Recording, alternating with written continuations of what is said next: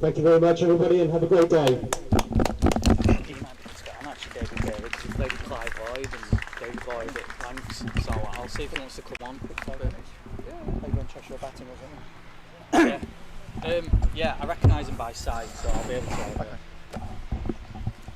Alright. Yeah, so just do a quick audio check before I go live. Testing 1 2 1 2. Yeah, can you maybe later on? Yeah. We know who's opening the batting pack. Have we got anything to look at or not? Are we going to get the screens on so we can see? Well, yeah, I'm just getting. Yeah. Do you want to go that way? What it's going to be. You can freewheel for a bit. Paul's going to be your only camera operator now. Yeah. Just want to get everything else set up. That's fine. So I'll get that connected on now. That's fine. We'll just need, we'll get Luke's player spot because I don't know who Cheshire players are. Are you going to... Who's opening the batting? Just make sure they're going out. I believe it's Johnny Connell, Rhys Lewis, but just wait till they go out. Oh, okay. 82 and 80, yeah? Yeah.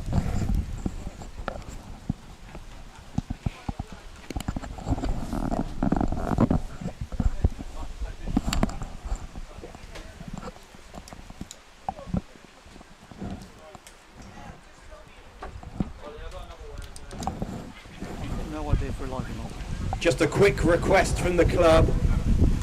If the pavilion and all the facilities within the pavilion, they're only for officials, players and VIPs.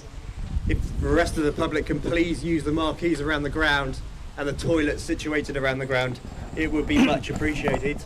Thank you.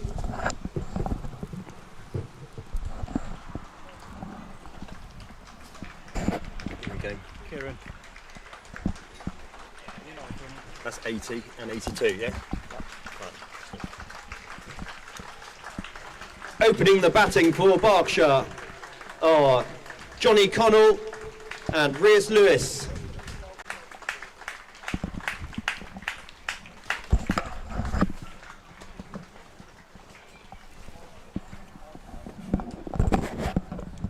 You just have to feed us who the bowlers are and that sort of stuff.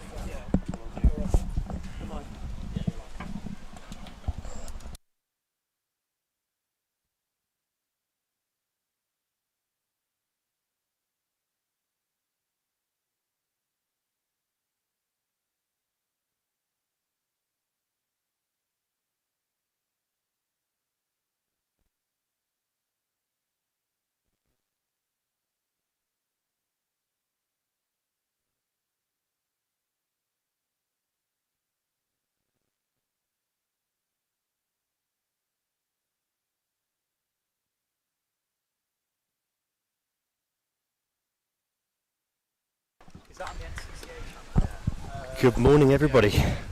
So, the first of 2026 finals days is with us today, and welcome to Copdock and Old Ipswichian. We will get confused with that name today. Cricket Club, first time that they've hosted the finals, and Berkshire have won the toss this morning and have elected to bat. Yes, Stephen. Opening the batting is Johnny Connell and Rhys Lewis for Berkshire. And opening the bowling from the far end is Andrew Jackson. So we've already been out to the middle, and to say it looks like a road is an understatement. A little bit of grass on it, Steve, I thought. It was Yeah. very, very flat. Berkshire winning the toss and deciding to bat first seems like a positive move from them. Yeah, I think the last 3 games here have seen an average score of 300, so this could be a run fest. And that's First down ball the leg comes side. Must have touched something. Umpire's not giving a wide. Just a little bit of thigh pad there, I think. So we've got a bit of breeze coming across. For those of you seen the heat wave, it's certainly not here today. It's very breezy, very cloudy. Probably going to help a little bit of Cool swing. day. It's a cool day, Steve. Yeah, we're not used to this, are we? We've been living in 30 degrees on the south coast. So well left. Announce the bowler,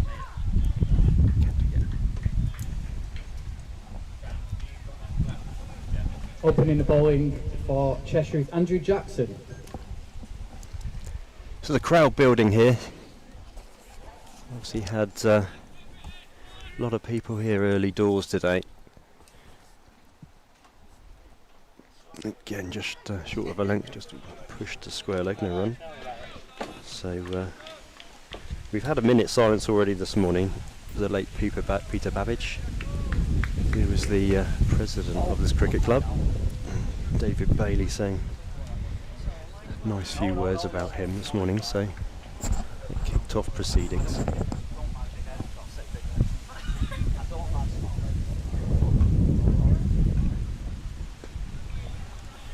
And again another dot ball, so 2 balls to come, I think. That was Reese Lewis nicely behind that.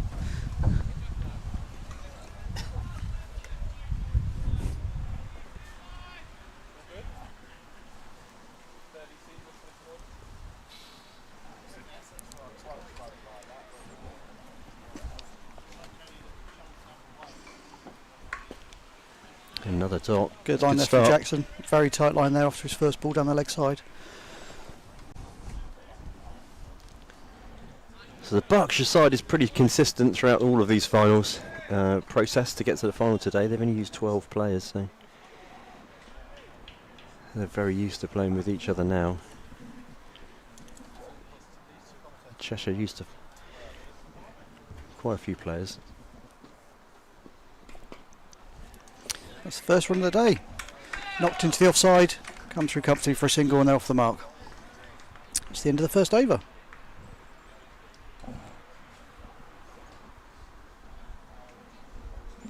So Cheshire will be happy with that. Just 1 off the first over. Okay, so bowling from the pavilion end is Will Valentine. Opening the bowling from the pavilion end is Will Valentine.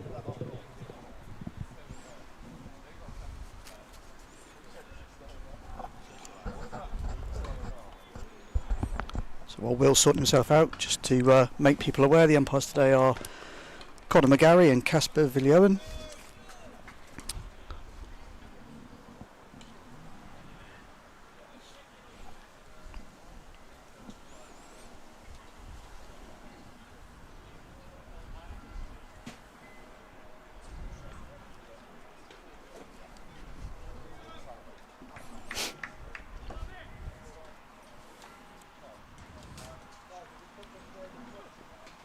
He's whipped that off his. Oh, he's whipped off his legs beautifully, isn't he? It's racing away. Won't go for 4. Interesting underarm loopy throw, about 70 yards. That's very effective. So we're obviously in the first power play here. Just 2 fielders allowed outside the circle, and at the moment the field set is 2 fielders out the circle of deep fine leg and deep third man. So bowling to 1 slip.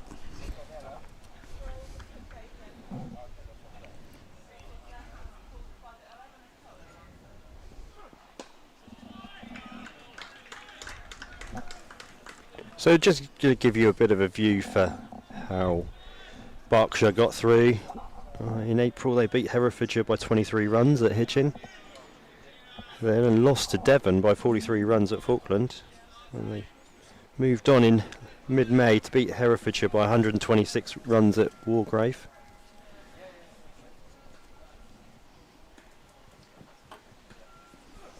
Valentine comes in, another dot ball. They then beat Wiltshire by 1 wicket at Warminster, and then got into the quarter-finals where they beat Buckinghamshire by 124 runs. Very comfortable win that.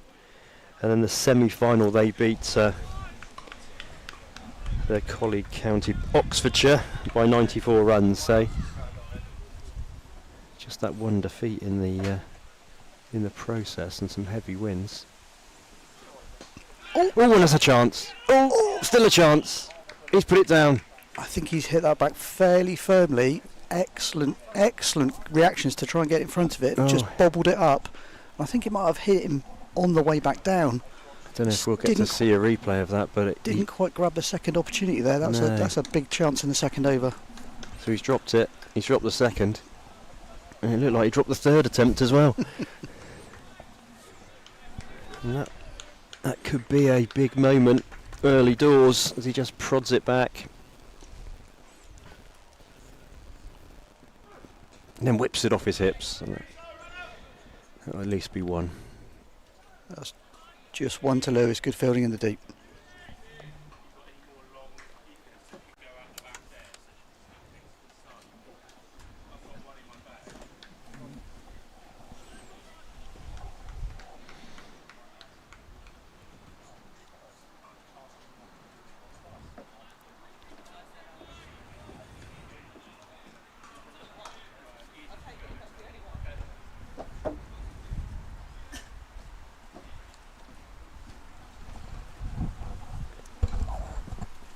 We just look to push it down to gully, no run.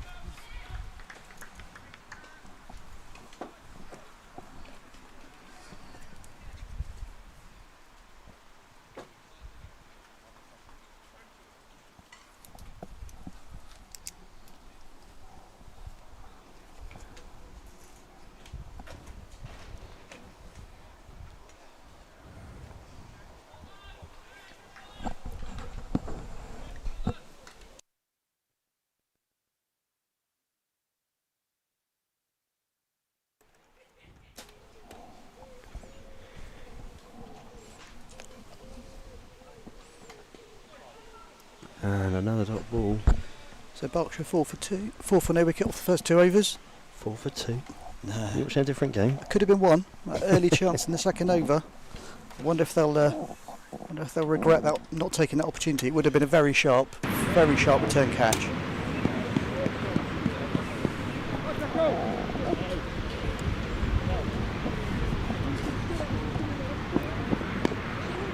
So it's nicely worked through point. It'll just be the single.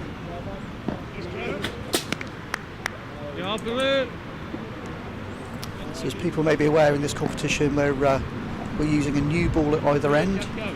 So as new ball bowlers, that gives them a little bit to work with, and then after 34 overs they will choose which one to carry on with to the end of the innings. So slight difference in club cricket there.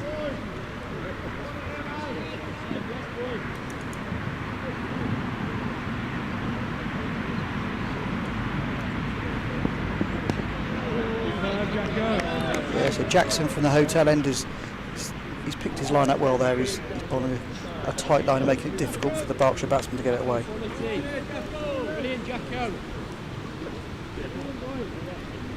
Jackson's bowling to a slightly different field here. He's got his deep third man out and a deep cover. Sorry. Fine legs up in the circle, so his 2 outfielders in different positions.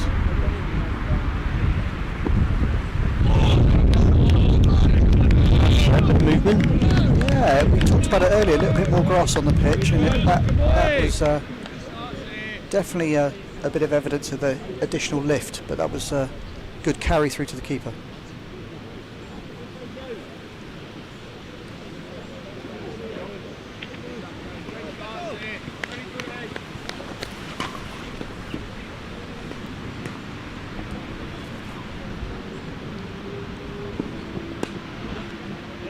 Nice shot. Just whipped it through mid wicket. It's a bit of a chase there. Sliding. Got a hand to it. Just be the 2. Just to give you a bit of an update on how Cheshire got to the finals. It beat Cambridgeshire by 98 runs at Peterborough in April. Beat Suffolk by 116 runs at Toft. Then went on to beat Shropshire by 10 runs at Oxton. Tighter game there. Bowler approaches. Just short of a length cut through point. It's racing out to the boundary. Will be cut off and easy 2.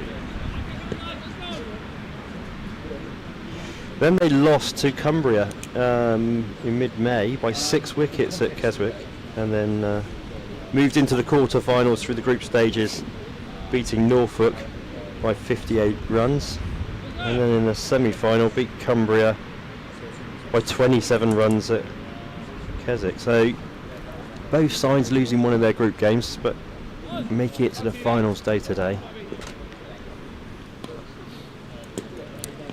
So we're into the 4th over, still Valentine from the pavilion end.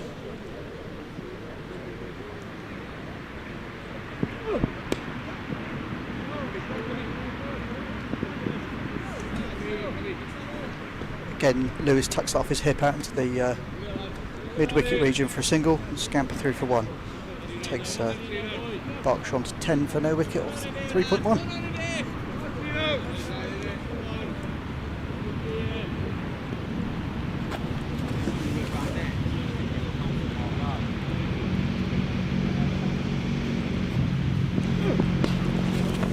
Fuller ball this time.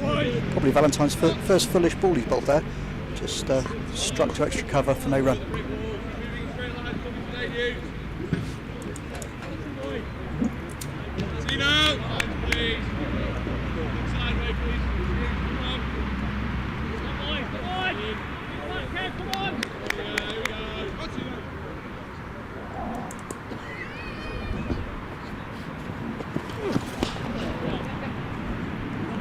Another Fuller ball, that's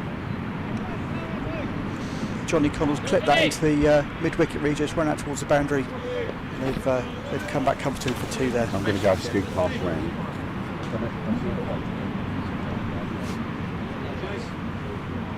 This might well be the first cool day of cricket, Steve, for about 2 months, I think. There's some white and black wispy things in the sky, which I believe were referred to as clouds in the old days. We're certainly not used to this, are we, with regards to the weather? We're used to it being in the 30s now. Everyone's got used to it every day. So Valentine's pulled his length back there and dot ball, no run.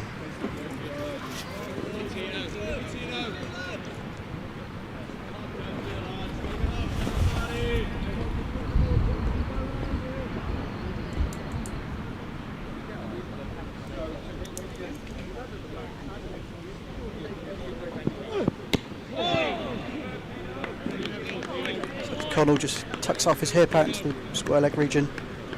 Come through for 1. Still in the early stages of the first power play, and it feels to me, Steve, like the batting side are just finding their feet and getting their setting themselves up. Absolutely, they're just seeing their way into this, aren't they?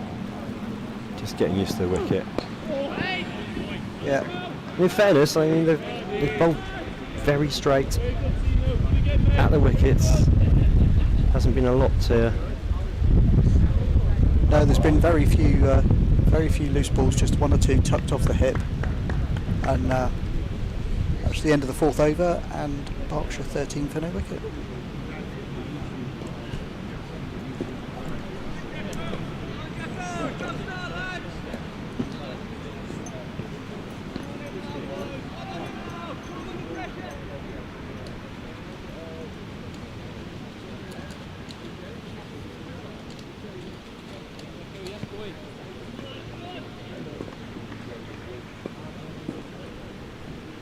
Jackson continuing from the hotel end. On leg stump. Let's tuck through, it's a chase to the boundary. Yeah, good stop. And they're through for 2. It's 2 to Johnny Connell.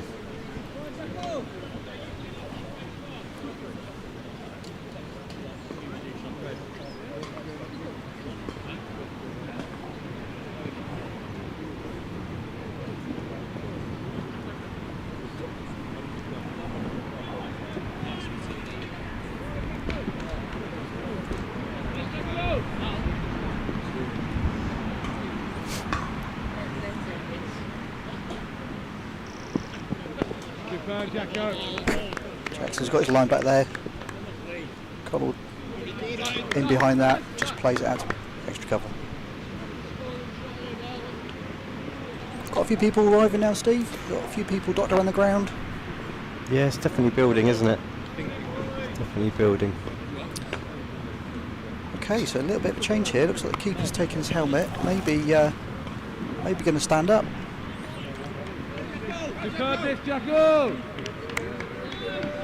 Maybe he's spotted something. Maybe he's trying to keep Connell back in his crease.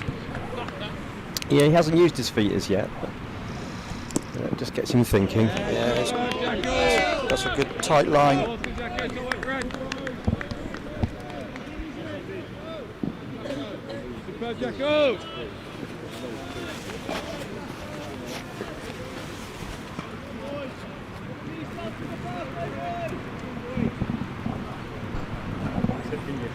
Yeah. So wonderful, isn't it? Huh?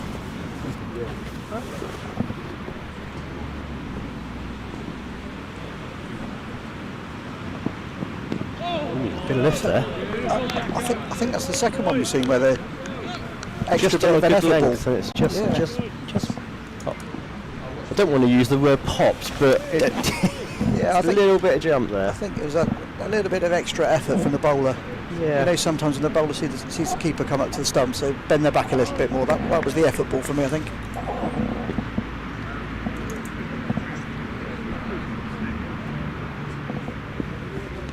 Oh, that's an edge. That's going to speed away Got 4 that runs. through. Yeah. And that's the first boundary. That's 4 to Johnny Connell. That's, again, an additional bit of effort. Not sure if it did a little bit, but he just got an edge on that, and it's run through to straight through third man. And that's gone for 4.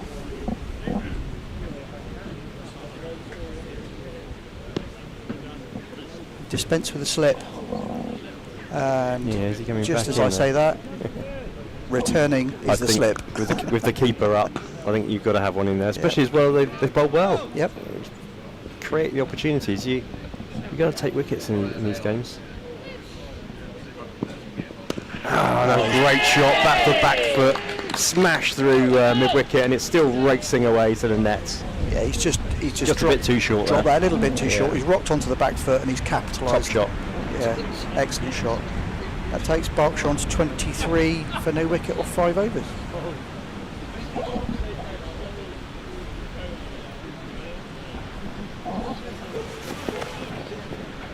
So, not a tidy start from both sides, I'd say. Berkshire putting the balls away, a couple of balls away, but not many, just working the ones.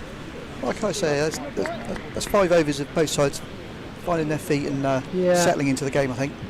And obviously a very hard outfield. Any gaps hit today, it will race for 4.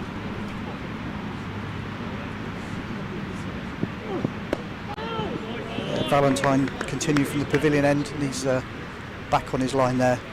Ball just played out to extra cover. No run.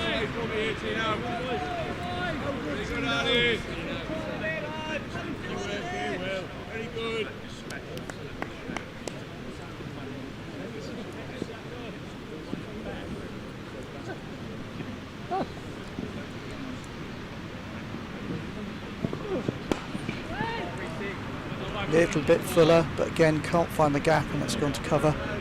No run. I think it's really interesting how this is going to play out. We're halfway through the first power play. No real intent in the power play here. I think they're going to set the stall out. I think it's a really good batting pitch, and I think they want to be out there for a long time, these two.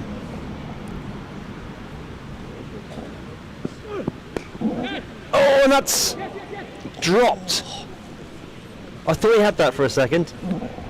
So basically just short of a length, outside off stump, square cut it. Gully caught it, hit the ground, then dropped the ball. Lewis looked like he's rocked onto the back foot, and it was an aggressive shot. The fielder was diving away from us. So I'm He did with you. well I to think get 2 hands to that. I think he to be had 2 fair. hands on that. It's probably just dribbled out. That was flying. So 2 catches dropped in the first 5 overs. Ooh, squared him up nicely there. We're just working on the putting the scores on the screen, so you'll get that shortly. I know the coverage is pretty widespread. We've got somebody sat in Spain watching the game. Excellent. He's just messaged in. Probably a few degrees warmer than we are, Steve. I think. Probably a few degrees. I bet he sat there with a beer next to the pool as well.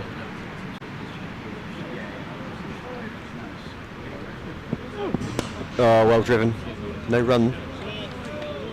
Definitely if the ball's up there you can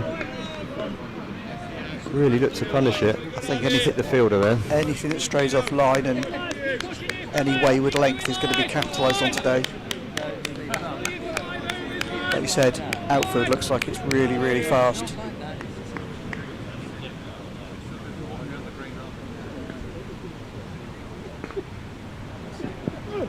All left. It's back on length. So 24 for no wicket. It's the end of the 6th over.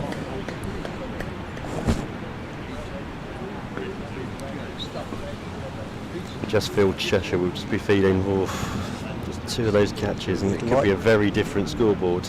You'd like to think if they'd have picked up one of those, they'd have been potentially slightly on top in the power play. Yeah, I'm very happy with that. Berkshire got away with it.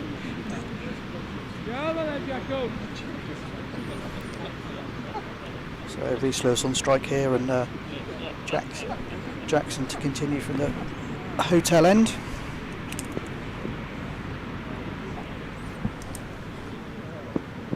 It's full. Just driven straight mid on. Yep. Keeper up to the wicket. Slip's been moved out into the ring.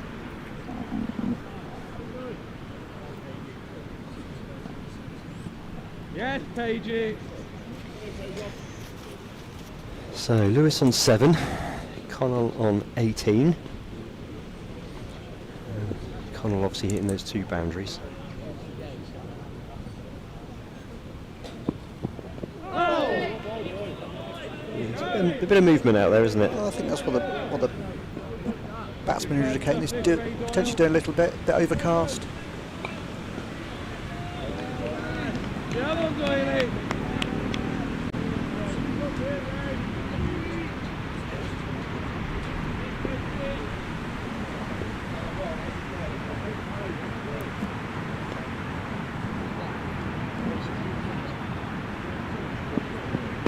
Oh, that's and that is caught at gully.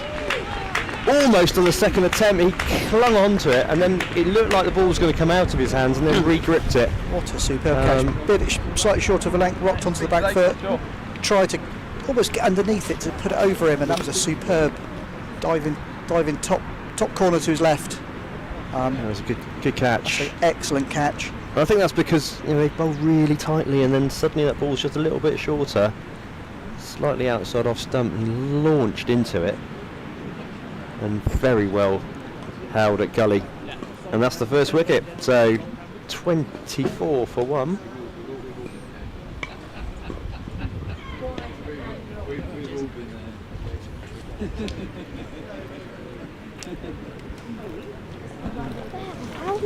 Is this how big the view?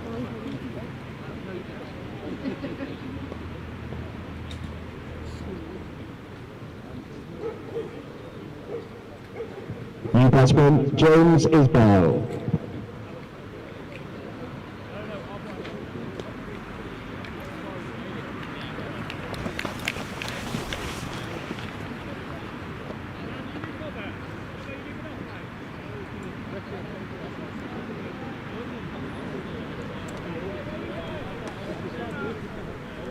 So that's James Isbell's come to the crease. That was Reese Lewis caught at backward gully.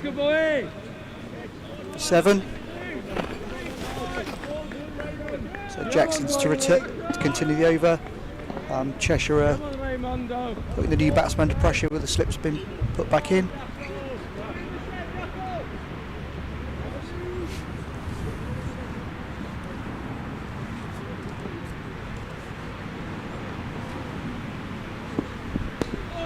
Yeah, he's bang on line for Isbell's first ball and giving him no opportunity to get off the mark early.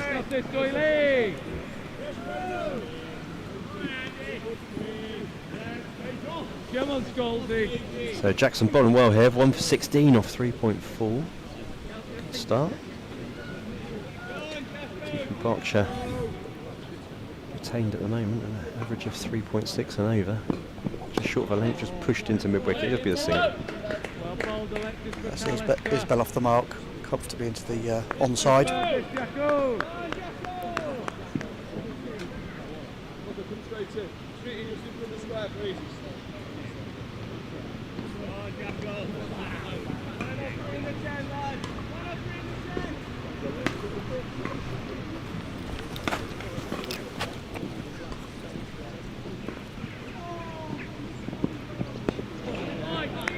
Jackson bang on line there, some really... He's bowling well, isn't he? Lots of dots there. Really tight bowling here. The pressure's definitely Pressure's definitely building with the ball in the power play. We've seen a stunning catch taken, 2 other opportunities not taken. Could be a different story, couldn't To me it? at the moment, it feels like Cheshire's slightly on top in the power Yeah, play I so far. agree. I think they bowled really well. Created chances, just not being taken. It's like Valentine to return at the pavilion end.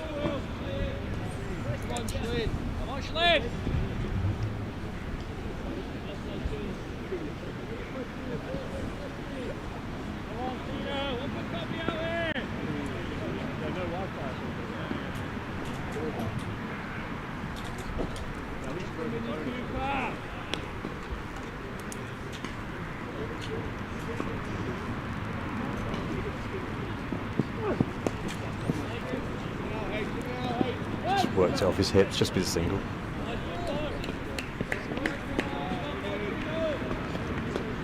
So just had a bit of a name check here, and that superb catch was George Lavelle, taking the goalkeeper style, top left-hand corner, 2-handed catch, caught it on the way back down. So excellent take. Just what you'd expect from ex-pro. 100%.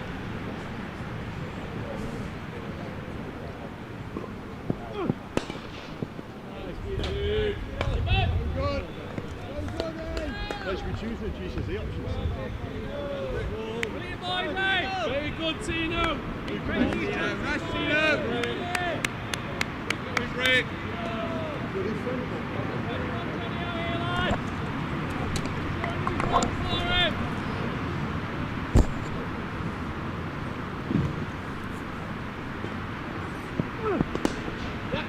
That's Valentine in that superbly timed there by Johnny Connell. Just punched that nice and calmly, punched it through long on, and that races away for 4. When you're through the infield here, I think that's with a quick outfield, that's always going to be 4. It takes a while to collect those balls from the paddle courts, doesn't it?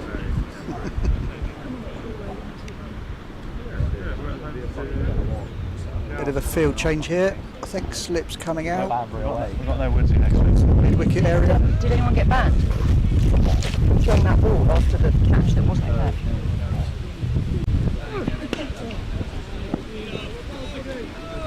Just a dot ball.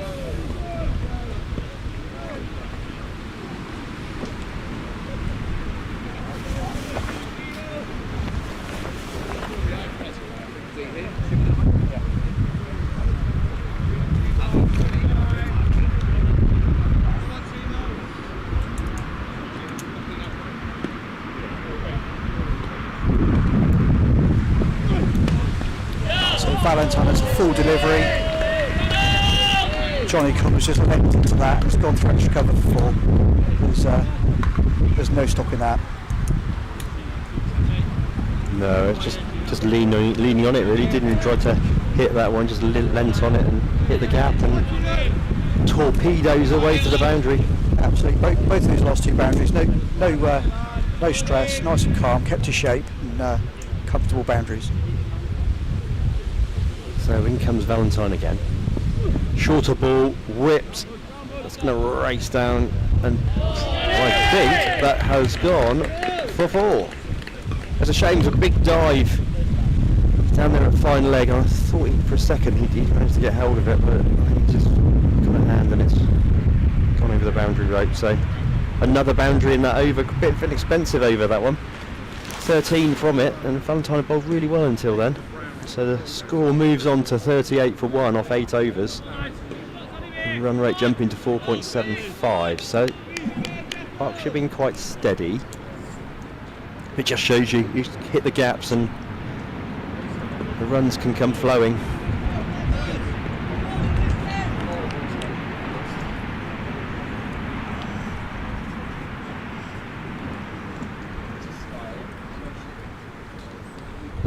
Jackson from the hotel end into his bowl, back on line of length. He's just in behind that, knocks out to cover for no run.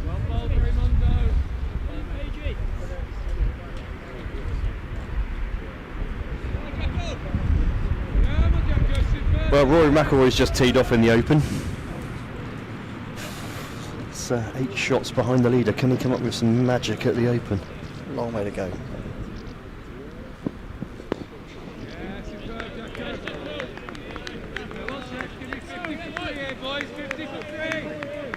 It'd be good to see Rory go out there firing the birdies front 9 and maybe put a bit of pressure on there. Could be an interesting watch. Could be. Far better to stay here though and watch this. I'm pretty sure that people have got this on their stream as well as doing other things. So full ball. Oh, there's a chance! It's taken! Another prodded drive's gone straight back and it's caught and bowled by Jackson. And Isbell departs for 2. Just not certain on that shot. Just really didn't commit either way there. And a good catch, to be fair, from Jackson. So Berkshire. James Isbell was caught on board by Andrew Jackson for 2. Berkshire 38. And the new batsman is Charlie Dunnett. So Charlie Dunner coming in. Interesting complexion on the game now, 38 for 2. Still in the power play. Yeah, well, they are creating chances. You can probably hear the wind in the background here. There is a bit of wind around, so the ball, giving the opportunity for the ball to move around in the air. But that's 2 sort of stabs really we've seen by the batsmen who are not really either blocking or driving it and ending it in no man's land.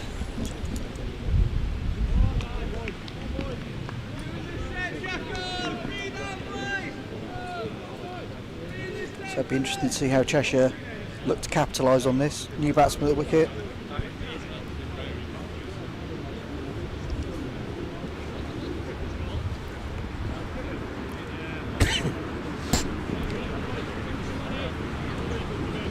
So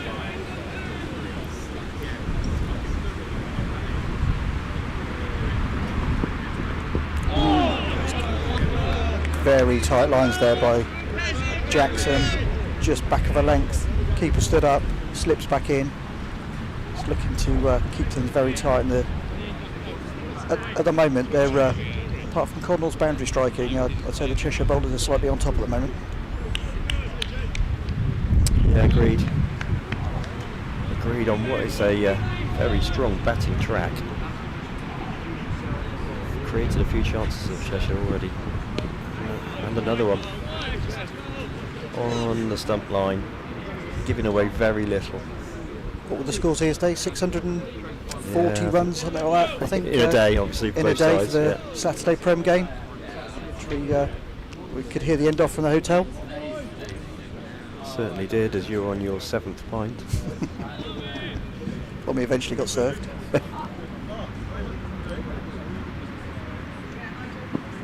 Full ball driven, well fielded at extra cover. That's the end of the 9th over. Berkshire 38 for 2. Just one left in this power play. Looks like Valentine to continue.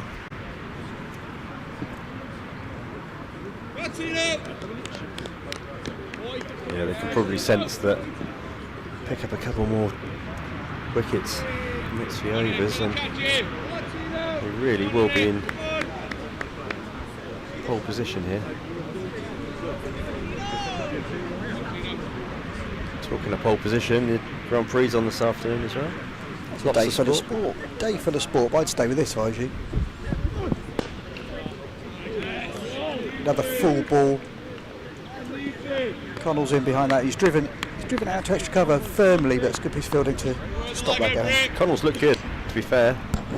He's looked very solid. Looking to attack when he can. Berkshire just need to have a few players to bat around him at the moment.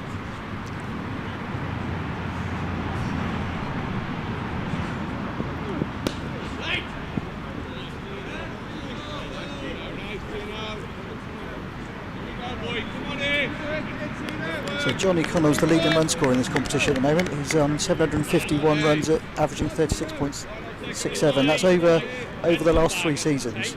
So he's obviously a strong batsman in this competition, liking this format. He looks to me like he's going to be key to this today.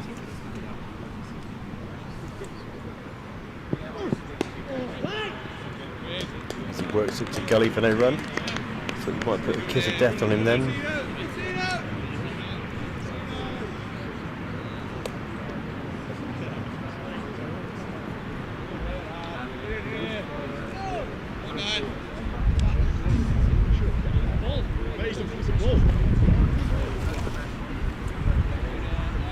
So 3 balls left of this over, 38 for 2.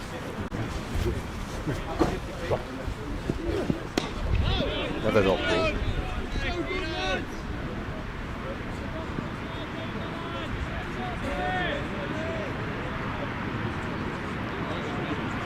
Valentine 0 for 21 off his 4.4 overs.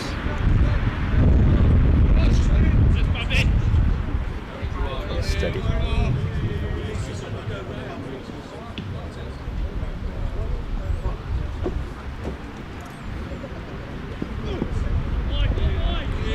Just a Valentine, good length ball left, runs through to the keeper. I think with Connell on strike, the field slightly more spread. Just a ring field, deep fine leg, deep third man. Of course, it's to the last few balls of the power play.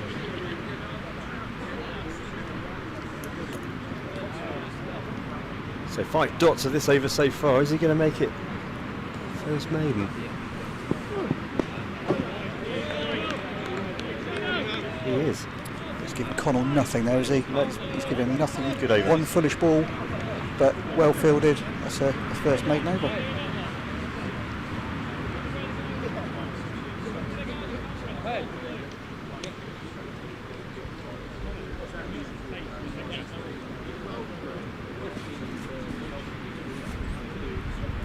So the end of the power play.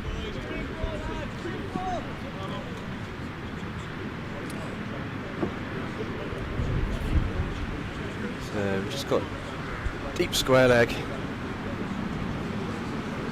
deep third man.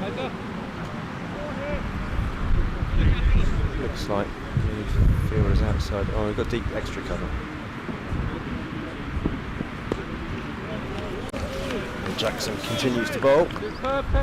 2 for 17 off 5. He's certainly been the star bowler so far. Love this from you, Joy.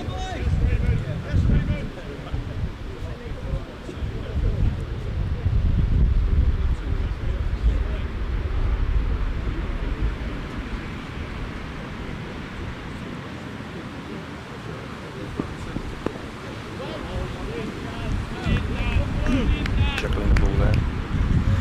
Yes, with a dot ball.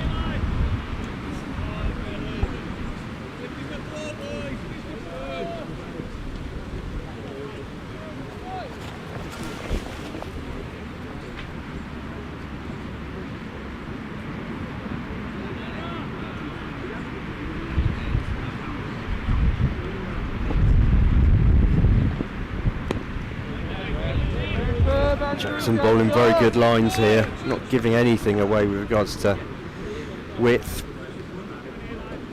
And Berkshire just trying to rebuild.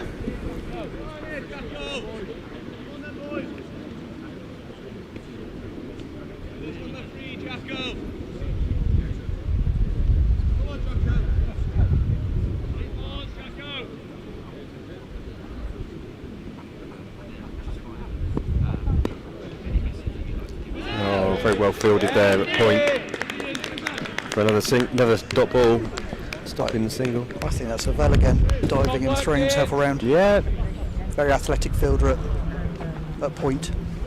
I just said to him.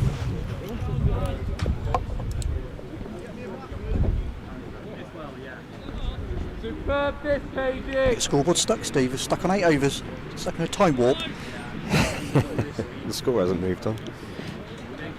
Still 38 for 2. Yeah, superb. He's bowling a superb line here. He's giving, apart from the one ball that he dropped short and he got pulled through mid-wicket. He's bowled a really tight line here, really disciplined line, giving Berkshire no opportunity to capitalise on the power play, and he's carrying on now.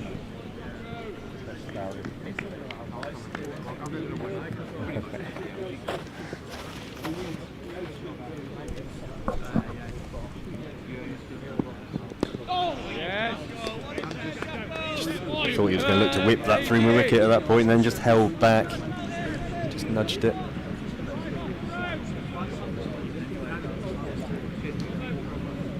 Rich. Grover. How are you? Hello. All right. Nice to see you. Yeah, nice to see you too. You okay?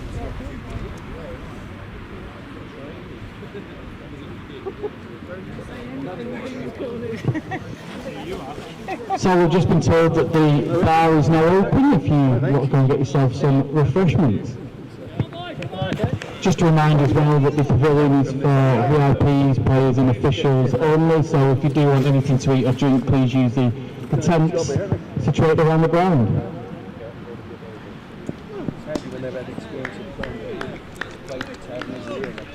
Again, just another single there. Sorry. So good.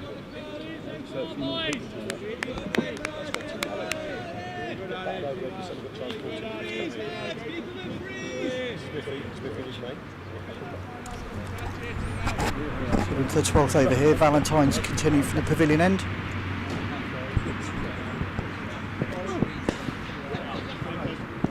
It's a fuller ball, off drive, mid-off, comes round, collects that quite neatly, and it's just one to Johnny Connell. That's the first run for a little while, isn't it now? 39 for 2, off 11.3.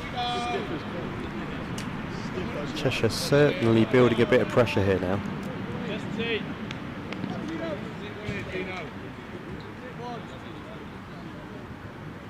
Valentine continuing.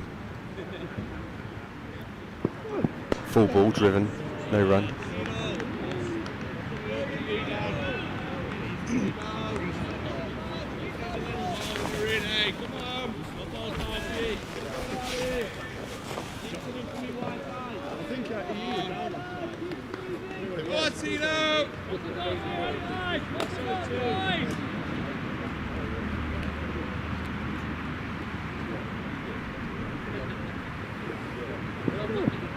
Ooh, good ball, big appeal, given!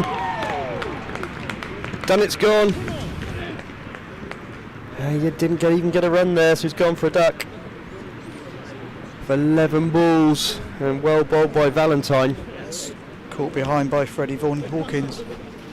Cheshire really building the pressure now, so Berkshire 39 for 3. Charlie Bullock caught behind by Freddie Vaughan Hawkins off the bowling of Will Valentine without scoring. And the lead batsman for Berkshire is Ewan Woods.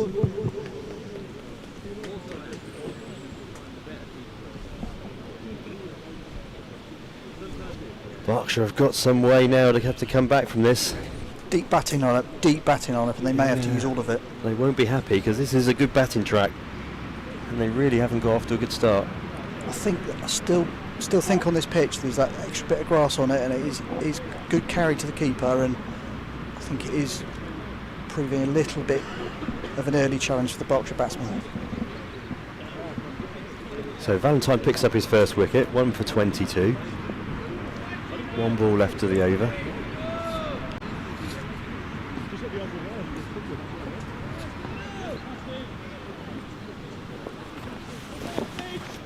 So left-handed Woods, and the pressure's on and slips back in.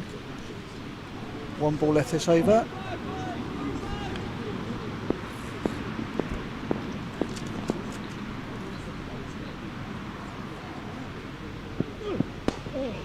It's a foolish ball on leg stump, and Woods just plays that to mid-wicket.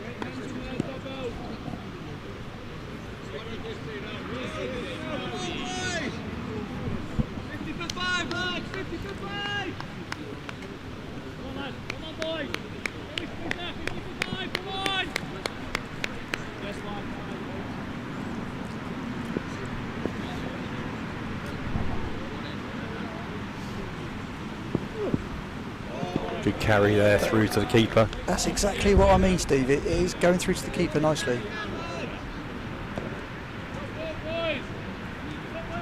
Bit in it for the bowlers, but also, even as a batter, you like to see some pace on it. Just got that extra little bit of bounce, hasn't it, on occasional balls. Yeah, still a very good pitch. It's a good wicket, yeah, without doubt. Just gives both sides some interest with bat and ball. Got to the end of the 12th over there. Berkshire 39 for 3. Looks like Jackson to continue from the hotel end.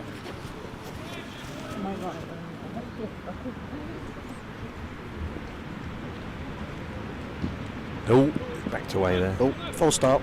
People walking in front of the sight screen. There's a chap there with a white blazer walking across the front of a black sight screen. Probably couldn't be any more vivid.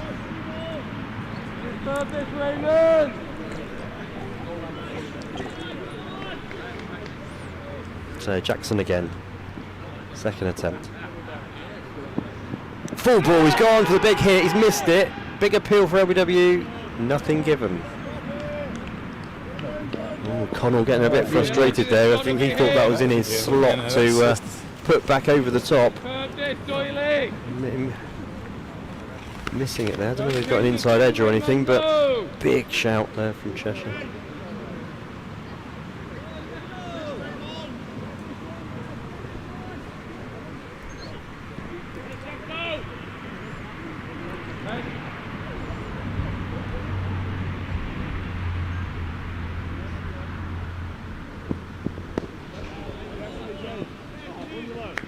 He's back into that. Jackson, another excellent line of length. All Connell could do there was just punch it to the offside, and it's fielded and collected.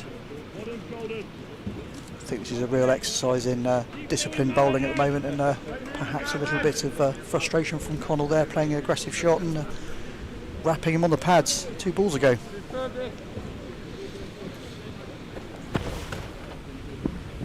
Oh, Connell looking to whip that through mid-wicket. Got a little bit more bounce again. Looks like he's hit him on the thigh pad, I think. Wasn't that short? I mean, if he'd have picked that up and put it through mid-wicket, I think it'd have been a very, very good shot. Definitely the gap, isn't it? He's got a short mid-wicket in, but there's no one deep on that side, so any chip over the infield would race away for 4. The man's at deep square leg, so anything through the onside in front of square is going to be 4. And he's clubbed that one through extra cover. It's racing away. Man's going to get it on a sweeper. Good throw in. It's either my eyes or he didn't hit that very cleanly. No, or it's just a long way out there. It's, well, I think it is a long way out there anyway, having looked earlier this morning. There's some of the corner boundaries are actually quite big. But no, I also agree that I don't think he fully got that. Picked up 2. So like a paddle slice shot, isn't it?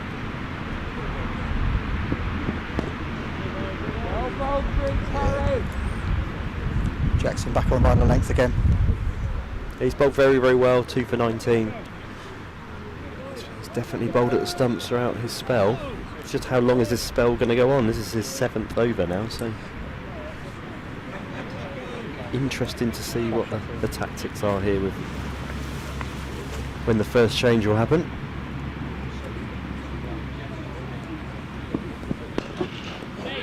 Full of ball. Ooh, misfield. Driven. Misfield. Oh, and we have got a direct hit. It looked like Johnny Connell was well home. Capitalised on a bit of a fielding error there. Good throw though, good throw. Hit stumps is what I'd like to see. I must say we are getting the waft of the barbecue now, aren't we? Can't believe they put us downwind from the barbecue. That's just not fair, is it? Steak sandwiches at lunch.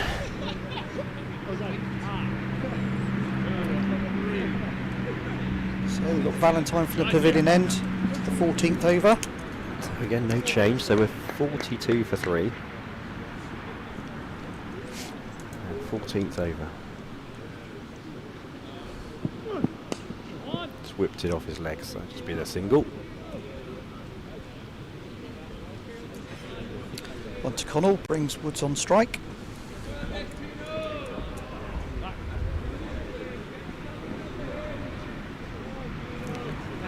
Wonder if our Spanish supporters into the paella yet. He'd be an hour ahead, wouldn't he? It's a very good point. It's a very good point. Thanks, Phil. Oh, we've got it. They brought a fielder in from the leg side boundary, or the fielder in the ring for the new batsman.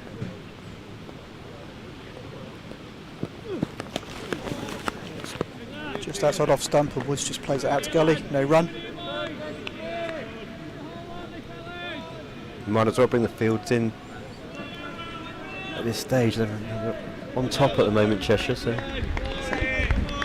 We're probably looking at a bowling change at some point in the next I think they're going to have few to. overs. I think they're going to have to. I know they're tempted to carry on with these two. They've bowled very, very well, but change has got to happen. I would have thought maybe the next over.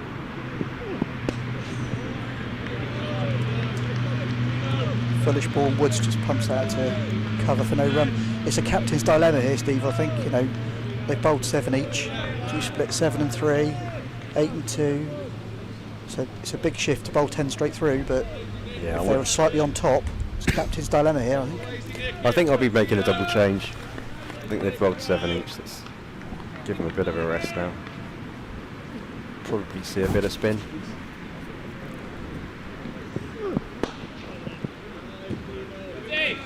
Again, quite a full ball to Woods, and he's just driven that to mid-on, no run.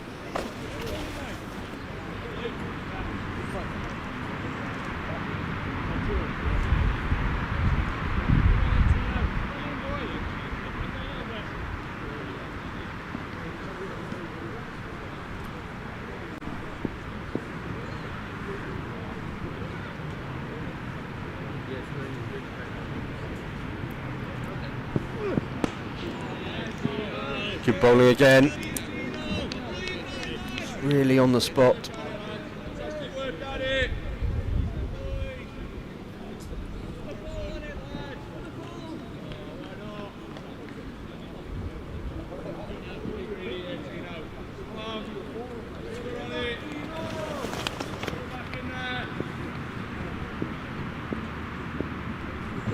Oh, 43 for 3.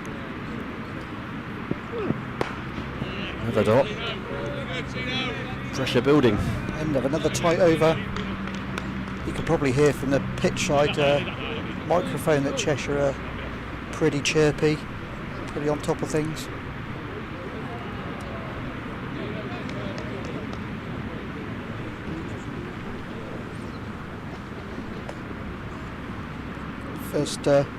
First foray onto the pitch for Zach Rogers, 12th man. Somebody's just popped off for a minute.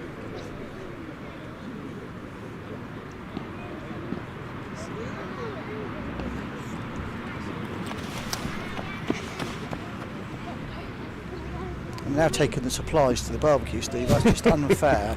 There's like trays of food going past us. Oh, he's gone for one there, whipped it through.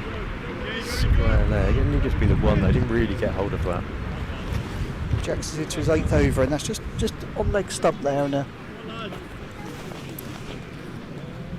giving him the opportunity to pick up a run. This brings Woods on to strike for the first time against Jackson.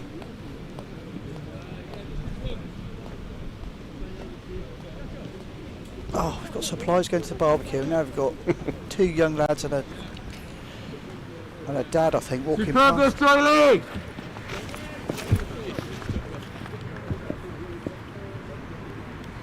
So Woods on strike. All dots. Been a lot of dots already today. So Copdock Cricket Club was founded in 1839. It's nearly as old as you, Stu. Good effort, that. And they merged with old Ipswedians in 1997. It's easy for you to say. It's not easy for me to say at all. Got to say, run 5 senior teams, 2 ladies teams, and a few junior teams here. who'll be out, I think, at lunch. Got the under-9s at lunch, haven't we? Yeah, bit of an exhibition game, which should be good. And the first 11 here compete in the East Anglian Premier League, so nice to go to a different ground for a finals day. Bit of history here.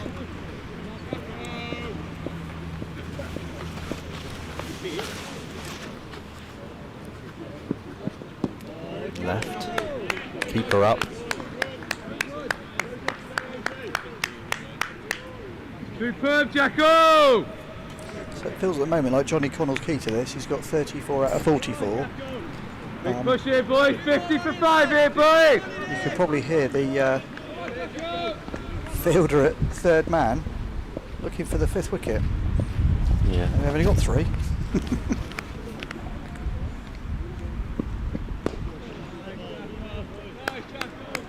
Another disciplined line there by Jackson, giving Woods nothing to get away. And Well, Woods is finding it tough, isn't he? I think it's one of those periods in the game now where, with 3 down, they just need to bat a little bit. And I'm imagining they're looking at a bowling change and how that might pan out. Maybe if he's going to split 8 and 2, this could be his last over.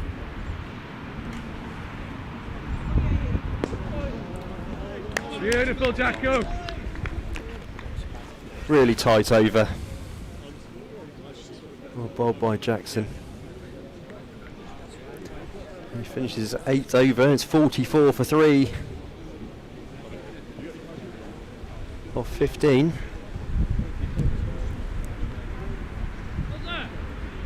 I think we've got that bowling change, Steve.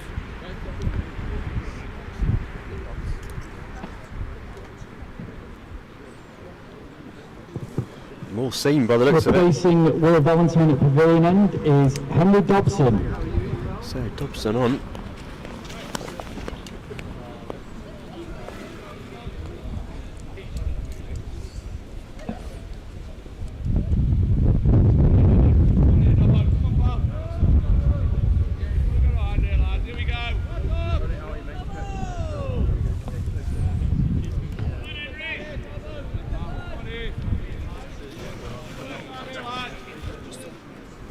This first 28, nearly halfway, come on!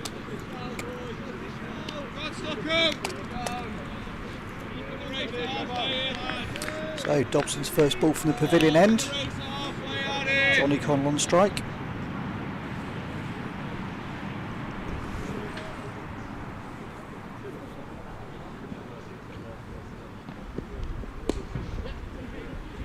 Shortish ball, played off the back foot, out to deep mid wicket. Gone for 1. Connell wanted 2, but Wood's not interested. I think that would have been tight. If he'd come back for the second, that would have been really tight. That would have been very interesting. Don't want to run your best player out, do you? 100%.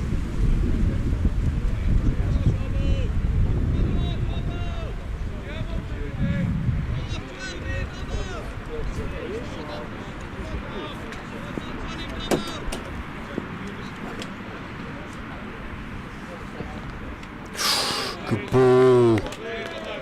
Just got him fishing outside off stump there. Don't think he quite got his feet moving there, Steve. I don't think he moved his feet at all for that one. Bit of a hands and eyes moment there. Yeah.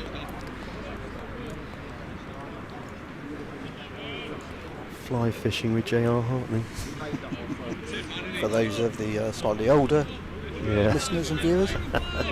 Look it up if you don't know who it is.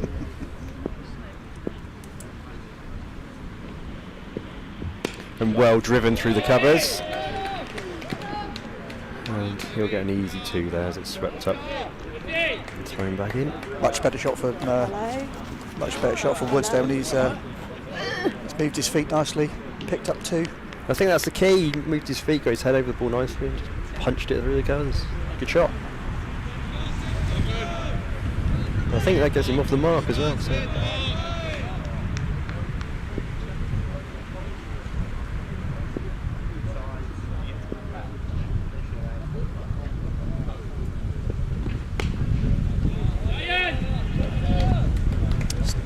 That one slightly squarer. It's gone out to deep cover on the boundary for 1. Some aircraft. Right. Going down both lines. A lot of motorbikes. I thought we were being attacked by a Spitfire at the start.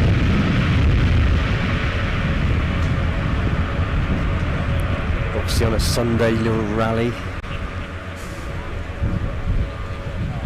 Oh, there's a refusal there, just Another false start. somebody walking again across the sight screen.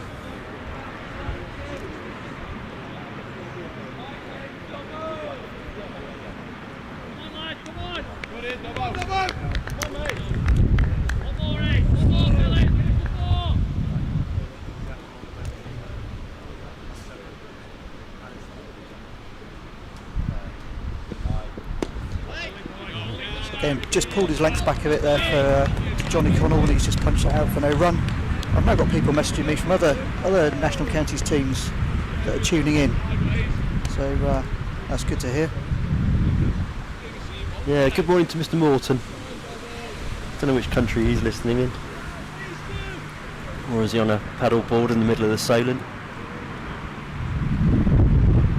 We'll await to see what his response is. Oh, there's another chance, and it's taken. Diving forwards at the wicket, and that is the key wicket. That's a foolish ball. Connell's punched it to wideish mid-on, maybe towards mid-wicket. Dan Newton's leapt forward and taken a catch, inch from the ground. Superb catch. Johnny Connell is dismissed for 36, caught by Dan Newton off the bowling of Henry Dobson. Connell was batting well there, 36 off. Berkshire out 48 for 4. 36 off 41 balls, 5 fours, and was looking the real mainstay there. Just whipped that one through the wicket and brilliantly taken, low in front of him. So the new batsman's Ben Salter.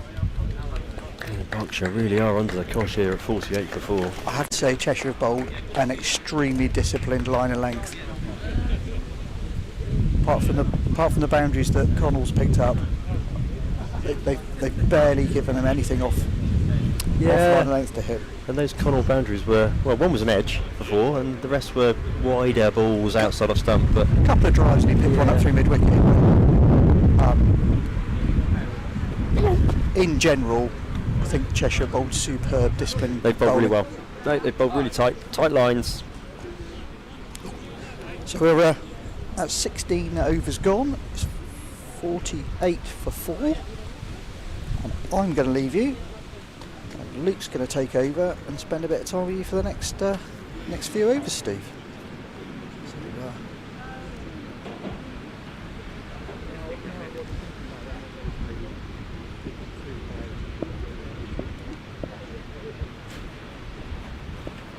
So, Jackson 2 for 21 comes in. Oh, an edge down to third man. It'll just be the single.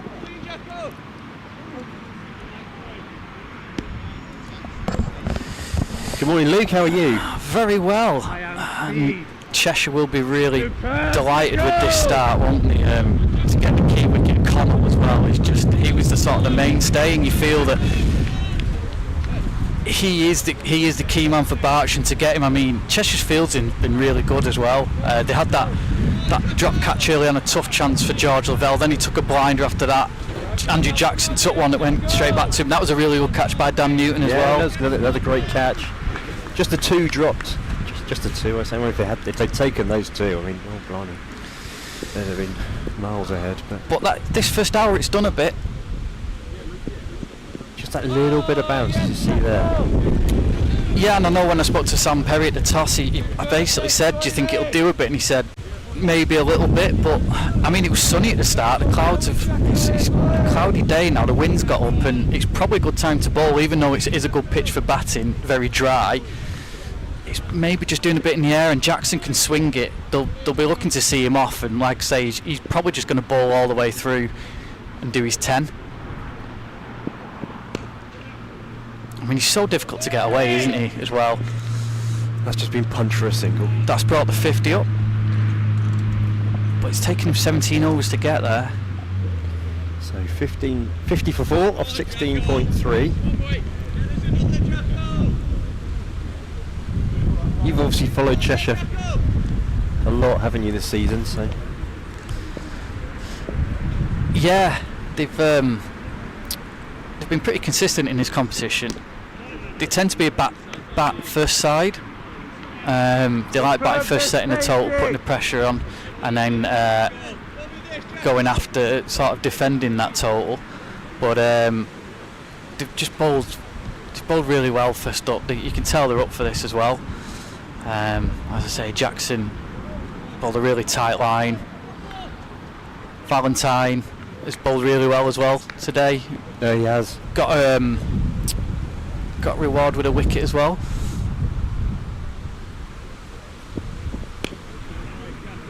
And yeah, Berkshire just got to get through to try and get through to drinks now. So bat another 9 overs without losing a wicket. See where they are. Reassess. Because like you said, they've got a strong batting lineup, but 4 down already. It's not what they'd want really. No, I don't think that was the plan at breakfast this morning. They're all very chirpy, the Berkshire players this morning at breakfast, and looking forward to a positive start, and they've got some way to fight back now. Let's go quick single. They need to do more of that. And Jackson's, I mean, his body will be sore. He bowled 17 overs for his club side yesterday. He's probably going to bowl 10 straight through today, so that's 27 overs in 2 days. I wouldn't be surprised if he goes straight off, switch with the 12th man and straight into the ice bath. Yeah, well, I know up in the semi-final he bowled 10 flat. Did he? And then he came and sat down and had a bit of a stretch and went on the roller. I mean, that was the best economical figures ever in an NCCA competition, in the 50 over competition anyway. 5 wickets for 3 runs off his 10 overs. Wow. No, he's very consistent. So 51 for 4, 17 overs gone. Dobson from the pavilion end. Start again. And good fielding there. George Lavelle. Do you know what, at Lancashire he was nicknamed Spizzer, and they're thinking, oh, I can't say why this nickname's been brought out, but apparently it's to do with Spirit Lavelle. So they call him Spiz. Or they did do. So it's nothing rude. No, that's good. That's good.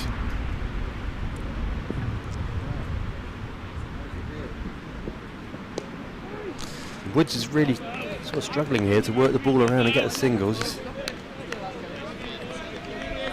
They're digging in, and it's what they need in a minute, don't they? I mean, he's out there with Salter, who got 76 in that semi-final when they beat Oxfordshire by 94 runs. Yeah, I mean, Berkshire definitely cannot afford to lose any more wickets for the next 40 minutes or so. Got to rebuild here. Yeah, that's what I'm saying. They've got to get to drinks without losing another, haven't they? Yeah.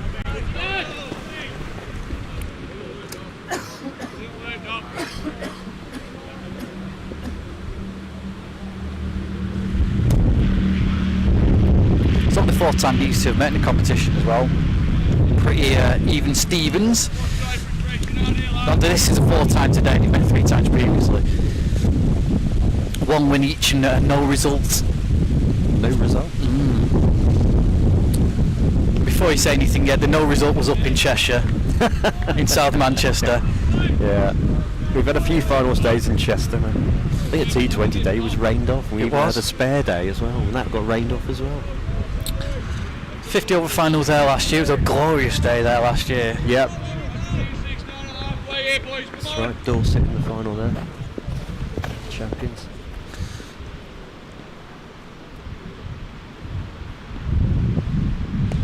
Short and just punch through point and just do the single again.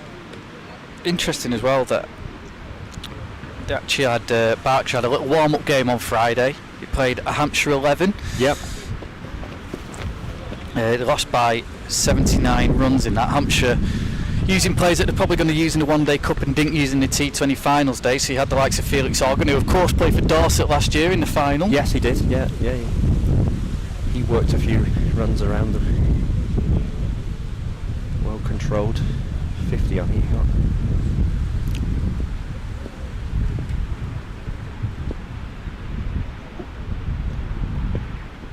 That's been whipped through mid-wicket. That's going to race away. A welcome boundary. First boundary for a while, that, I think, is it? Certainly has been, yeah, absolutely. Yeah, that moves them on to 56 for 4. Just appears behind the temporary toilet there to get the ball. So that was the over. Lovely ground. First visit here. Yes, absolutely. Yeah, it's the first final I think that's been had here. So obviously, finals days in the last couple of years have been at Chester and Wormsley. Obviously, Wormsley is still the T20 finals day for 2026. And West Bromwich Dartmouth's the 3-day final. Yep. Yeah, not been there.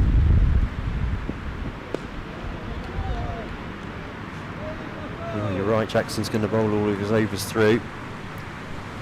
And you can go and have a lie down. Yeah, I think I'd need a lie down if I was bowling 10 overs straight through.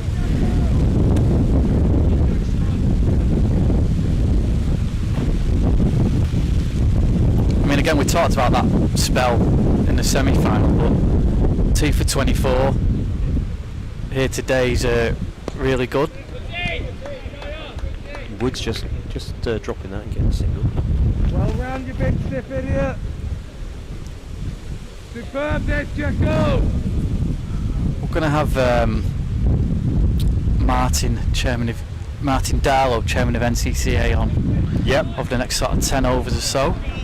When we get to drinks, the stream's just going to momentarily go off and then come back on again. We're going to have some. Going to reboot it so we have even more information on our screen. But stay with us. It's not. We've not gone off. We'll still be. You'll still be able to hear anything. You just won't be able to see anything for a minute or two. But anyway, it's drinks, so we'll all be having drinks anyway. Extra bit of lift there. Jumping onto the keeper. Superb this, Jacko. Yeah, it's Will Street down there, just bigging up Andrew Jackson. He had a big part to play as well in the semi-final. Will Street, he only came into the team in the quarter-finals, but he mopped up the Cumbrian tail.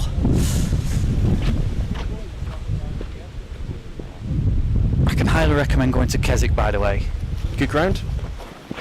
Oh, he's ripped that through. That's probably going to race away for 4 again, and it is as it runs into a marquee.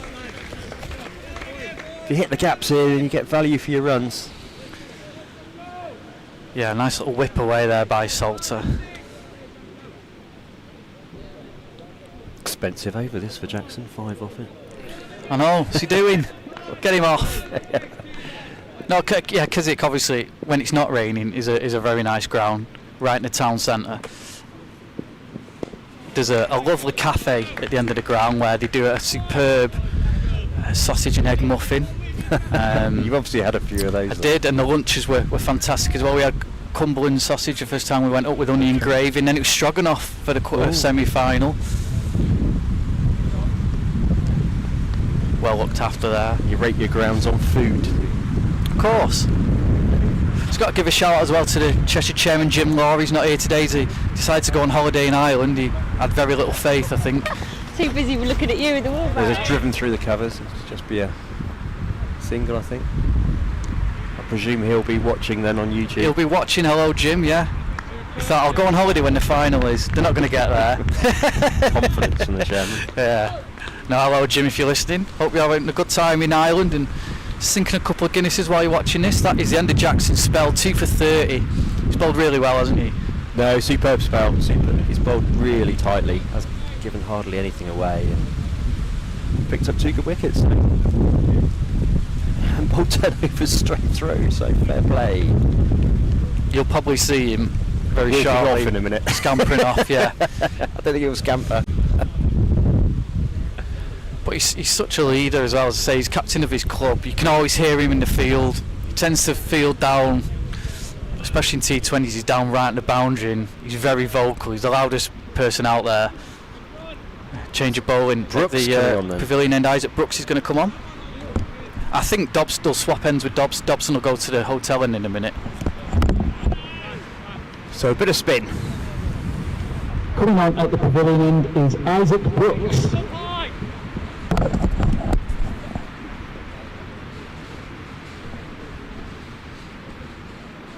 So left arm spinner, just work through gully, and that's going to race down the hill. That's probably going to go for 4 off the first ball. It's quick outfield there. Yeah, nice little, just dab off the back foot there, wasn't it? And Nice see, catch raced up. away there. I mean, it didn't really, it was just a little pat really, and away it went, flew down to third man for 4. Good cut shot. Slip in. But it does feel like you don't have to do much really for it to race away. If you can pick the gap, just a push will probably do the trick.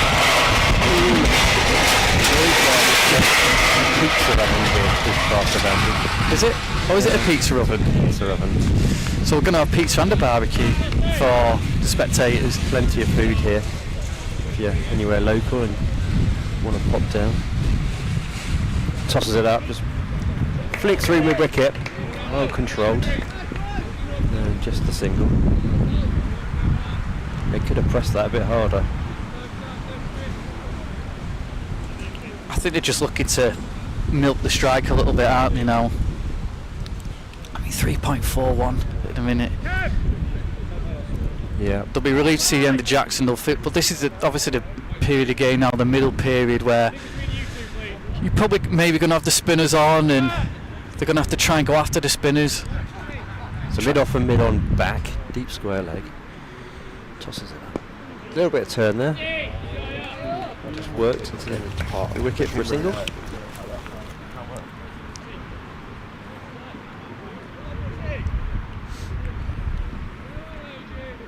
Who's Jackson doing the field? And I think, oh no, Newton's gone into slip. Well bowled. Good use of flight. Yeah, good turn there. That's what I like to see from spinners, not scared to give it a bit of air. Especially in this situation when Berkshire are 68 for 4. You want to tease them a little bit. Try and get them to go for the big shot.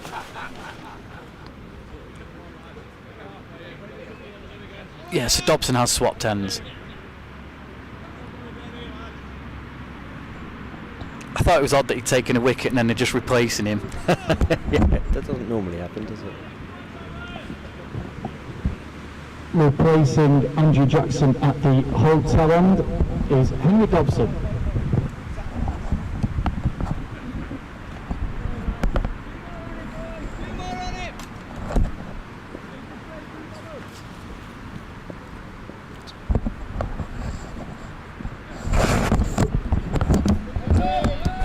There's a bit of a misfield there.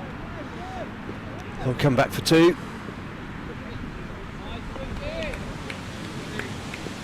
Just good. Just double.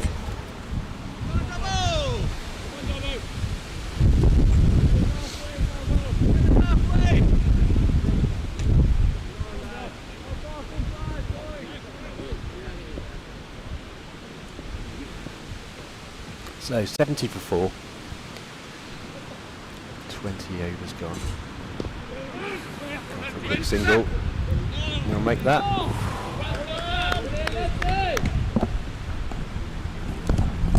Looking to rotate this strike. Bang bang here, boys. Bang bang. So Andrew Jackson has finished his Sparrow Bowl 10 overs, 2 maidens, 2 for 30.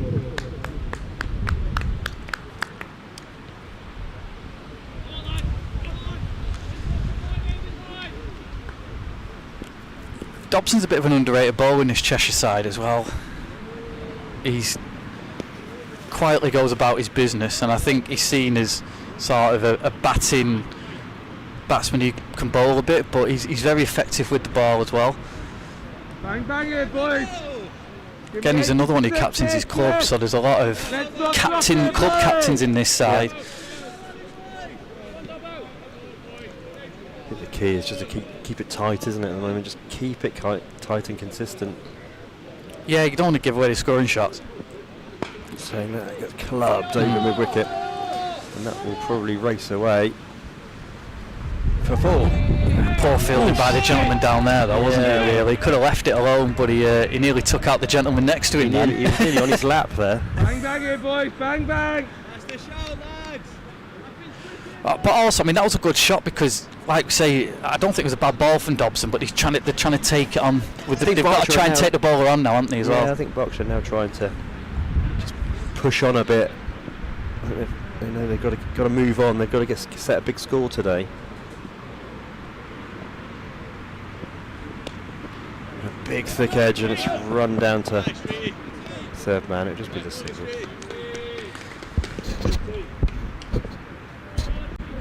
Yeah, talking of moving on, obviously Dan Lincoln was a big mainstay in the Berkshire side. He's moved on to Staffordshire over the winter. Yeah, big But gun player. I think everyone thought it'd be a massive loss for him, but they've got to the 50 over final, as I say, and so I think that's a big feather in the cap as well, because I think people felt they relied on him a lot, but they've done well to get here without him. Absolutely. Third double. I think that's the end of the over. So 77 for 4 off 21 overs. Run rate of 3.67. So probably under what they wanted to achieve. The wickets are the most important thing here, and they've lost 4. Yeah, well, it's a big. We keep hearing it's a big scoring ground, lots of runs to be scored, and Andy Richardson said at the toss they wanted to get runs on the board. I think for Cheshire it's just a case of bowling tight. Maybe, like I say, the overhead conditions have worked in the favour a little bit because the sun was out, even though it was quite cool and windy. But within sort of the first half an hour of play, the clouds rolled in, and that's when the wickets start to tumble. Yeah. Well, we've got clouds all over now. When I say rolling, they're not rolling in like rain clouds. It's just, No. but the sun's not. It's not as sunny as it has been. No, there's no rain forecasted today, so we'll get a full day in. But it's a lot cooler than it is on the south coast. That's just, Yeah, we're getting a bit of a cool air from Norway apparently. I think for the start of this week anyway, and then I think it's going to be pretty hot again by the weekend. yeah, I think down the east coast it's going to be a lot cooler, a lot cloudier, and Costerdale south will still be in the late 20s, early 30s. So Woods on 16, face 34 balls, and Salter on 16 off 14. Woods just getting himself into it. Just whipping it over to square leg for a single.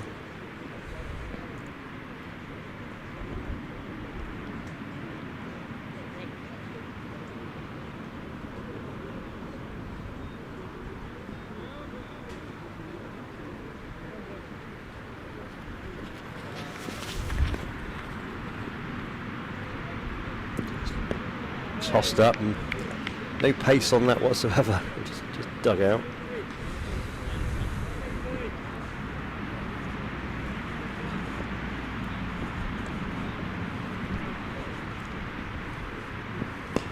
Good use of the feet. Well fielded by the bowler there. Does that ball? Yeah, Brooks saw him coming, I think, didn't he? Yeah. He made his intentions clear there, Salter, and yeah, Brooks has done well. He's just holding his shoulder there, isn't he, after that? So that could be a bit of a concern. He seems okay. Or is he? I mean, it's a hard service. You don't want to fall on this at the minute, do you? It's rock hard. Even the outfield's rock hard. I mean, we're talking about not wanting any rain, but from a groundsman's point of view, I imagine during the week when there's no games, you wouldn't mind a little bit, would you, just to soften the ground up a little bit? Because it's like, I walked out in the outfield before, and it's like concrete. It certainly is out there. So we've seen rain for a while now, but What's this rain stuff we're talking about? I've never heard. I've not seen any of that. I was even in Scotland on Monday and Tuesday. There's Wow. no rain up there either. Dobson to continue. Not quite getting where he wants it, but he's going to get through again. He was looking to cut that away in thickish edge again. Just bounced a little bit more than he thought, I think, there.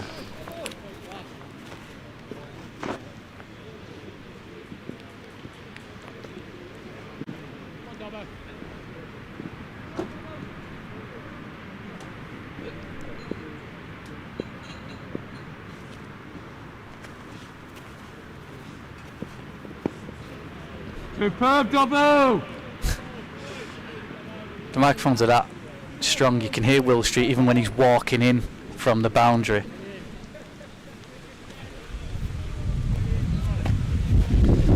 Hopefully there's no choice language from him. Let's hope so.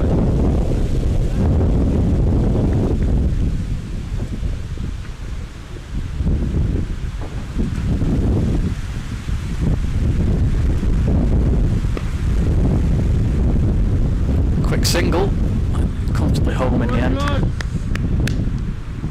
Superb, Dover, come on, let's go with Dover, please, boys! Don't know if you saw Harry Brooks run out the first one day international when he ran out higher. That was some thrill. They had one stump to aim at. Yeah, I think England were done twice. So. By quick throws, one stump, knocking them over. I'll keep you up to date on that as well. It's the final one-day international today, isn't it, down at Lords? Every game seems to be at Lords this year, doesn't it? I mean, I know it's the home of cricket, but they've got 2 tests and a one-day international. It's like, come on, spread it out a bit. Be interesting to see what they're going to do about the wickets at Lords, whether they're going to change and go to drop-in pitches. Oh God, yeah, it might be about 30 all out in these one days, might it? Let's hope not. Oh well, saying that, England are 116 for none off 18. Well, there you go, look. Wicket's absolutely fine. What are you going on about? Apologies to the MCC. Exactly, yeah. You won't get allowed back in.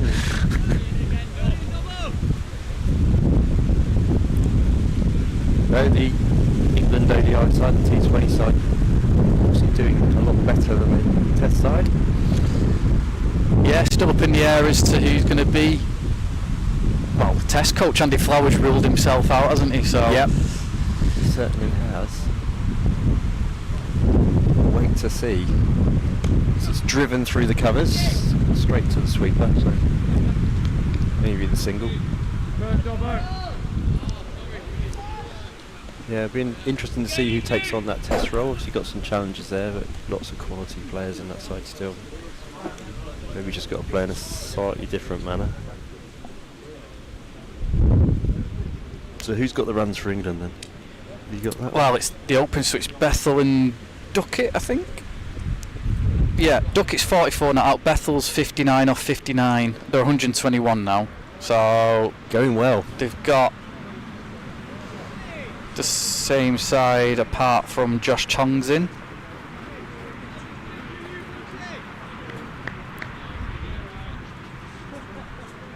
And India have made 2 changes. Prince Yadav and Arshdeep Singh are in. Just be the single out to long on.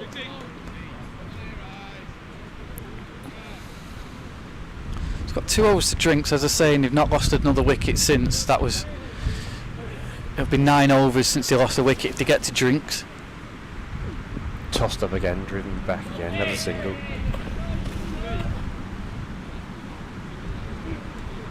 I have commentated Kerrs quite a few times this year on batsmen. I've gone, he's looking good, and then literally next ball they've chipped it to mid-wicket or whatever. So Woods has moved on to 20. Whipped off. His legs there, there'll just be another single. Lots of gaps now emerging. Deep square out, long off and long on out. Extra covers out.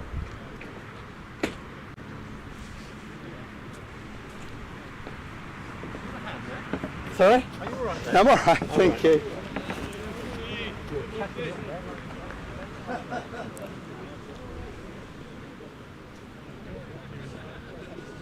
So Brooks, 2 balls left to this over. Just nudge for another single. Just keeping it ticking over here now. yeah, another tight over so far from Brooks. Gone for 11 after this ball. It'd be 3 overs gone from him.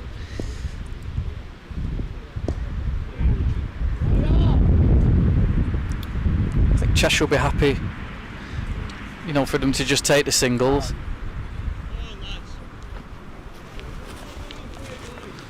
Last over before drinks. And as I say, the stream will just go off, picture will go off briefly, the sound will still be on, but you won't miss any of the action because we'll be back on after drinks. We'll have Martin Darlow, the chairman of the NCCA, and we were chatting to him at breakfast this morning, weren't we? And he's got some stories. We're going to have 2 parts with him, aren't we?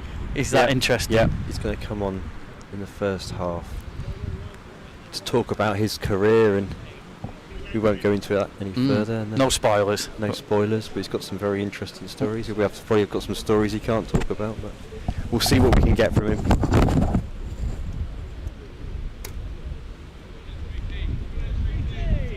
Replacing Henry Dobson at the hotel end is Will Street.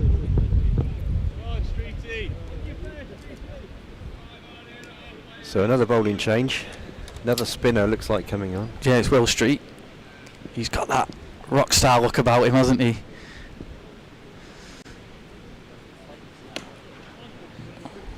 It's a bit of a loosener, that first one, wasn't it? I was going to say. That was a bit short and really didn't get put away, to be fair. That just got slapped. A long hop on it. 2 extra cover boundary for 1. So I presume he dyes his hair, does he? Yes. But he's got the old tattoos on as well. I was saying when the semi-final in Cumbria, he was sat near us, and then when he went out to bat, rather than go round the wall, he just hurdled the wall to go out to bat. Okay. Well, let's see if he can get any turn. But he's a character, as you can imagine.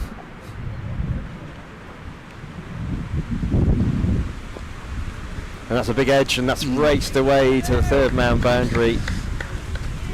It's just going to make it for 4 as it's kicked over. So that's 4 runs. Again, I don't think he's cut it quite where he wanted it to go, but it's flown away, hasn't it? Again, a shortish delivery, and trying to power into it. Still trying to find his length.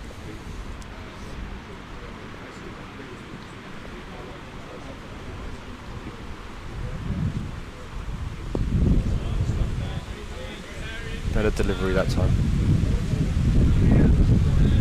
Yeah, it always takes a spinner just a couple of balls to get going, doesn't get those fingers going.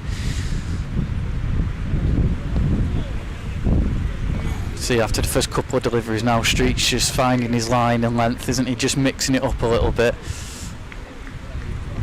I think Salter will be looking to punish him if he can. Anything loose. But this is the thing in the middle part. Did he try and take on one of the spinners, or did he kind of just keep nudging away, and then when you get to sort of the last 12, that's when you start to go big? I think they'll just be looking for anything that's slightly shorter. They'll be looking to get into it. Wood's now 23 off 43.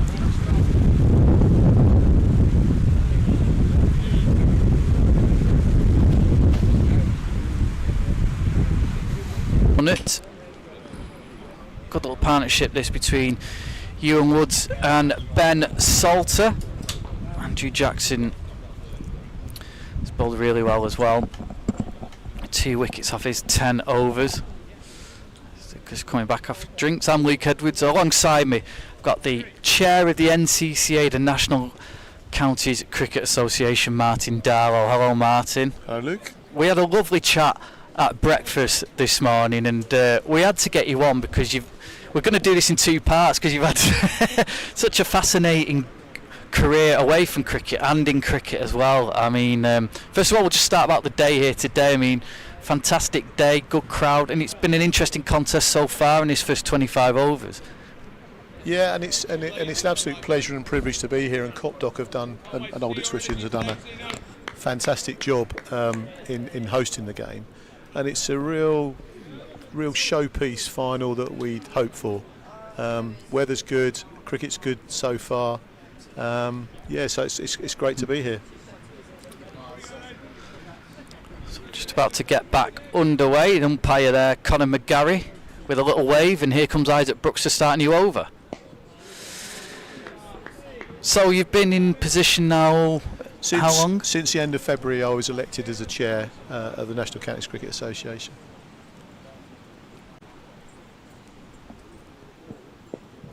And are you able to tell us what your remit is? Because we were talking at breakfast about how it's almost an untapped potential here, isn't there? Yeah. So the history is that I was back in 2016 and got involved with National Counties then, or Minor Counties it was called, and I chaired the Minor Counties Review Group with Nick Archer, who was the former chair, and we came up with a name change and the format change and the promotion and relegation and the T20 setup. And it made sense that once I left the ECB because of time served with the Sporting and Governance Code, that I came back and took this on and was able to continue the work that Nick and I started many years ago, although Nick did the lion's share and has done a great job. So it's a bit of an easy task being the chair because everything's in place, given what Nick and Richard Logan, the lead officer, have done. And I suppose you're that link between the ECB as well, aren't you, and the NCCA? Yeah, I've still got some really good contacts with the ECB and know how it operates. So I do what I can to maintain and cultivate that relationship and make sure that NCCA cricket is truly valued in terms of what it provides. Just a 3 off that over for Brooks then, so 95 for 4, and it's going to be Will Street to continue from the hotel end.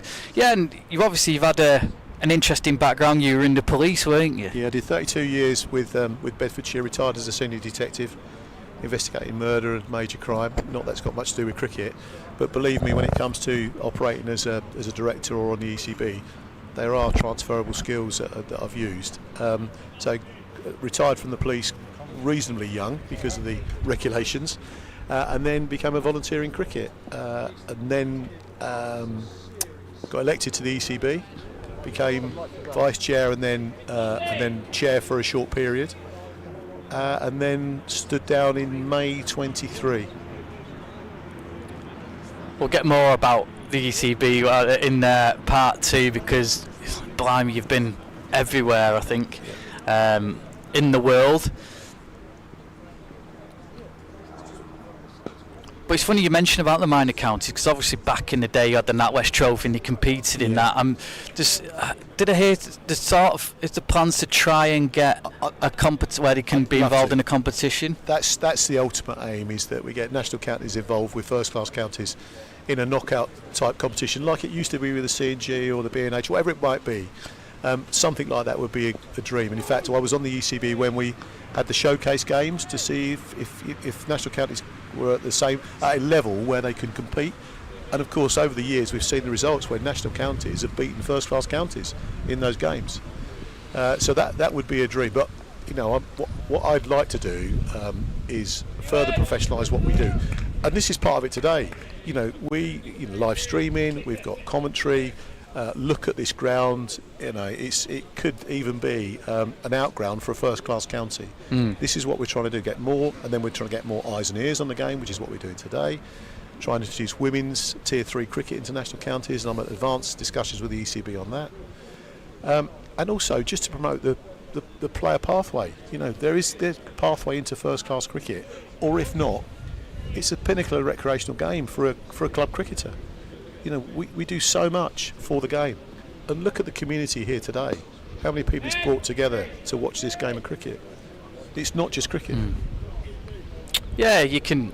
That's the beauty, isn't it? You can come down with a few mates, have a few beers, a bit of a chin wag and a catch up, or watch some cricket as well. Really good over that one by Street, just 3 off it as well, and it's in the balance this innings at the minute. They've put the squeeze on Cheshire, haven't they? Yeah. Certainly from the start. Yeah, and I think they're about 100 for 4, are they? I think something, is it?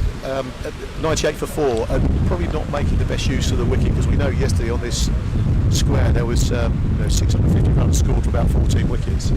So, but Cheshire have bowled really tightly. Yeah, and I think that's with all the talk coming into it about the pitch being so good. I think Cheshire have realised they've got a bowl. They've had to bowl really well. Otherwise, they'd be going for 350, maybe even 400. So they've getting the squeeze on taking the wickets. But this is a decent little partnership as well between Woods and Salter.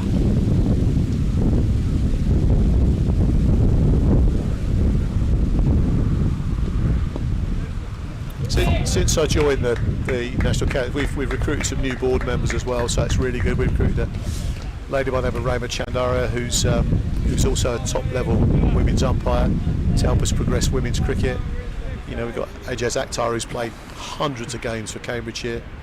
Jeff Ellis, who's been around for a long time. Nick Archer's carrying on as the fixture and registration secretary, because Nick's forgotten more about National Counties cricket than I'll ever know. So we've made sure we've kept the right people. And you've got Richard Logan, who's doing a great job. So that, as you can see, the hundreds come up now. This partnership's on to 53. Much needed one for Berkshire. 8 times winners, of course. And I think one of those was a couple of those have been at Lords. So, I mean, I know it's good to come to an outground, but is there ever a shout of maybe playing one of these finals at Lords potentially? Well, again, I'd like to. Yeah, I hope so is the answer, but I think we might be a way off that.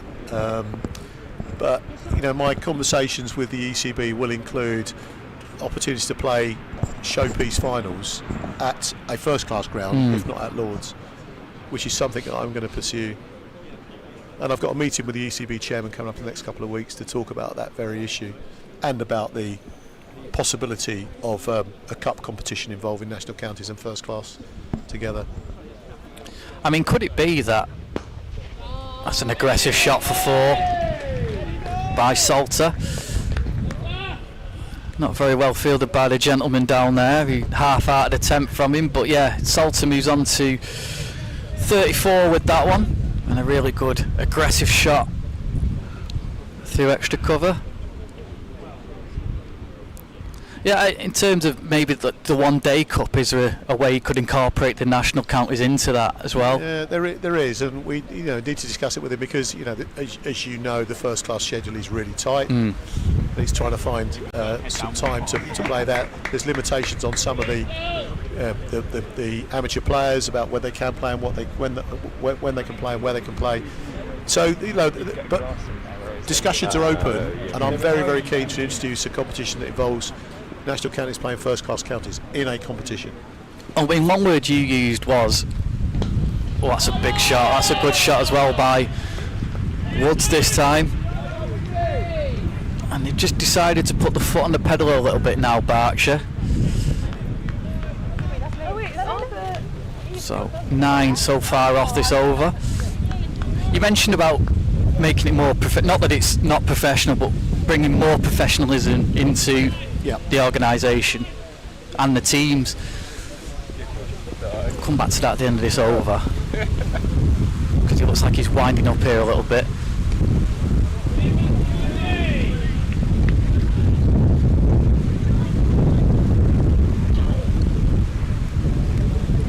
Yeah, two aggressive shots there in this first 4 balls as well.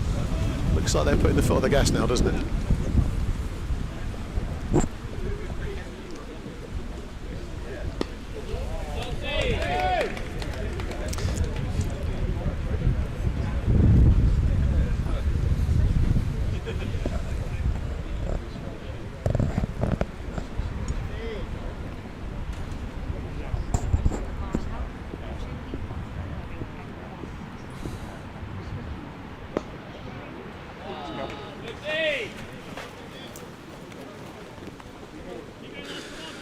So 12 off that over then. Good over that for Berkshire.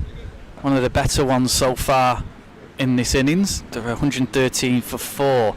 Yeah, so in terms of, as I say, professionalism, how are you looking to sort of bring that into? Well, it's professionalism in the widest sense, because it's just from the boardroom right through to the boundary, because what we're trying to do is make sure we've got a good board who know what they're doing, making good strategic decisions. Got Ian Hodgson, who's a very experienced national counties cricketer from Bucks as well, so we've got a really strong board making good strategic decisions right through to good administration, which is all part of the professionalism, as well as making, today's a great example, in terms of what you are doing today, what we are doing today, the setup, the environment. It's just trying to raise that professionalism, raise the profile, show the value, a good experience for everybody.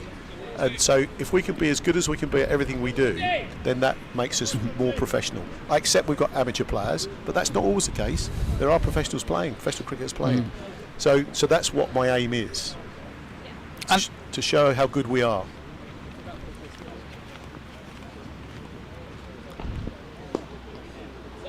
Yeah, I think that's a big key to get people their eyes. I mean, I wonder how many people, unless you like read the Cricketer or you're like really into the cricket, how many people know this is happening today and you can watch it on a stream beyond sort of the England-India game that's happening. Yeah, and there is that around marketing and more eyes and ears on the game with social media, whatever it might be, just to raise that profile. But you know, there's good attendance here today. There's people listening on the commentary. There's people watching the stream. It's about raising the profile, and these meetings with the ECB are key to make sure that we are part of that cricket setup, that cricket network, and we get a higher profile. Because where we are today, we're about 12, 13 miles from the Essex border. You might get someone who's thinking, oh, I want to go and watch a first-class game today. I'm going to drive to Essex. Yeah. I'm going to drive to Chelmsford.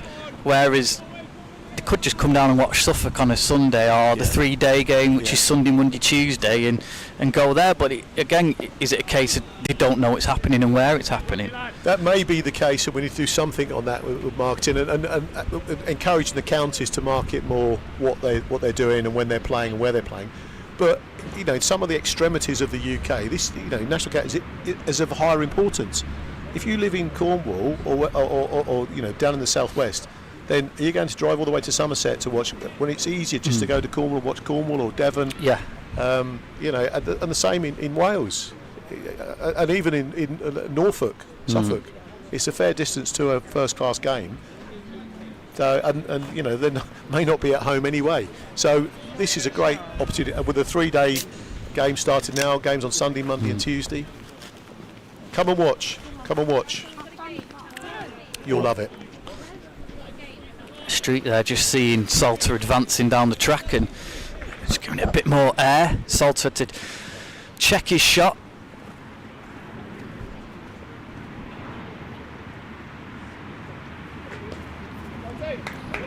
And plus you get to go to some beautiful grounds. I mean, this is a really nice ground, but I've seen some of the ones on the stream from Cornwall, and wow, beautiful. Right by the sea, it looks incredible. Yeah.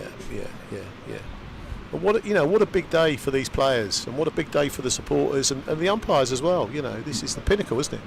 The pinnacle. It's fantastic. That's a good delivery. A bit more bounce on that one, a bit quicker. And there are so many players playing professional cricket now, and the route to their professionalism was through, to professional game was through national counties. And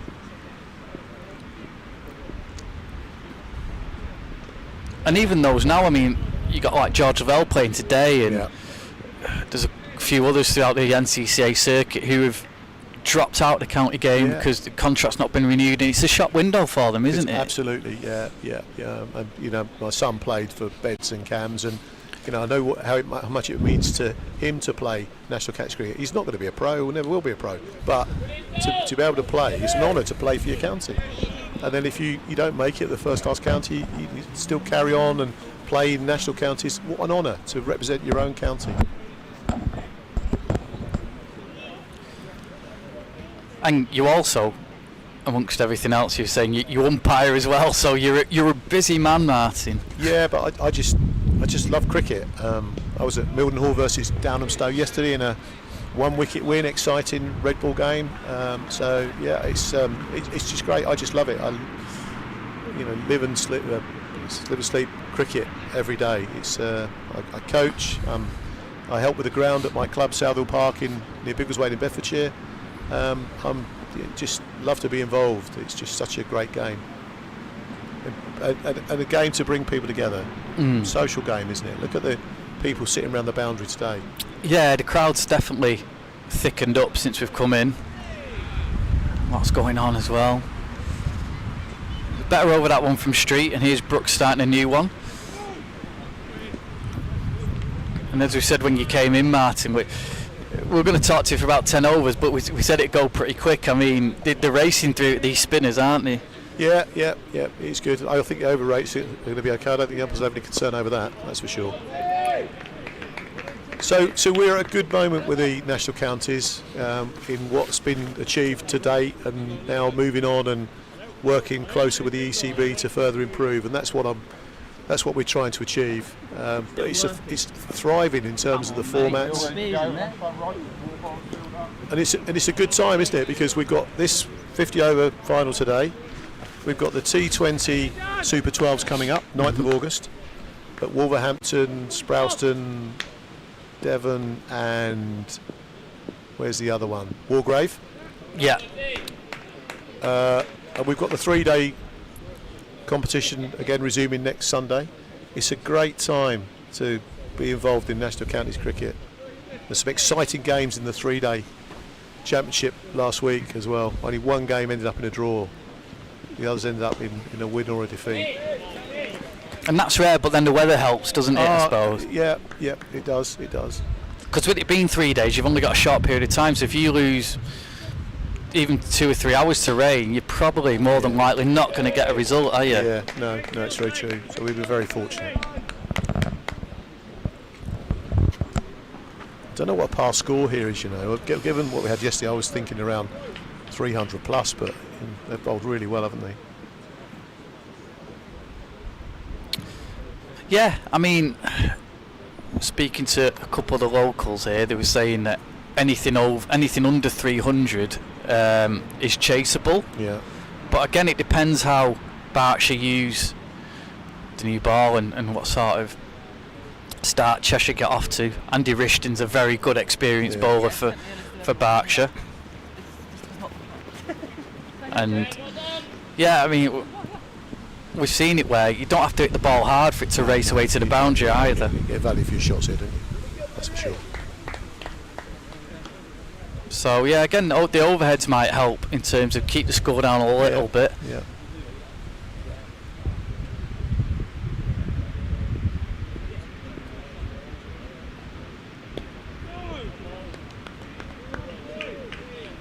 But I think from where they are, I think if Berkshire get to what we're on 32 overs, so I think if they can an absolute maximum of 280, I think they'll take that. Yep. And it'll be obviously very defendable for Cheshire, though. They're just keeping it tight. I mean, the run rates, I don't think it's gone above 4 all day, so if you keep it below 4, you've got a good chance of keeping them down to a reasonable total. Yeah. Where's it? It's gone for 4. Yeah. So a tight Andrew Jackson, who's bowled his 10 overs. It was a bit of a tired attempt down there on the boundary. He'll be disappointed with that one, but again, a welcome boundary and a good flat battered shot there by Woods. It's also good to see, Luke. We've got so many representatives of other counties here today, not just from Cheshire and from Berkshire watching. I've seen reps from Cambridgeshire and Bedfordshire here and Hertfordshire come to watch this game. It's good to see. Well, I mean, like you say, it's that cricket community again, because when you come to get, there could be a run out, is there? And it's hard. I think he's just made it in the end. Good work though by Isaac Brooks. But yeah, when I've seen obviously at Cheshire games this year, you've seen people from different clubs who haven't been playing on a Sunday. They all come down and watch because they know people playing, and it's a chance for them to have a bit of a catch up and a couple of beers and whatnot.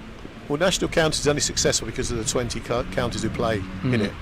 You're reliant on those county clubs to organise and run it effectively and do the right thing, and so very grateful to the way they're all they're run, and we have regular meetings to talk about rule changes and what we need to do and how we can move forward. But it's we're in good shape. We're in good shape.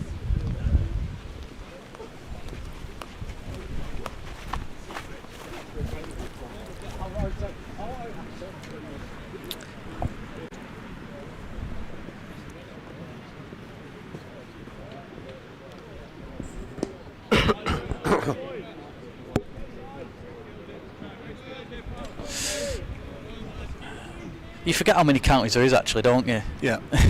You said 20 and it's like, if there was a quiz question now and it said name them, I'd be like, wow, because all of a sudden you forget teams like Herefordshire and stuff, and you go, oh wow, they've got a county. I mean, basically every county in the UK is represented more or less by cricket in some form. Yeah, they are. And if they're not as the old-fashioned county, because there's Huntingdonshire, of course, which is a cricket county, but not as an actual county because it's part of Cambridgeshire. But it is 20. I think Hunt's players play for Cams or Beds anyway. I mean, is there an option to extend that net and bring them in at all, or even somewhere like Rutland, or possibly if they want to become part, if they're a county board, they want to become part of. There's a bit of a debate on at the moment. That could be 6, and it is. It's the first 6 of the innings and of the match, and he's put that towards the barbecue tent there. People diving for cover, but Woods moves on to 48 with that shot, and this partnership is on to 91 now. National counties are so reliant on the volunteers within those national county clubs, and there's a bit of a debate at the moment around whether county clubs should become part of a county board and become a merged entity. And I think there's 13 of the 20 are now merged entities, which is great because that means you've got professional support and assistance from the county boards to make things happen on days like this, for instance, if you were hosting. But you don't want to disenfranchise those volunteers. You want to stay involved. And I'm not saying merging is a right thing to do or a wrong thing to do. It needs to suit the individual county. But I think this time next year it might be 15 will be merged and 5 won't. And there's no pressure on those 5 to merge. It's what's right for the county. But when there's ever increasing demands as we further professionalise, it's more pressure on those volunteers, which we're very grateful for. And look, the grounds was just walking in front of us. The amount of effort and work he's put in today to make this happen is phenomenal. I don't know if he's using that on the pitch or for his burgers, but he's got some sort of instrument in his hand. I assume it's for the burgers.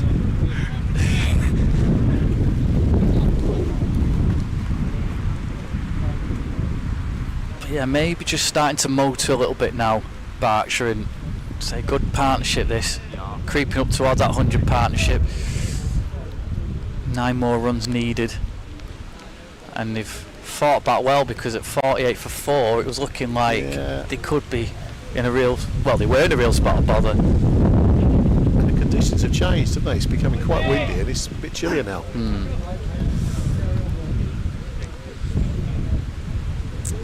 It's getting the end of the over then.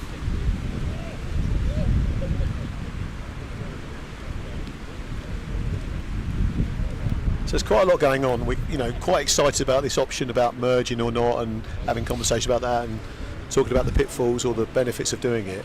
But what is really exciting is the women's cricket introduction of women's cricket as part of Tier 3 and replicating what we do for the women. And so we're in discussions with the ECB on how we could do that. Yeah, this is just a discussion over the ball there, and seems happy enough with it now. Will Street's going to continue into his 6th over. I'll have one more over with Martin, and then Stuart's going to come back in and sit alongside me. I'll do a few overs with him, and then the dream team can finish off. Well, that's another big one that is out of here as well. We might need another new ball. That one's gone for 6, and that brings up his 50 as well for Ewan Woods off 73 deliveries. And they've obviously had a little chat, haven't they? There's been a couple of overs where they've brought drinks out and they've thought now's the time to go after the spinner. Well, they've got 17 overs left, is it? 17, 6 wickets. Time for the accelerator. 16 overs left. Yeah, and all of a sudden you feel that this is a partnership they need to break quickly, Cheshire. They look well set, these two.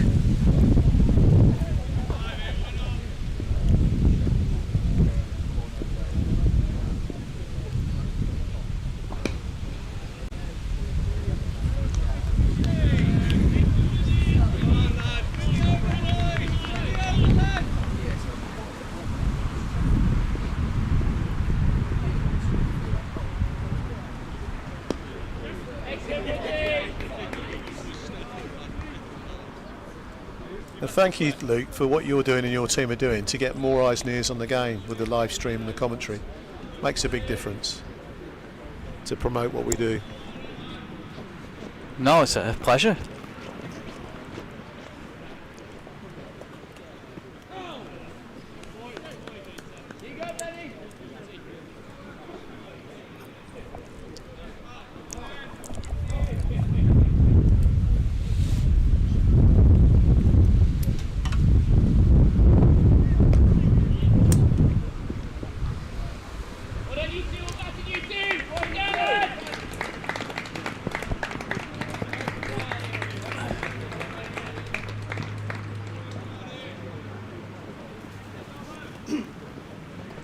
is the 100 partnership as well between these two.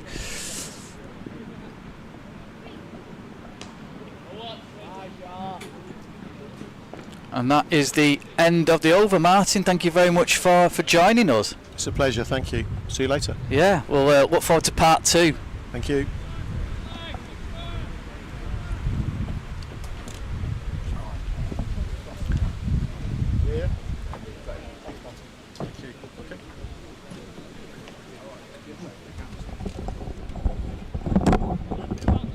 Ewan Woods' 50 came off 73 deliveries, and also during that over, the 100 partnership came up between these two as well. Hello again, Stuart. Hi Luke, how you doing? Very well. Slightly different complexion since the last time I was here. I was saying this is an important partnership, isn't it, between these two? Because we were 48 for 4, weren't they? We were saying they were in a bit of trouble here, but these two batted really well, sensibly as well.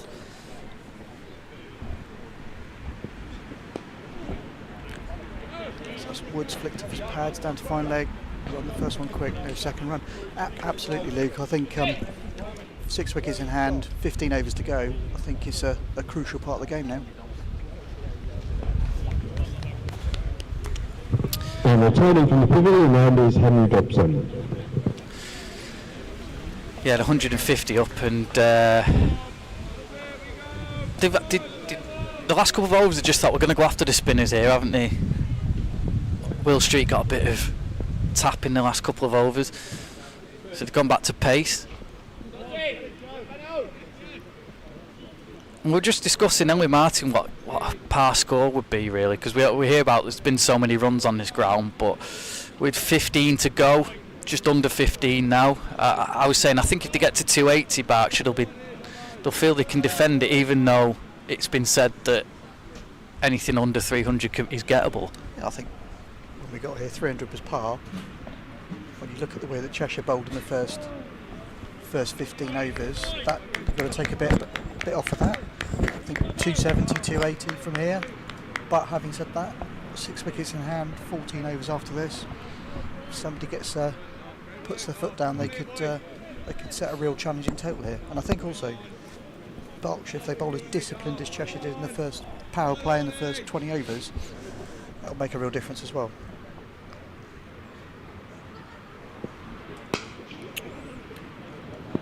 Yeah, the run's been good as well between these two. They've just rotated the strike, haven't they, between left and right-handed, and it does make it difficult. You have to move the field around, and they've batted really sensibly, these two. They have. In a phrase, for 20 overs they've batted. You know, they've just played it on merit, and now they've just built a partnership that if they capitalise on this, we could see some interesting run scoring in the next 15 overs. I'm sure if the barbecue's broken, there's this waft of smoke coming across the pitch. I thought that was a smoke signal to us to go to the barbecue. I was going to say to the bar then, to the bar. Tiny bit early for the bar.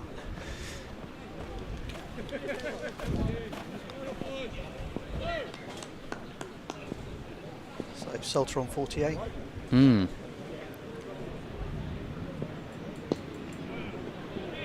Steve and I were just walking around, and the pitch has still got that extra bit of life and lift in it, with that extra bit of grass on the pitch. It's, I think if the bowlers bend their back and actually put some effort in, it really pays dividends, and that's why it's slightly harder to play on. Yeah, I mean, even the odd one from the spinner, there was a bit of extra bounce, wasn't there? If you can either bowl too short. I mean, Street bowled a bit too short in his first couple of overs, didn't he? Then he got the length right. We saw that one there with Dobson. I think it just spat up, and he's taken one on the gloves, I think, hasn't he, Salter? Yeah, it's still a really good pitch. And I think there's runs out there. We'll see how they approach this in the last 14 overs. You mentioned an issue with the ball a minute ago. Actually, what happens in this competition is they use a new ball at either end for the first 34, and then the fielding side just get to choose which one they want to use for the last 14 overs. So which one's less scuffed? Wow. Oh, that's in the air. The fielder is coming round. He's underneath it and takes a good catch. It's Henry Dobson taking the catch there, and that is the end of Ewan Woods.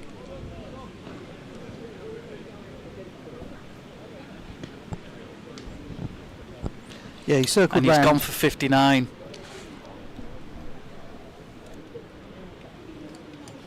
He made some good ground there, circled round, set himself nicely and took a comfortable catch. High hands. And Woods has gone.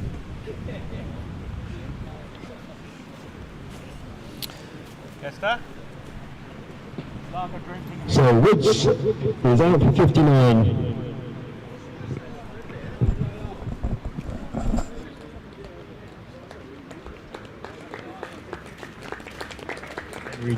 Henry Dobson taking the catch off Wall Street.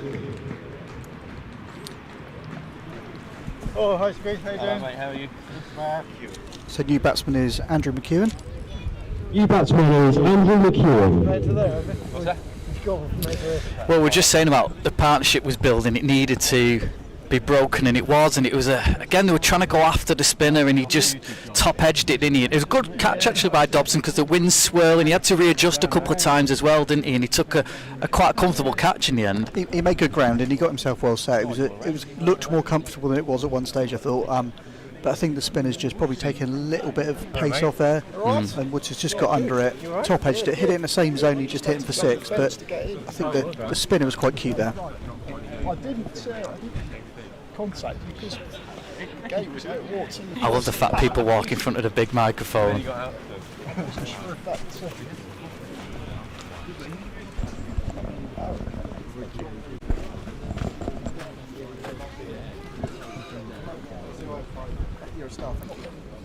Street 2 McEwen, then new batsman.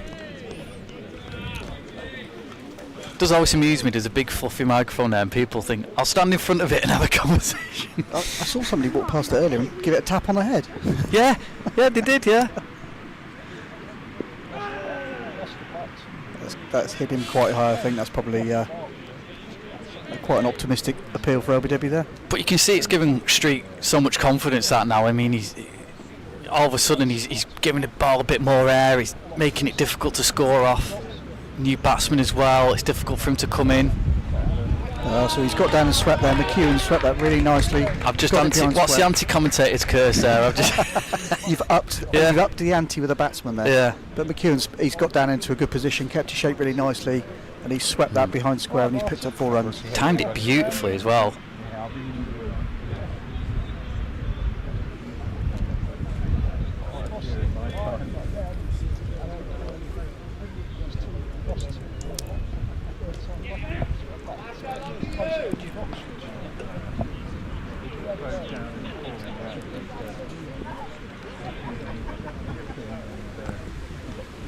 So McEwen picks up one off the back foot and brings Salter on strike. Yeah, Salter the set batsman. 2 away from his 50. And now 1 away. Another scampered single. Good quick running. Groundsman's now not using the spatula from the barbecue, but he's using a different implement to clean off his half-time kit. It looked like a weapon. He looked like he was going to threaten us with it then, the way he swung that towards us. He's prepping himself for half-time. So Henry Dobson, who took that catch, is going to carry on from the pavilion end into his 6th over, 1 for 24.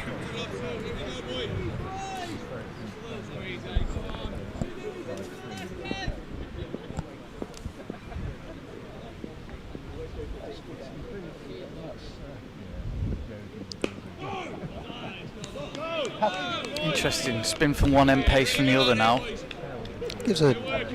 Presents a different challenge for the batsman. New batter at one end, set batter at the other end.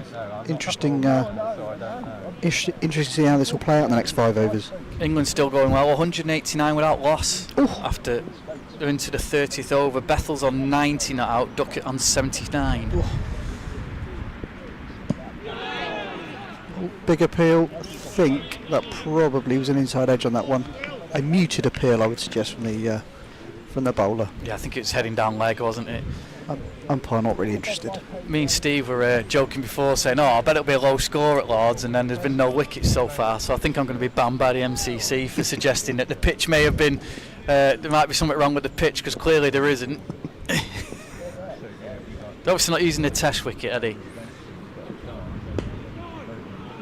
Dobson's really got control of this over. That's the third ball in the right area. And Salter's finding this hard to rotate the strike at the moment. This is what you want after taking a wicket, though. You don't want to sort of let the batting side back in, do you? I mean, I know they had that sweep shot then for 4, but apart from that, it's been pretty tight, haven't they? They're just putting the squeeze on again a little bit. Bit of pressure.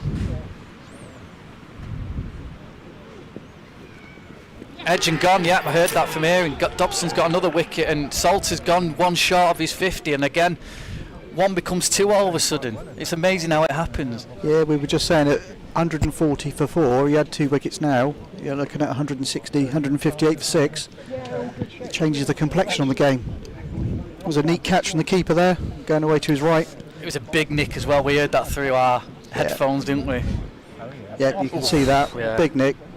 Keeper moves to his right, comfortable catch. Straightforward decision for the umpire. Ben Salter dismissed for 49. He's had to work really hard for that, hasn't he? He's composed an innings there, set it up really nicely, and unfortunately just couldn't keep going.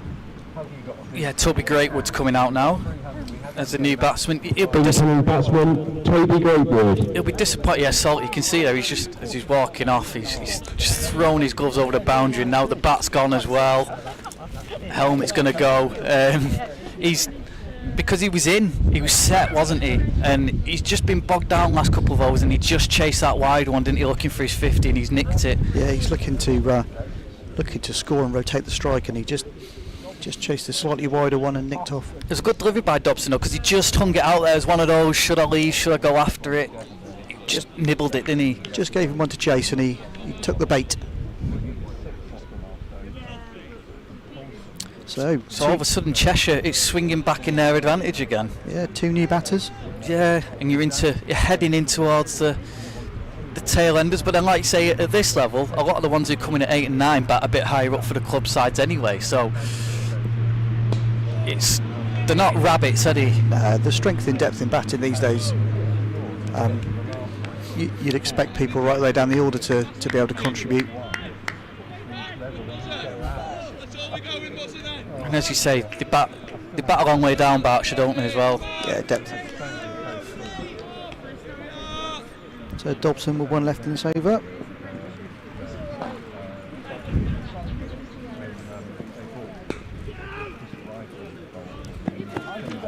So a wicket made in that over, really good over from Henry Dobson. Excellent discipline, bowled in really good areas there, put the pressure on, got the wicket, and then finish the over off neatly. You're on your way to the bar. We are. Good to see you. I shall catch up with you later. Yes, I'm very well, thank you.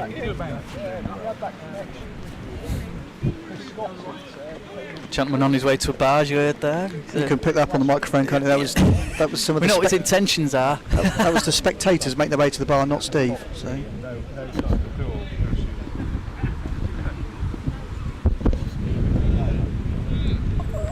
Will Street's going to continue then into his 8th over. I think he's going to bowl through now. 1 for 46 was a bit expensive at the start. Then he tightened up, then he was expensive for a couple of overs, then he got his wicket. Seems to have pulled his control back a little bit in the last couple of overs. McEwen on strike. Onto the back foot and punches that out to deep cover. Yeah, at first he looked like he was going to pull that one, and then he just changed and rocked onto the back foot, didn't he? He looked to shape up to hit it through the onside, and then changed his movement and punched it through to deep point. So picked up a single and brings Greatwood back on strike.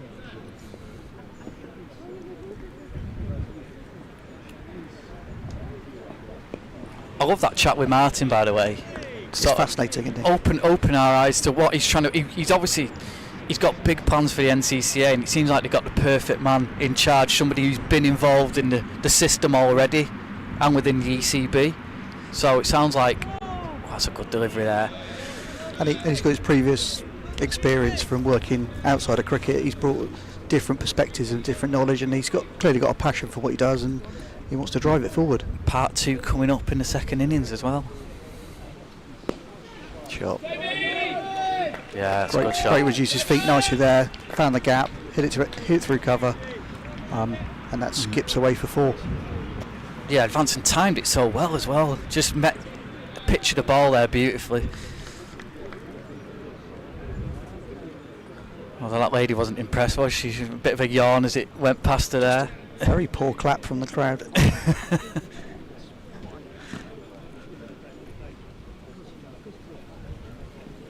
It's good delivery, a bit more air there, fuller. Almost try a York great wood there. It's the end of the over. One's just gone for 5. Yeah, one more over me, then I'll take my leave, and then we'll have the dream team to take you through the last 10. Is that just because you want to get in front of the lunch queue? Shh. Steve's looking a bit demoralised now. You think you're in front of him in the lunch queue. Steve's got to go through the scorecard at lunch. Ball by ball. We'll leave you some, Steve, don't worry. So there we've got Dobson continuing from the pavilion end into his 7th over. Yeah, 2 for 24 for his 6. Impressive so far. Yeah, again, another discipline, kept his line, gives McEwen nothing to get away. Feels like a bit of a rebuild for a couple of overs here, doesn't it? Great with McEwen having to reset a little bit after losing a couple of wickets. Yeah, but for the first time really in the innings it's gone above 4 the run rate.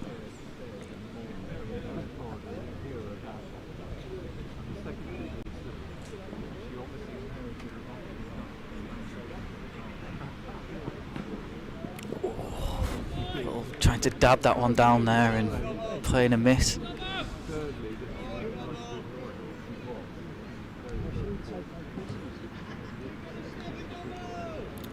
Lost over the second power play, so after this one they can put another fielder out, but at the moment we're on top of the wickets, I'm not sure they will.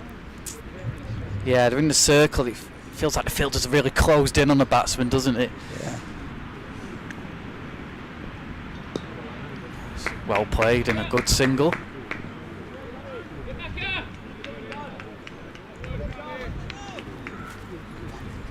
Barbecue's doing a good trade as well. It's the time of the day. Another tight over from Dobson, just one off it so far. Doesn't it look weird that I'm carrying a book? Playing a miss again there, close to the edge. That looked really close to me.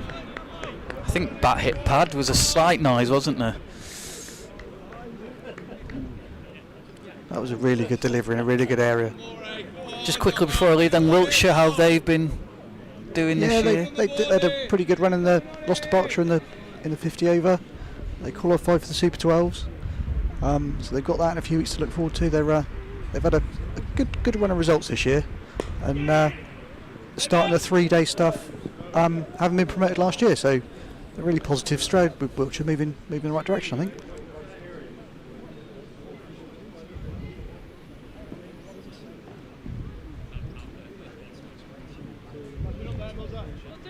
Good running again. They've run well between the wickets, Berkshire. Although as good as Cheshire's fielding's been, the singles have been really well run as well, haven't they? Well, they seem to place the ball nicely, and they got good understanding, and when they go, they go.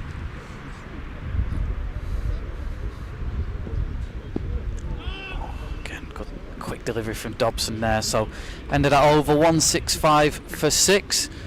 Bit of cat and mouse as we approach the last 10 overs. I'm going to leave, and Steve is going to come back in alongside Stuart. Thanks, Luke. So we're into the final power play. 5 fielders are allowed outside the circle. Umpire signalling that power play with his windmill signal. Welcome back, Steve. Thank you very much. You must go and see that champagne tank. You're driving. Crikey, how many burgers that bloke got? I don't know. 6? Feeding the juniors, I expect.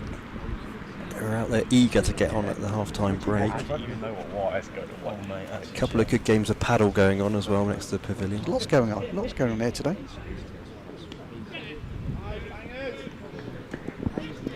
That's Greatwood backing across, flicks off his hip and out to deep square for 1. Street continuing from the hotel end. Berkshire have done a good job here, haven't they, getting back into the game. 166 for 6 or 40.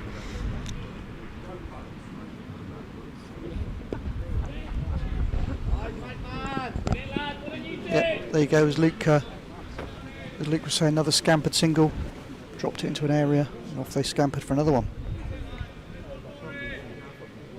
McEwen looking lively between the wickets and looking to advance the score.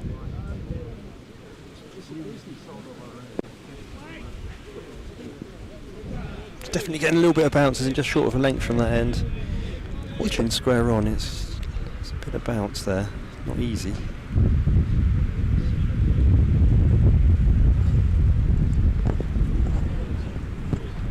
Good length again there from Street. Another tidy over so far. So what's your prediction then? What do you think they'll get? We've got 9 left after this. Probably looking at 165.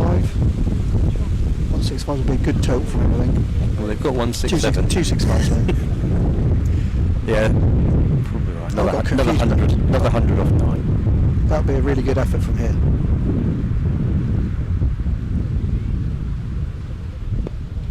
That's another excellent over from Street. That's just gone for 2. Little bit expensive earlier on. He's now bowled 9 overs, 1 for 53. 2 relatively new batsmen, aren't they? So Berkshire did really well to come back from sort of 50 odd for 4. Put on the 100 partnership.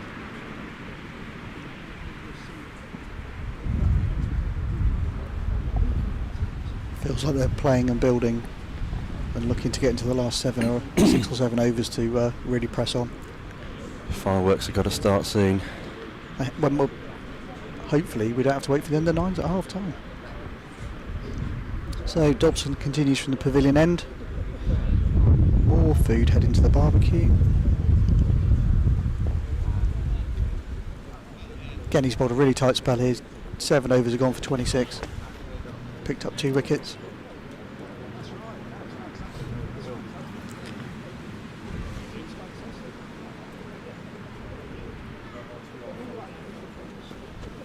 Oh, change of mind. Yeah, it looks like it's a change of bowling here.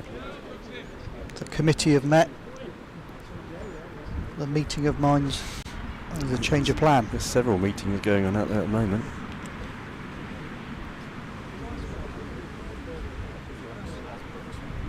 So it looks like Brooks is going to be potentially coming back. Yeah, he's got a couple of overs left. Looks like Brooks is going to bowl his 2 now. Replacing Henry Dobson at the pavilion end is Isaac Brooks. He's bowled his 8 overs for 35. Get a couple of overs of spin, I think, spin in whilst the new batsmen are still in. There's quite a committee meeting going on out there about the field, isn't there? Yep. I think they've settled. I think they've got their plan. Either that or they're working out what to have off the barbecue that's wafting across. Yeah, they have gone for the extra fielder out of the ring now. Lovely sweep shot. Man out there, so it'll just be a single. McEwen bats like a traditional keeper. Cuts, sweeps and pulls.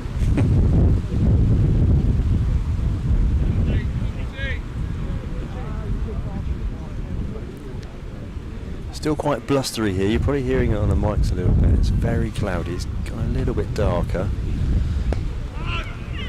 Hopefully we won't see any rain. We haven't seen any rain for about 4 months. But it's certainly a lot darker here today and the wind's getting up. So.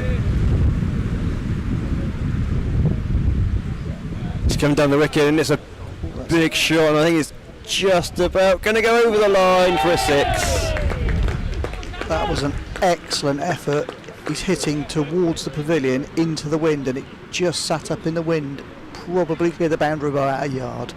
Yeah, it wasn't a real teaser. Wasn't by much, and it did look like it was stalling in the wind, but just made it. We had a perfect line of that. It just sat up in the wind. That was a real teaser for the fielder. Comes in again. Just pushes it into mid-wicket. They'll be looking for 2 here if they can get them. Are they going to take them on? No, they're not. Just a single. So is that the plan? Greatwood picking up the boundaries and McEwen scampering the 1s and 2s. They've both got to go in a minute, I think. Reverse, swept, diving. It's missed it and it's run away for 4. Nice reverse sweep shot there.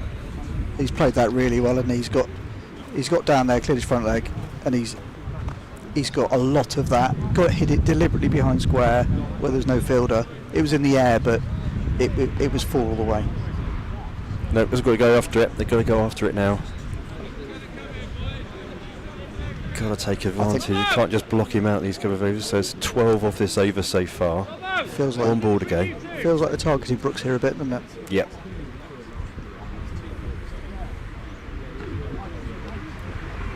Just works that for a single.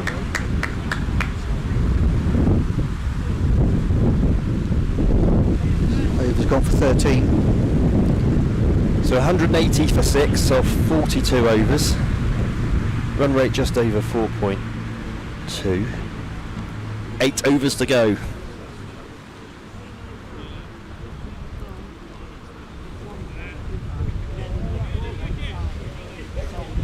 Temperature's certainly dropped, and definitely haven't brought the right clothing today. So Street's going to bowl his last over from the hotel end. Are they going to target Street's last over like they just did with Brooks? No, mid off and mid on way back onto the fence, but there's a big gap between them, so they just hit straight down the ground. I think you'll get value. Yeah. Deep squares out, deep wickets out. Sort of hacked, it'll just be the single. There's too many people here, she did not need this many. That's what I thought. I walked in there, it was empty.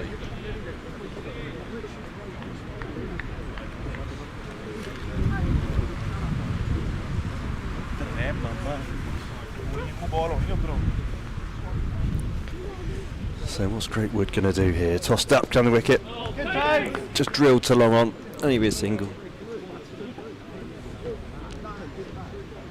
Got to be looking for those boundary balls now.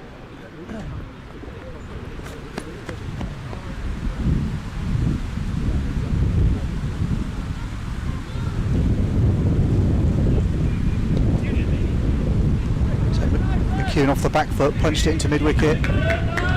Good running there, he's come back for the second. And Greatwood's got back really nicely there to get 2. I think it's going to be a mixture here of picking up those 2s in the pockets and picking up the boundaries where required. Reverse is on if he can get it away. You've got Gully and Point in, but no one third man. Chip that one into deep with wicket. Coming back now, decided not to, just a single again. He hit that a bit harder, and that didn't give him the chance to run the 2 into from the 30-yard circle, so picked up 1 and brings Greatwood back on strike.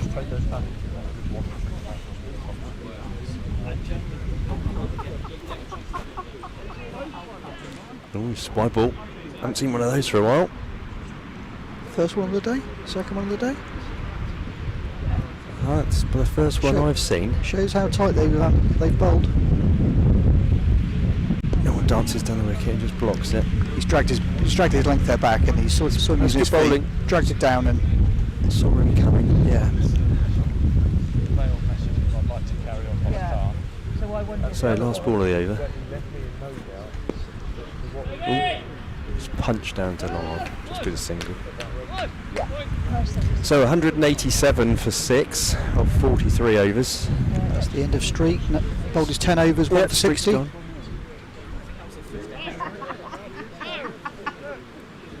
We're being revised here. That was the first extra. Oh, how many games have there been where they're 43 overs and there's only been the first extra in the 43rd over? Just shows you how disciplined Cheshire have bowled and how tight their lines have been. They've bowled very well.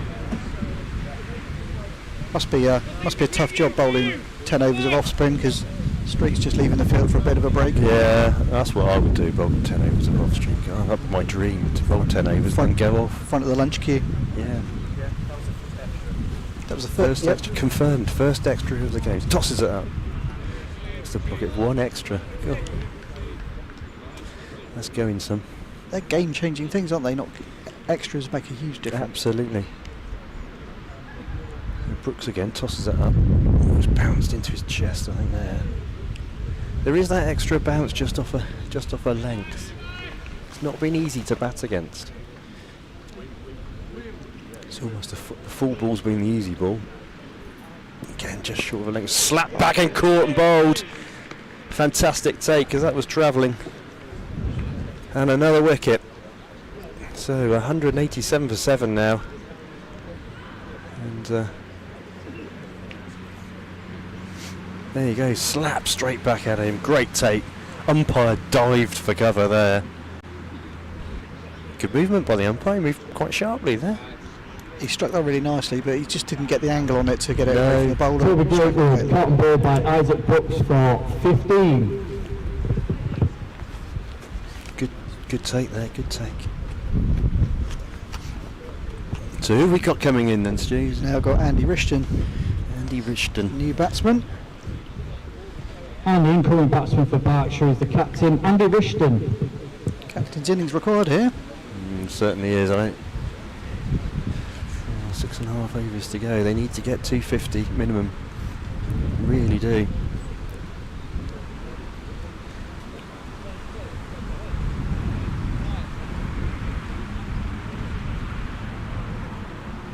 Mind you, these dark clouds coming in, we could have bad light in a minute. Also, Wall Street has completed his spell. 10 overs, no maidens, 1 for 60.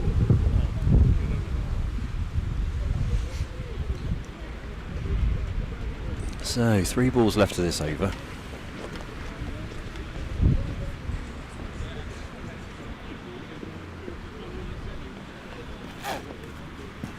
Tosses it up. Squirmed it out to point, no run.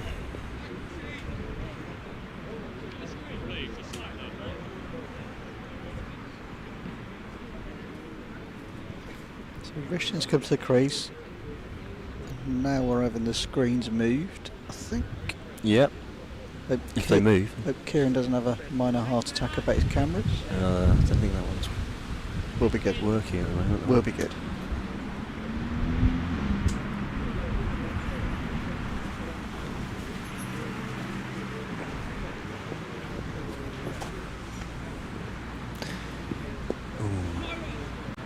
Bowled again. It's bowled well, Brooks.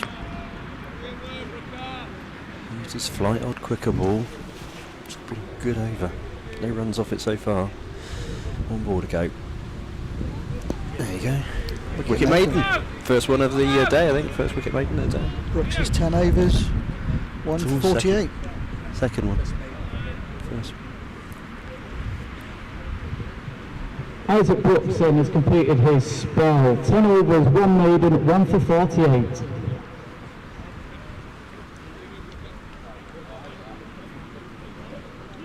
Oh, I don't know what we've got for lunch. Could do with being a roast dinner temperature here, rather than salads.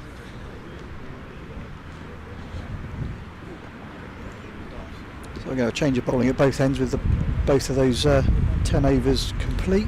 Replacing Wall Street at the hotel end, coming back on is Henry Dobson. So Henry Dobson got 3 overs left. Probably bowl all the way through. Bowled well, 2 for 26 off his 7. 6 overs remaining, 187 for 7.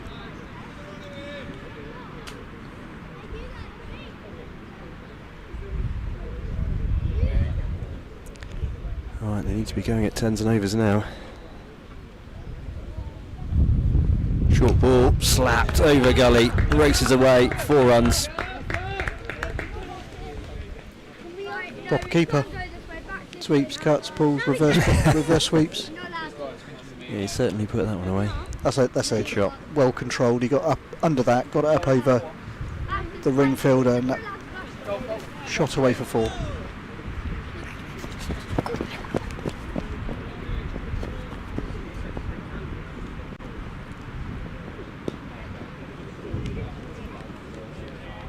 McEwen knocks that into the onside, just comes through for a single. McEwen on to 23 off 19.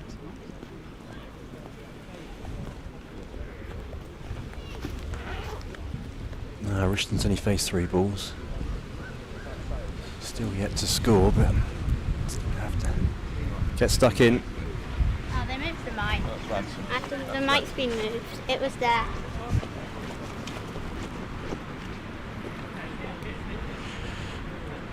Classic. Alright, so 4 balls left of the over. Richton starts moving down the wicket. Just pushes it into cover. Could be 2 there. Run them hard. And they have. Run.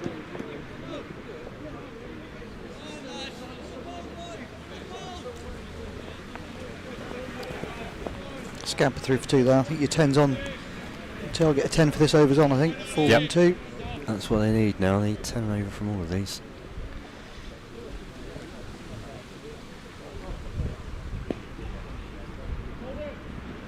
Oh, Richton pumps it into the offside. And again, a note.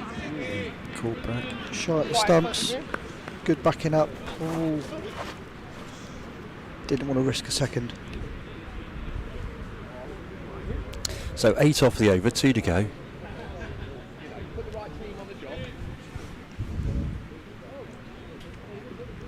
Tell you what, if he bowls a full ball, he could go over mid-on. He's in the ring now.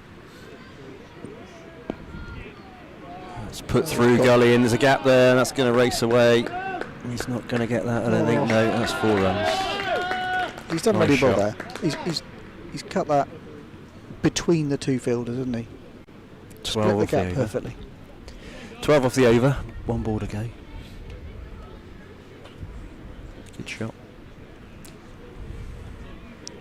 Last minute dive into the crowd, didn't quite retrieve the ball back.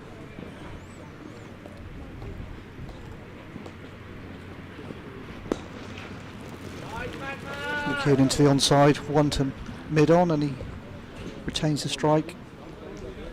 It's 15 off the over, I think. 13. 13.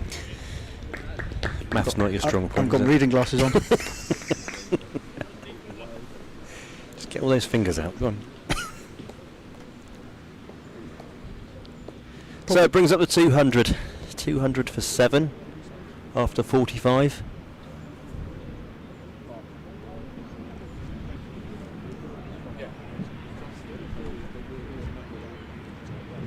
That brings up the 200 for Berkshire, 200. Might be the 200th burger gone past as well. Yeah. Everybody sat around us is now desperate for a burger, I think. Or eating one. We're downwind from the barbecue. Right, 5 overs to go. So Valentine comes back. He's got 3. Feels like it'd be Valentine and Dobson to finish. Oh, there. it's going to be, yeah, without doubt. They bowled well earlier. Valentine bowled really well in the opening spell. He's coming back. Mid on. Returning from the pavilion end is Will Valentine. So mid on and mid on off are up in the ring. Just works it to gully, gets a single. Kewer moves on to 29 off 22 deliveries.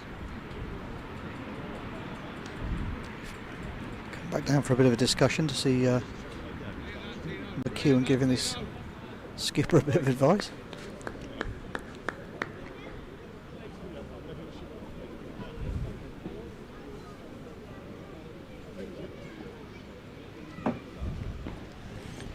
What's the update, Steve? The Open, the cricket? Oh, now you've got me. I'm going to have to look all these up.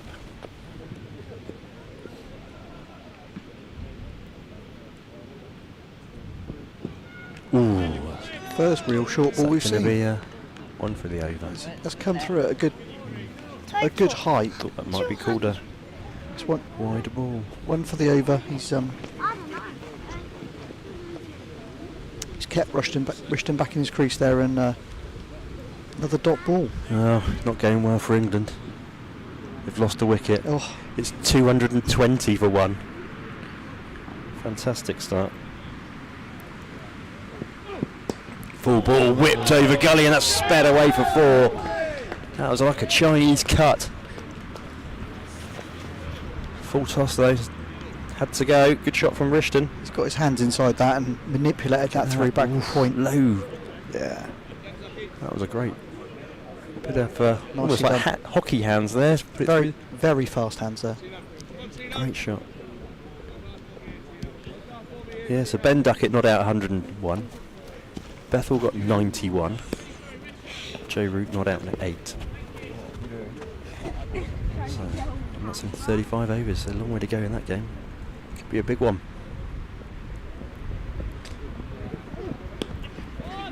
Valentine shorter ball. McEwen takes off his hip. Keeper's chased after the ball. Scampering. Oh, I think that's out. It is. It is. Oh, what a mix-up.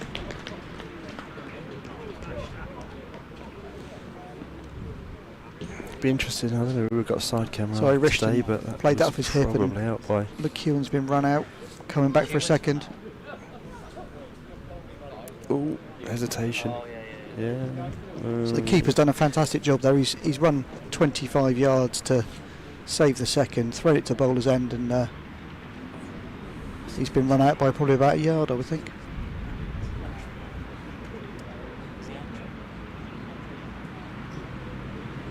Andrew McEwen is run out for 29. The new batsman is Sully Akhtar. I think if he'd gone, he'd have made it, but hesitations cost him. Yeah, there was a bit of hesitation there. It didn't help. Again, more pressure from Cheshire. Tight bowling. Good fielding. Another wicket. So 206 for 8. A couple of balls left of this over. Valentine's bowled well.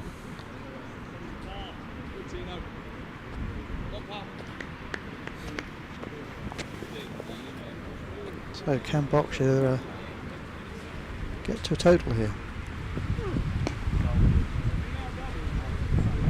Just ran that down for a single.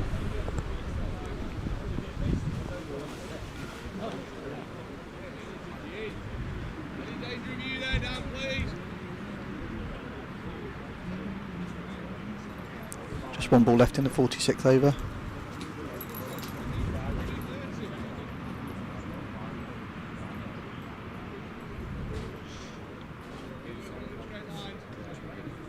Akhtar to face his first ball.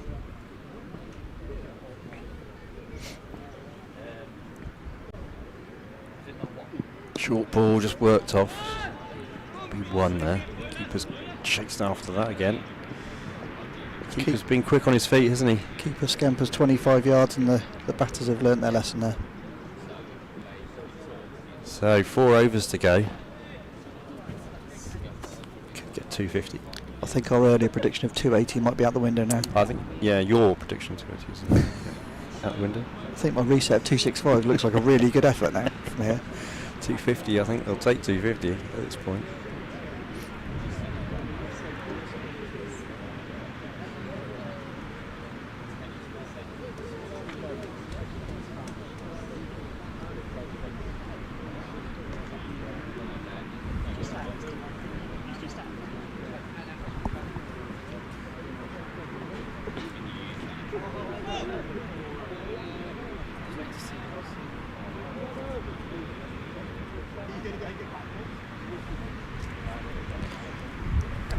That's a Dobson from the hotel end. Akhtar on strike. Ooh. That's out. What a bit of fielding. So Akhtar off the back foot, pumps it short cover, picked up, direct hit. So Dan Newton. What a great bit of fielding from Dan Newton there, and Rishton's gone. Just pushing the one. Direct hit. And he just flicked that bail off as well, didn't he? Not sure he even got to run his batting, did he? No, he doesn't. Oh, you'll be giving him some feedback He later, just kept. won't you? He just kept going. Andy Rishton is run out for 9. So 208 for 9.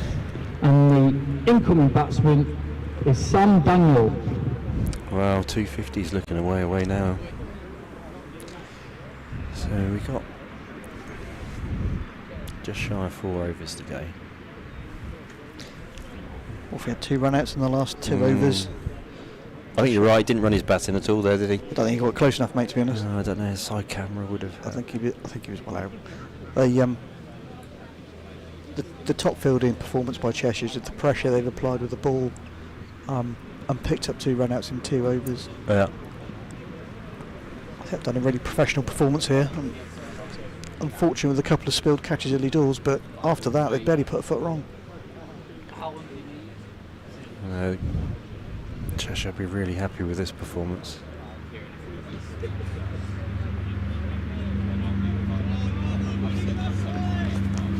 Yeah.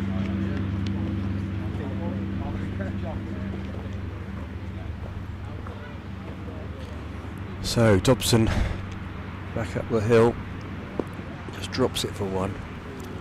Scamper through. So Daniel to face his first ball. Well, lunch won't be far away now. You mean by time or distance? Time. 1 foot there.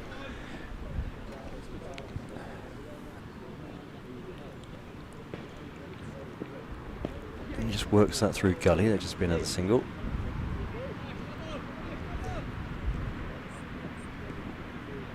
I think this is what we'll see now. A few nudging shots around just to pick up 1s and 2s and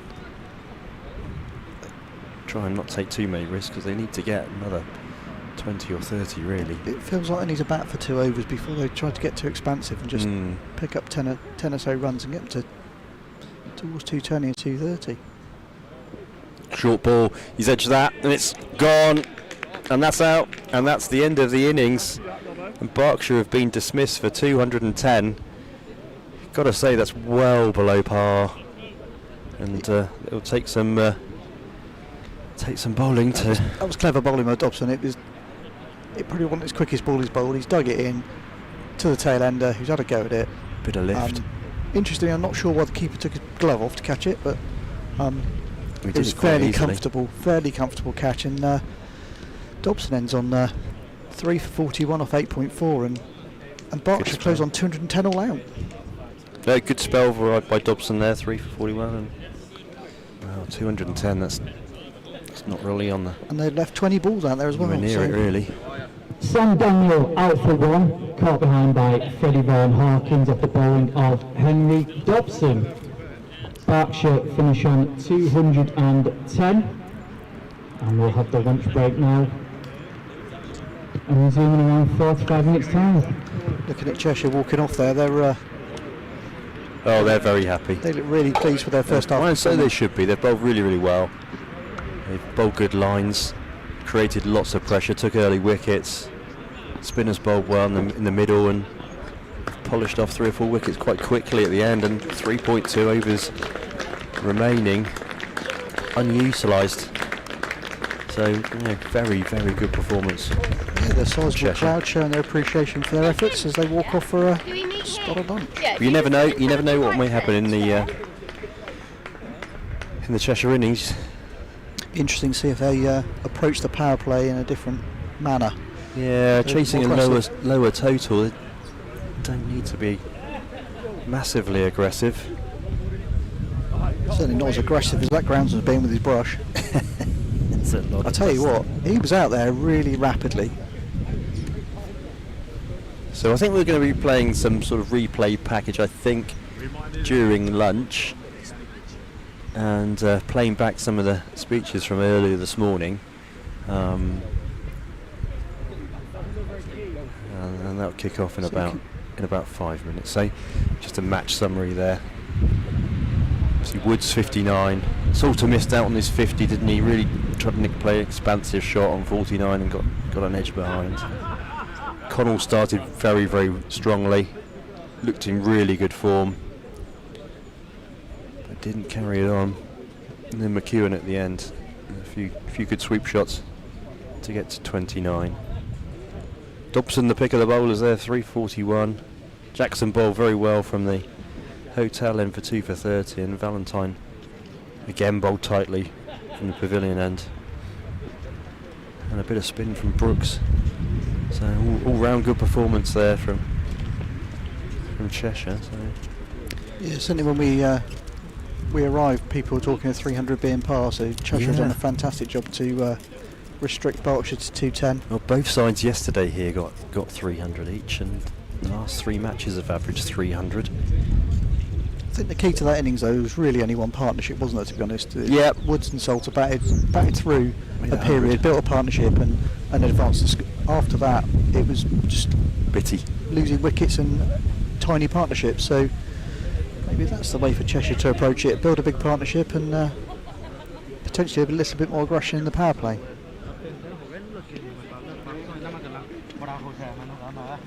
So I think we'll come off comms now. I think we'll go and have some lunch.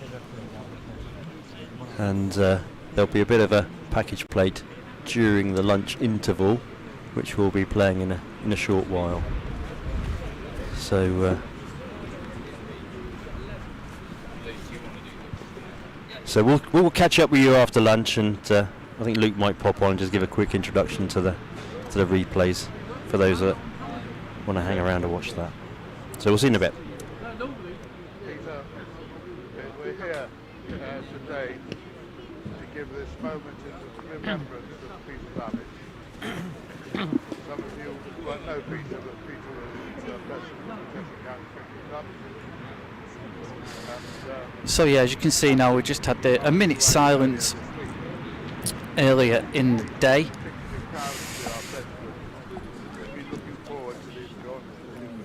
Because the Cheshire chairman, Peter Babbage, sadly passed away during the week. There was a lovely speech from Life Vice President David Bailey, who we're going to hear from very shortly. We thank him for his friendship. First of all, you're going to hear the speech that David did before the start of play today. May we also use this moment to express our county's sympathy and condolences to Di, Peter's wife, and his growing family for their unimaginable loss at this time. At this very moment in his time, Peter would have wished us all an enjoyable day, and to the players a great game, followed by a little bit of silence, and then a captain bird's eye grin would come across his face, and he would quietly say, and make Cheshire win. Thank you, Peter. Rest in peace.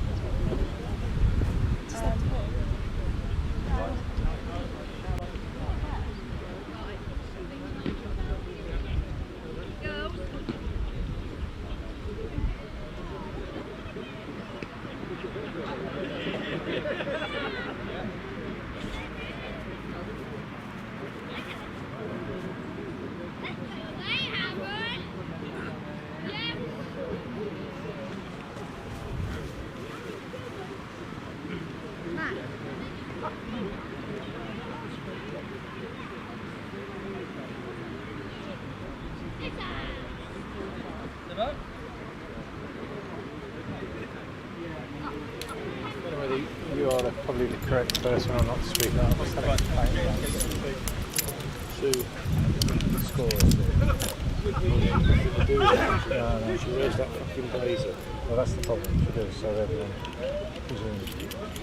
She's nothing to do with Berkshire in any shape or form. Here are the highlights from the first innings from Berkshire, if you missed anything. Solid start from then, and then we had good partnerships. Cheshire getting Berkshire down to 48 for 4, and then there was a really good 100-run partnership, just over 100, between Salter and Woods. But then once that partnership was broken, it just unravelled a little bit for Berkshire, and then ultimately ended up on 210. She said their kids just squawk. She said that to him as well. She's shocking, and the only reason that she's not the most shocking person in her family is because her husband is worse. Right, I'm going to tell you something now. first year I was chairman, there'd been a history of there being a Berkshire credit card. So, as I mentioned, 210 here, Berkshire all out. I've got Elliot Ponson alongside me. Elliot, what did you make of that innings?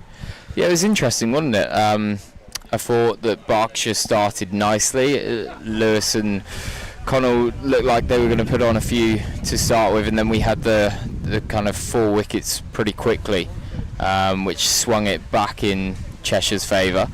And then obviously that 100-run partnership between Salter and Woods was almost a kick-start of the innings, wasn't it? And I think if you Berkshire, you're a little bit disappointed, only to get 210 and losing the wickets that they did at the end. But I think all in all, it was a good innings of cricket, with some strong bowling, and some lovely shots as we're seeing here. I thought that Salter and Woods partnership was going to start motoring for a second, so an important wicket to get there when Woods was dismissed.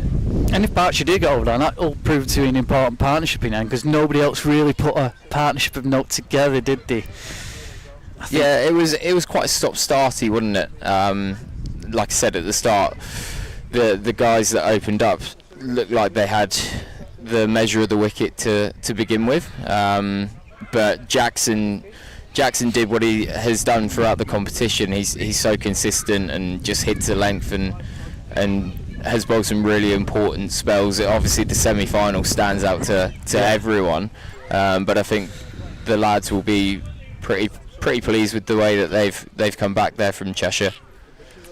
Yeah, and it's funny, we're hearing at the start of the day about how there's so many runs scored on this ground, so 210 could be under par. I mean, it's the first day in a while where we've had sort of a bit of cloud, and maybe that's worked in the bowler's favour a bit.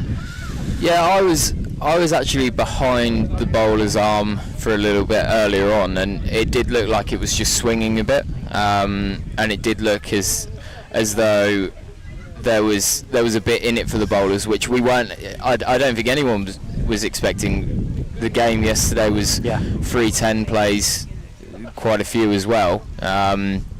So it was an interesting one, but I definitely think if the Berkshire bowlers can nip a few out early on, this game isn't over. But I do think they're under par. What's your reflections on that? I think Cheshire will be delighted, having lost the toss and been asked to field, to bowl someone out for 210. I think you take that, don't you? Yeah. Certainly as a fielding side. I know Sam Perry said at the start he probably would have batted, but then I think he looked up overhead and it could have been a bit of swing around, and they put the squeeze on early, didn't they? That's the thing. They got the 4 wickets, and then you just felt if they broke that partnership again, which they did, of Salter and Woods, then that was it really. It kind of unravelled from there. I mean, I must say Cheshire fielded really well. The running was good by Berkshire as well for the singles, but Cheshire's fielding was excellent, especially those 2 run-outs. I mean, and the early catch, that catch at point really slowed the momentum of the game, after Berkshire got off to a really steady start.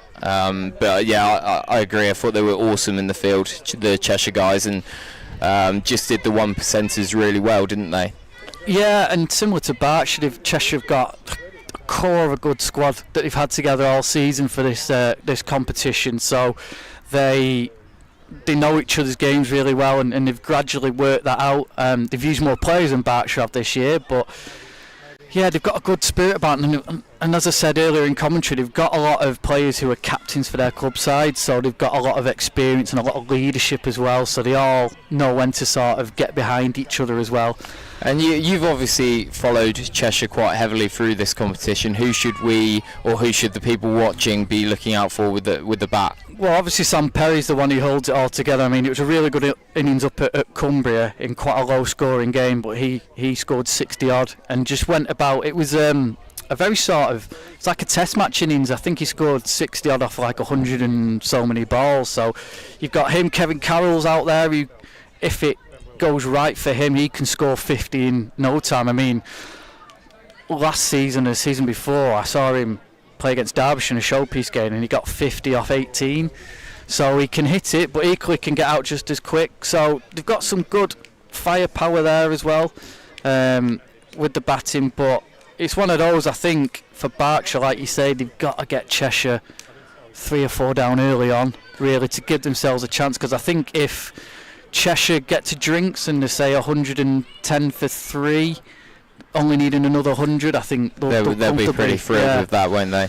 And Berkshire have the bowlers to do that, right? You know, Greatwood, Rishton. Rishton has performed at this level for such a long time, and Greatwood is such an exciting bowler. Obviously, was with us with the Challengers and has gone on to do great things for Berkshire. And then the young spinners, obviously Reece Lewis still getting those almost that golden arm through the middle overs, and Sully Akhtar's someone to look out for as well. Spins the ball hard both ways, really exciting leggy, and brilliant in the field. Keep an eye out for him in the field as well. Very special guest, we heard from him shortly. Well, you saw it a few minutes ago when he did a nice speech about Peter Babbage, who sadly passed away this week, Cheshire's chairman, and he's the honorary life vice president at Cheshire, David Bailey, and he'll be coming in with us. So I'm going to jump out. Elliot jumps out, yeah. Because he's got far more interesting there's a much more interesting man than me coming on here. So pleasure to be on here, and I'll hand you over. So not only is he going to have a quick chat about Cheshire, he's hopefully going to tell us a couple of stories. Played for Lancashire in days gone by, played with Clive Lloyd, David Hughes, and... Hello, David. Now then, Luke. How are you? First of all, what have you made of the innings? I mean, really good bowling effort from Cheshire, wasn't it? The bowling was superb, the fielding was good, and I think I only noted one wide, which is very unusual in the one-day cricket. Yeah. Very pleased. Yeah, one extra, and of course it's tinged with sadness, isn't it? This final, we lost Peter Babbage this week, and you gave a really nice speech. Just tell us sort of what impact it's had, really. Well, it's early doors, really, but it's only the beginning of the week when he passed away. But his he's been an ever-present now for 15, 20 years, I should think, and he's been through all the various parts of the committee, and main triumph being his chairman of cricket, which he did very successfully, and consequently he was invited to be the president at the end of his term, and he was really looking forward to that. And it's just a shame that he couldn't be here today, isn't it, really, with the finals here, and very sad, because a lot of these youngsters that are playing came through his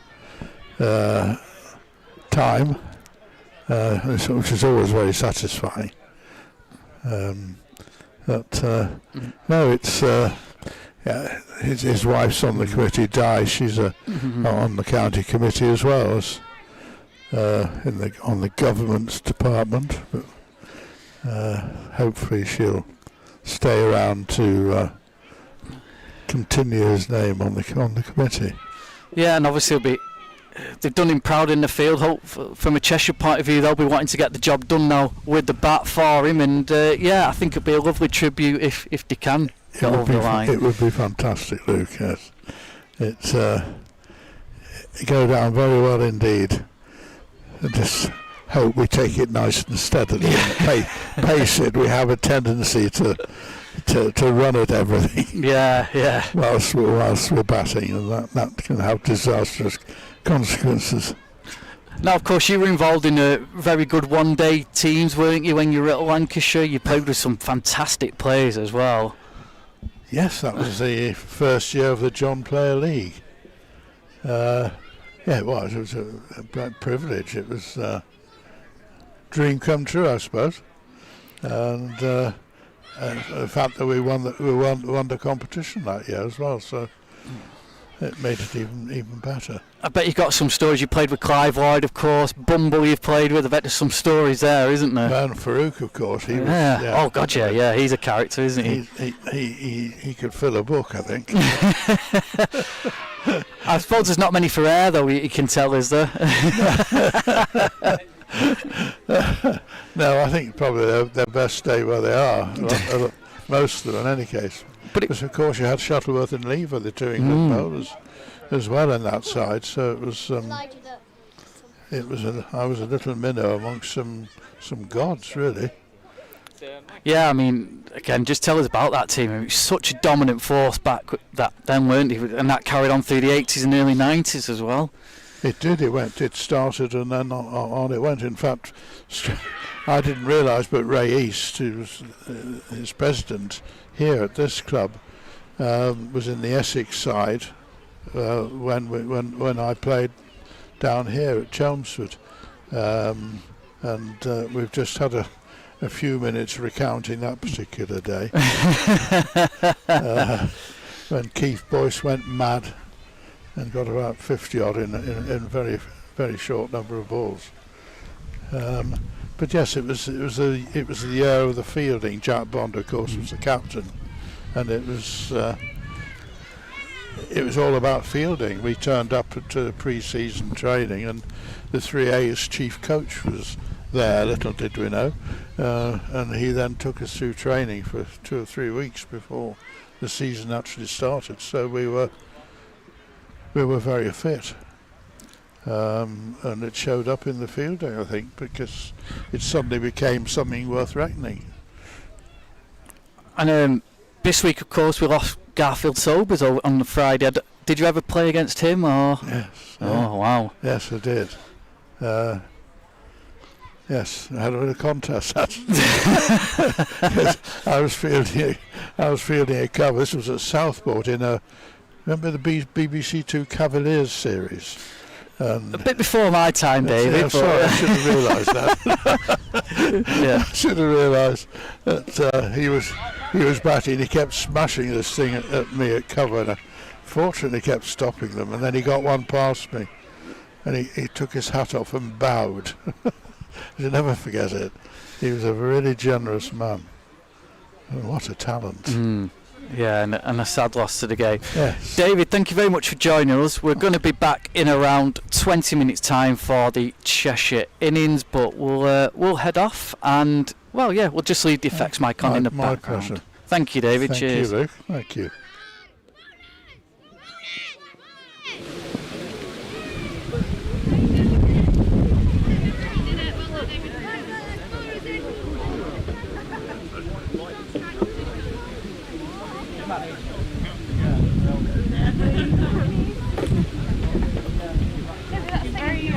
Because I applied to Loughborough, but I didn't get it. Well, thanks for having us.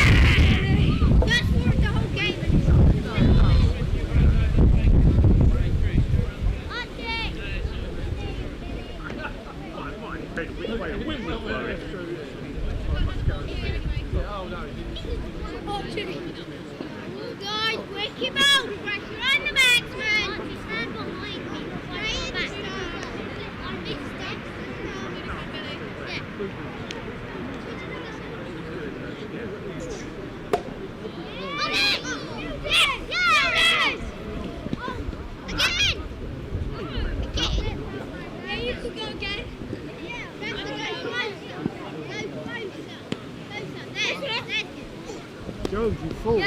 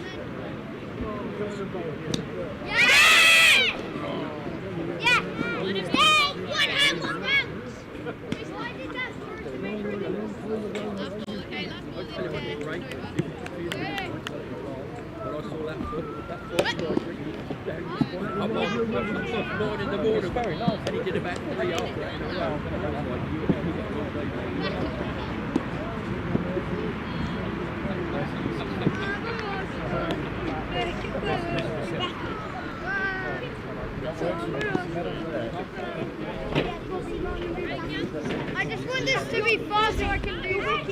Really fast.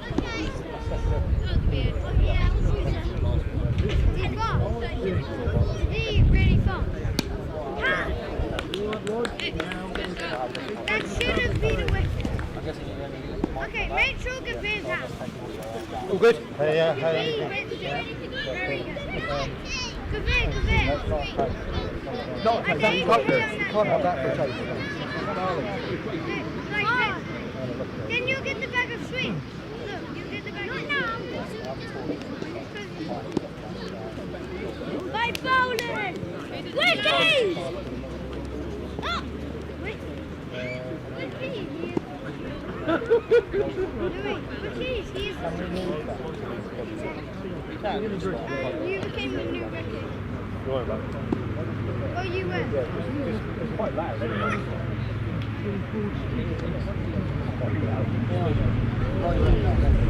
No, stop on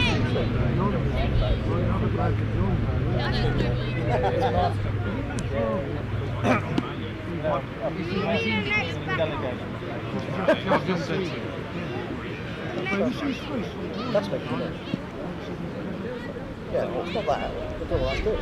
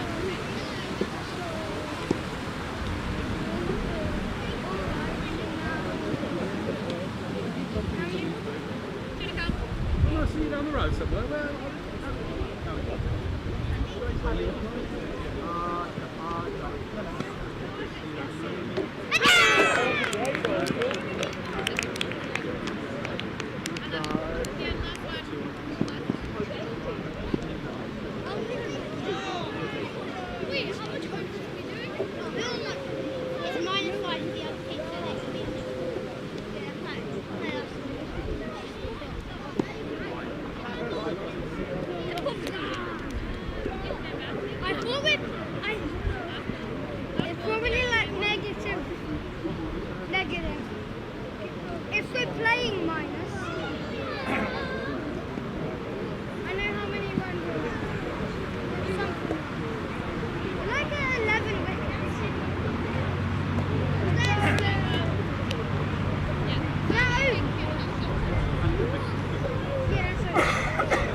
Yeah, that's so you're wicket. I know.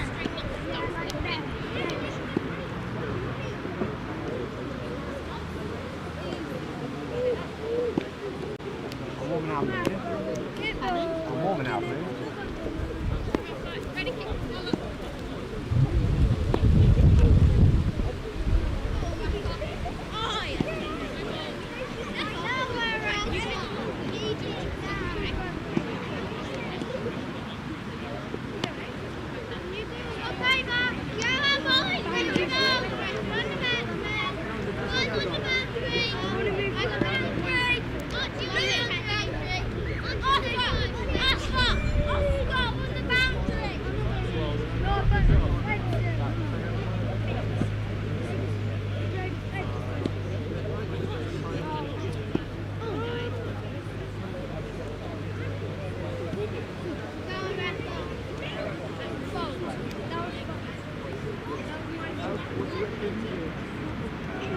Well, bottom dollar is that's nowhere near enough. But you know, but it's a fun game. I think it's now Cheshire's game to lose.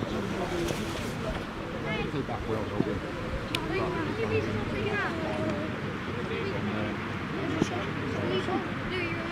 You relax now? Tough month? Yeah, tough month. But yeah, all good, thank you. Thank you. How are we doing?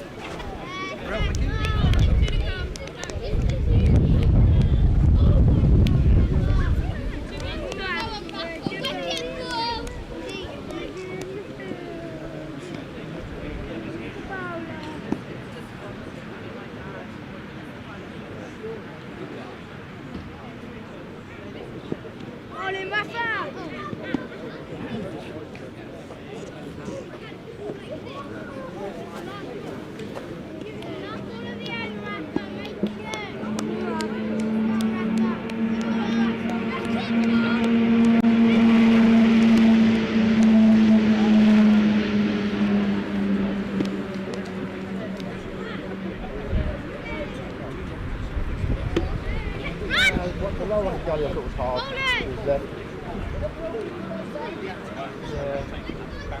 Yeah. He had about 5 goes, didn't he? He's laying on his back and he's still doing this.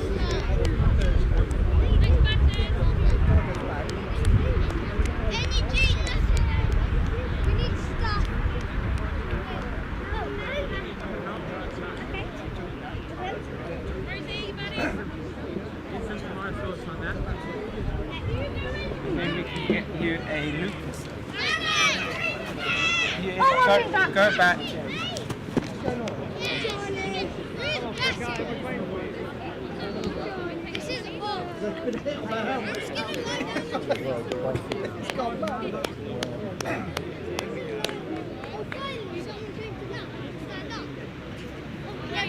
Going for the strike again. Not John. When Louise actually brings the ball.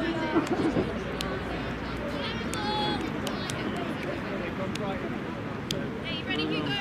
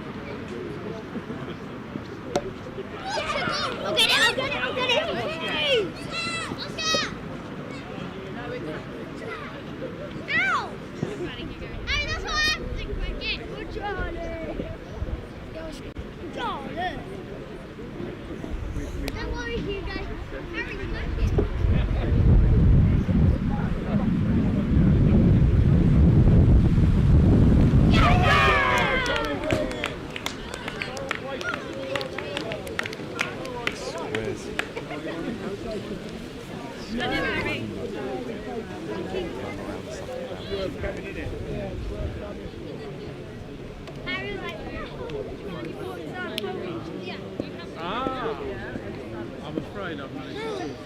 Okay, fine. Good Charlie, we can go. Do we get close?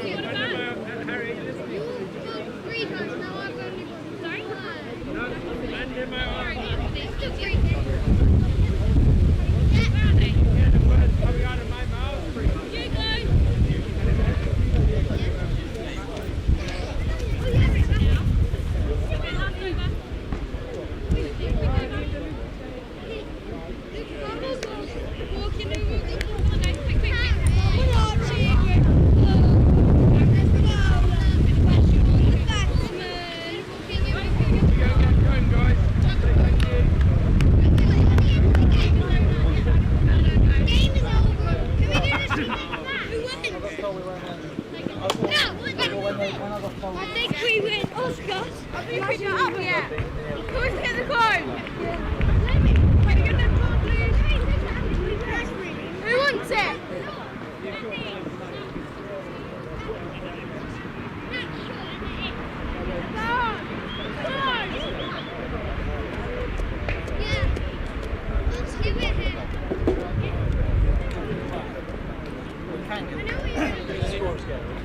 I know.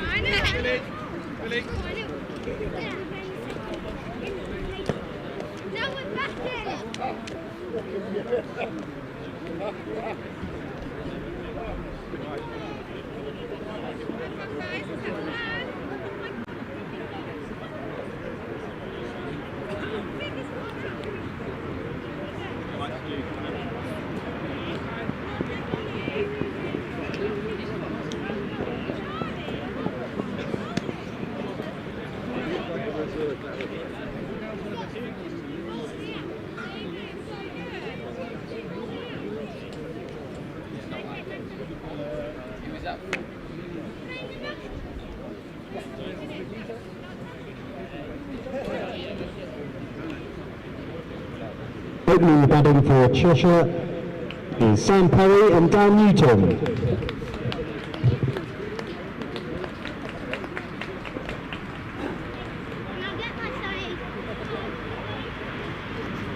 So I've got an SD card on it.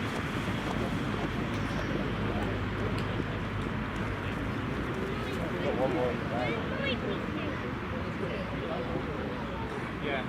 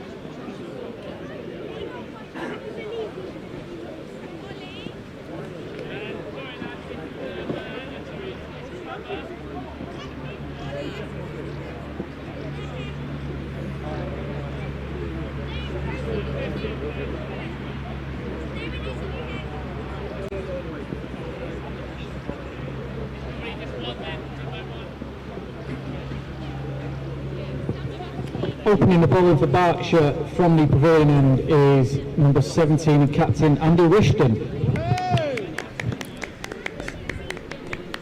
So we're target of 211 to chase down. Good lunch had by all. Very good lunch. Red chicken wrapped in bacon, new potatoes. Quite big carrots, I thought. Very big carrot. Well, carrot country, isn't it? In regards to growing the vegetables in this part of the country. And then the brownie with the strawberries and the ice cream for pudding. Oh, very good. Very good hospitality. Good dessert. So, we're well fed before we get to, I presume there's more food after, isn't it? It'll be interesting to see how they approach this. It's obviously not the biggest of totals to chase down, so just 4.2 and over needed. A quick chat with the groundsman at half time, didn't we? He felt they were probably 60 or 70 short. So Rishton to start. Oh, he's got a bit of bounce. Well, that was a good start. Snorter of a first delivery. Great ball. Newton really didn't know what to do with that. Squared him up. Show on the replay there, look, extra bit of bounce and squared him up, and big relief I think that he didn't nick it. I think the Berkshire skipper's really really up for this. That's a great delivery first up.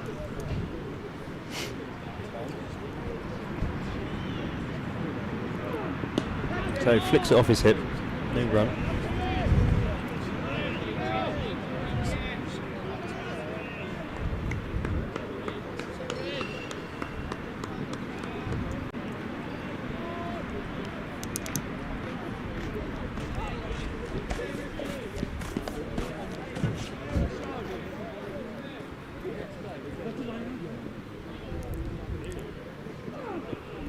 Whoa, and it's a big appeal, and it's not given. No wide. It's No down the leg wide. side. It must have been a touch on something there. Must have hit something. Must have hit something. Replay off his hip, was it? I think. Off the hip, thigh pad. He was quite quick to point to his hip as well. Big appeal, nothing given. That's why no wide.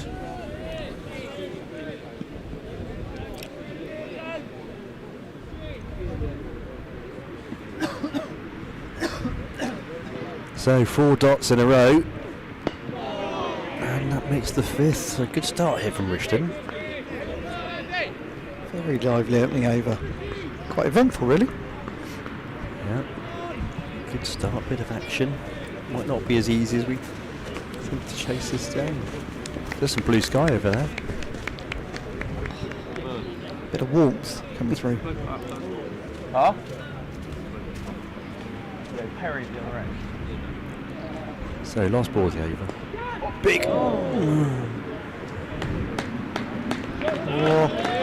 So he's nicked that. I lost that a little bit of where that went for 4. He's nicked that. Wide third man, couldn't quite get round, and it's 4 runs. Shot away for 4 runs.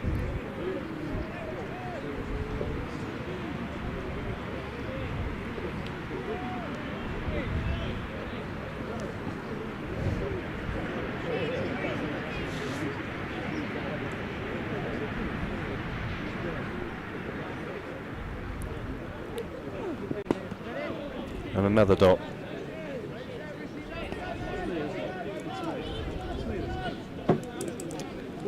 Quite an eventful first over there. Yeah. First ball's an absolute rip snorter. We've had an appeal down the leg side. We've had a nick for 4.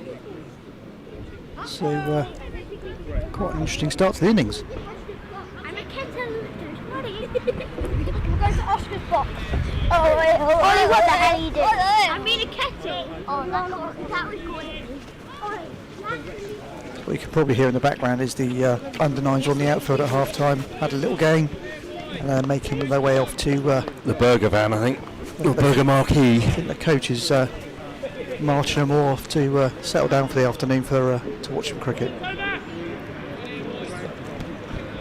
Hello.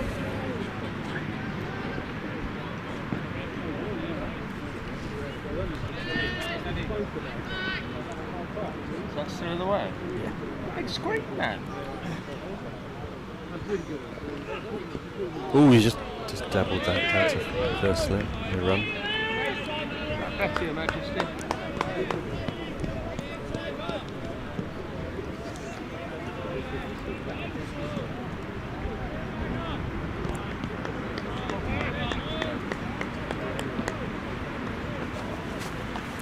So Greatwood. Bowling from the hotel end is number 12, Toby Greatwood. Again, just nudged through going to a single down to third man. Sun's starting to come out now, Stu. Under this tree. Quite an elite studio we've got here. Concerns earlier in the week. Concerns earlier in the week about burnt heads. No drama today.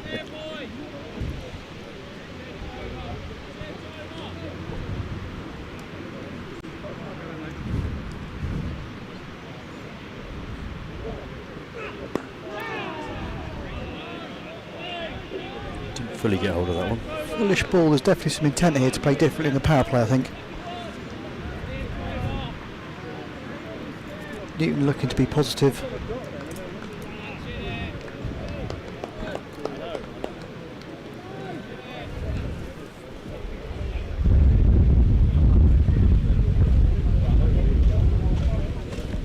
Oh, short ball. He's top edge of that. The keeper's going to be underneath it, and he's gone. First strike for Berkshire. And Newton disappears for 4. Yeah, McEwen made good ground there, cleared the slip and gully out the way, and the man with the gloves took the catch. Extra bit of bounce there.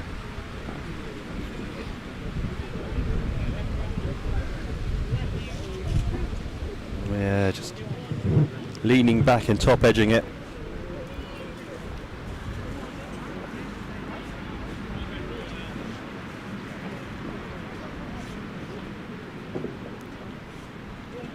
So Newton disappears. And the incoming batsman will be Henry Murray. Dan Newton out, caught by Andrew McEwen off the bowling of Toby Greatwood for 4. The incoming batsman is Henry Murray. So an early strike there for Berkshire, just exactly what they needed. I think he looked like he was looking to get on the front foot there and didn't really get back in any depth in his crease, and got a bit cramped, I think, and then tried to pull it. got the top edge and it spiralled and McEwen got round and took the catch. Interestingly set up now. Slightly extra bouncer, I think. Wasn't expecting it. So, what can Greatwood do? Just drops it down for a single.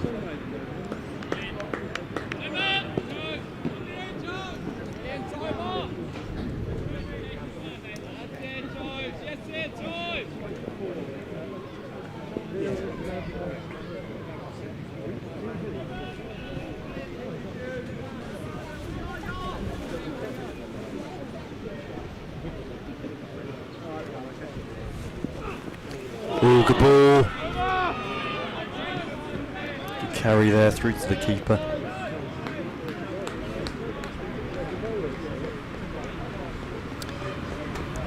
Into the second over.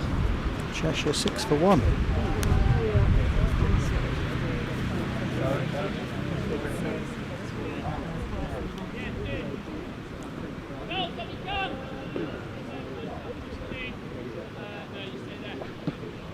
Long way to go.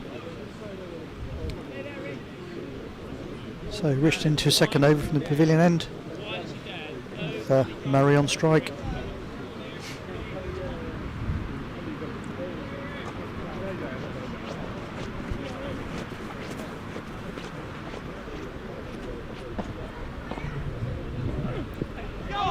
Left. Carries through, just when you look here.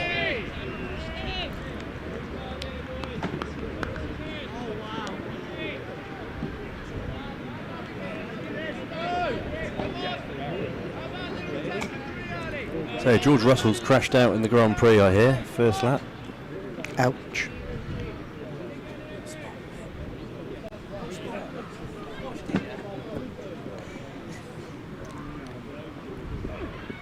Oh, he's just worked that through. Probably second slip running down there. Oh, it's bubbling, it's bubbling, it's gone for, was it gone? Yeah, it has, it's gone for 4. Oh dear. I think it was another play leave. I think Not I've had the 2 of those best now. of fielding down there at third man, was it? I think that's the second play leave where it's just Yeah. maybe misjudged the line, just come off the face and run down for. You just need to dab it and it's gone though, isn't it? 4 runs. Rushton won't be happy about that. Oh, good reply. Squared him up again. It's that bounce and movement. It's that delivery. Oh gosh. Sorry.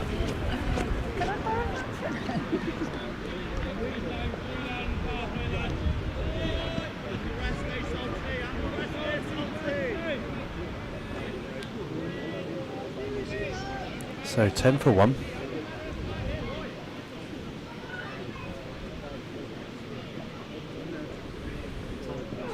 Full ball. Oh, to drive it, he's missed it. It's definitely a bit in this, isn't it? Rushton getting a good amount out of the pitch. Some sideways movement there. Good carry to the keeper. Yep. The pressure's on here. Berkshire have got a second slip in now. So Rushton bowling that line, looking to find that edge. Makes sense, makes sense. They've got to take wickets, they're not going to win it otherwise. Another good ball left.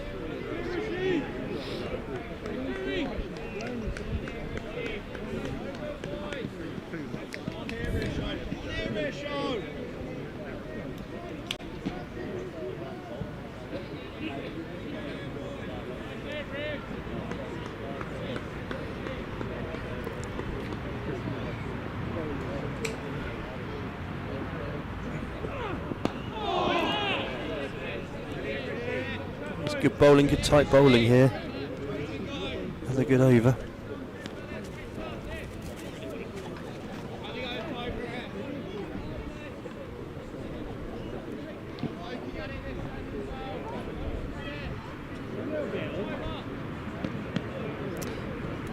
So Rushton completes his over. That's 3 overs gone. 10 for 1.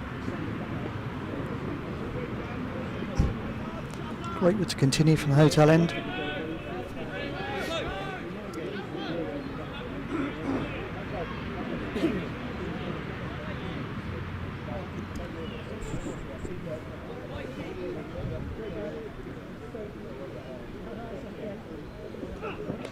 Just flicked off his hip. And that will run away for fours, no fine leg.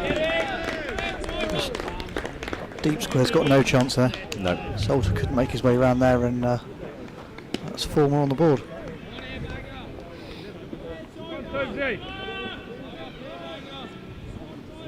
I think the definite difference here is the discipline line of just outside off stump is very creating great pressure for the batsman. Stray. Anything off the legs is just gone. Short ball again pulled. It's a wide ball. First extra 3 overs in. Bit of a difference. Feels like there's a different impetus to the power play here from Cheshire. Feels like they're attacking a little bit more than Berkshire did in the first few overs. Berkshire need to find that line again. Just dropped it again off his hip, and that's going to run away. And it's 4 runs. Great chase from Salter. I think that's probably just come off. I think bit of glove. A fine leg in it, to be honest. Bit of glove. Yeah. Yes. It doesn't take much, and it just rockets off the boundary. There he goes. His fine leg's going to go. Makes sense. Hasn't been many balls pulled to square legs it just yet.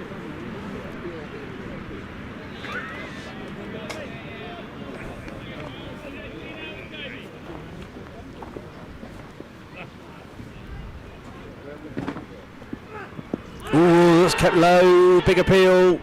Not given. Brilliant, Toby! That's what the replay shows there. Too high. I think. Too high. Time! Cut back and yeah, it's too high. It's going over the top.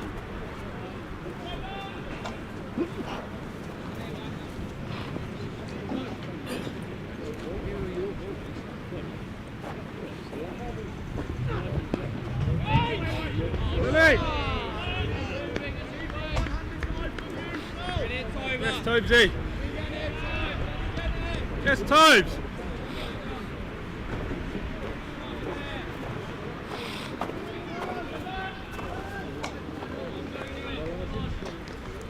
Now got a fine leg right by the effects mic, making Let's see what he's got to say. making himself heard. Short ball down leg side. It's got to be another wide. Yes, Tobes. Come on. Doubled the extras. Just lost his line a little bit, hasn't he?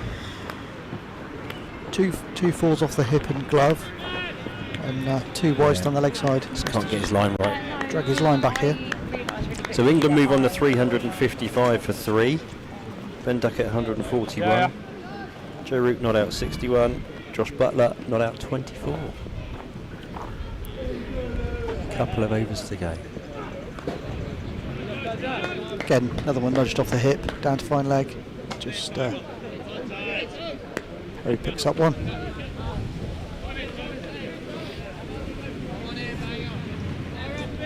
Go on, Tobes.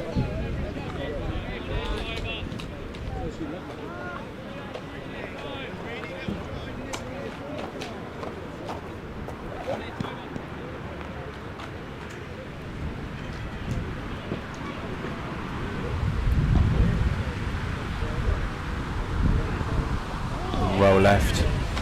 Bit of an expensive over that one. 11 coming off it. 4 down, 21 for 1 off 4 overs. Bent his back a little bit there with the last one, pitched in a bit short, came through sort of chest high.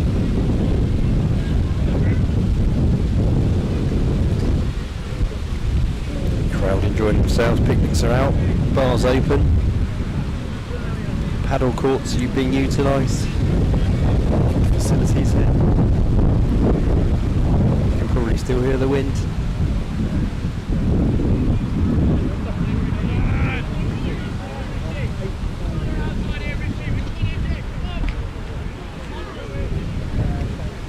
So Rishton again. Fallen, left alone. Have another look at that. I think quite close. That might have come that the other might be way. worth having another look at. I think that's the one that's gone the other way, and that was quite a brave leave, I think, judging by Rishton's face. very close.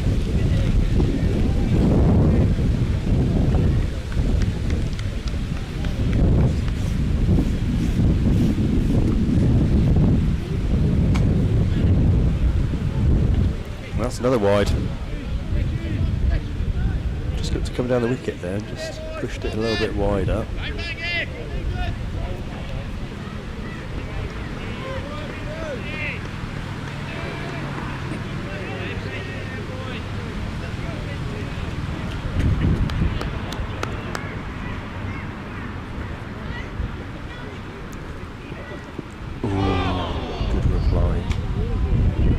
Tempted him there with a slightly wider delivery and he's chased it, and lucky not to get a nick on that. Oh, that was quite close to a wide, I'd say. I think the fact he chased it probably stopped it being a wide, to be honest.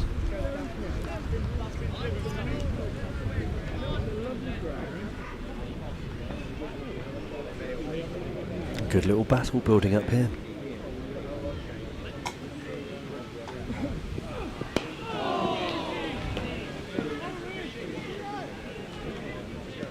Fuller ball that time, just again squared him up a little bit.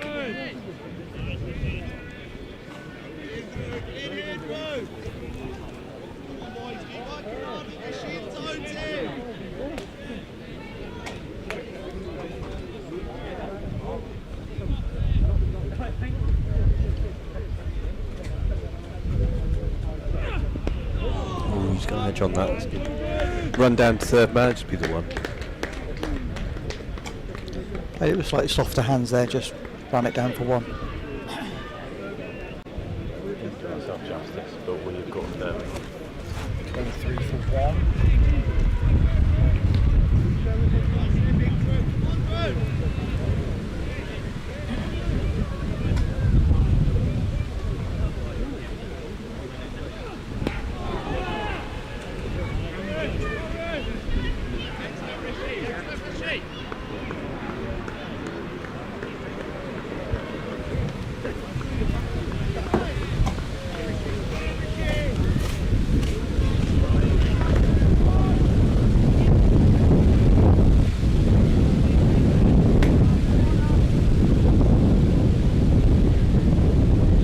Last ball of the inning. Well driven through extra cover. And, just a single. It's just 3 off the over. 5 complete, 24 for 1.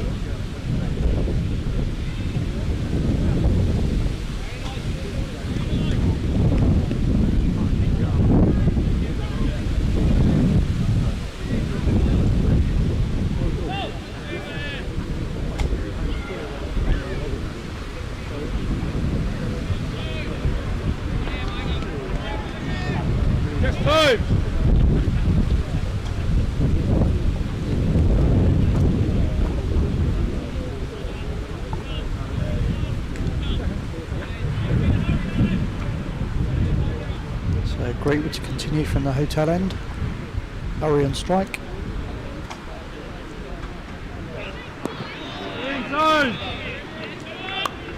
Good discipline line there. Greatwood's got his line back this over. Hurry's in behind it and just knocks it back.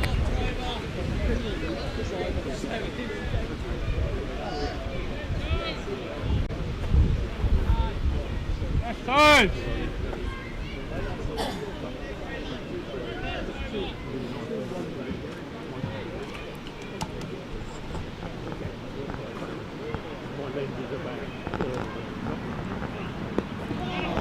Another good ball from Greatwood. He's finding that line length now.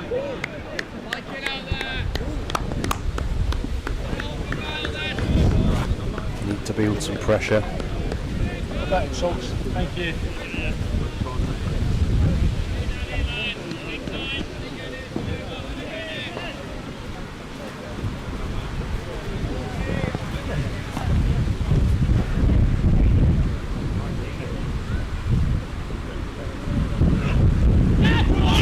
Down the leg side, flew away for 4, and he's got something on that, so it's down as runs.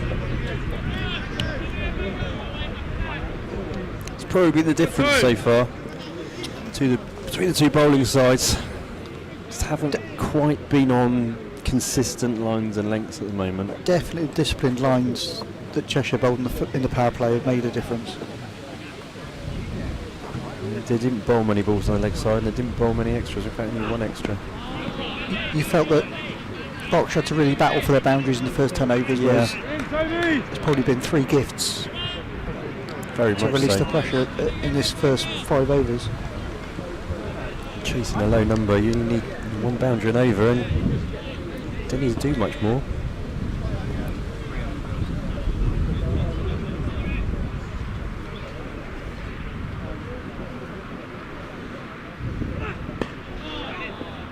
Well dug out. Ready, lad! Come on, Sally!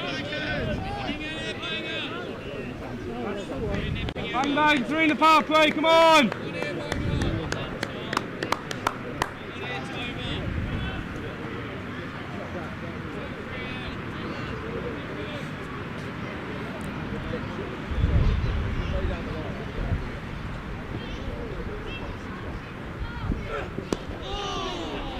Just push that through past mid-on. Come back for a couple. Just fielded on the boundary. Yeah, good chase. I don't think he got all of that. He just pushed it between mid-on and mid-off. Picked up a couple. And an easy 6 runs off that over.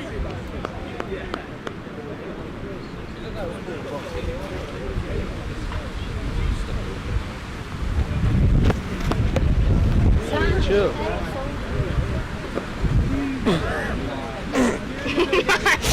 Theo. Come on, Berkshire.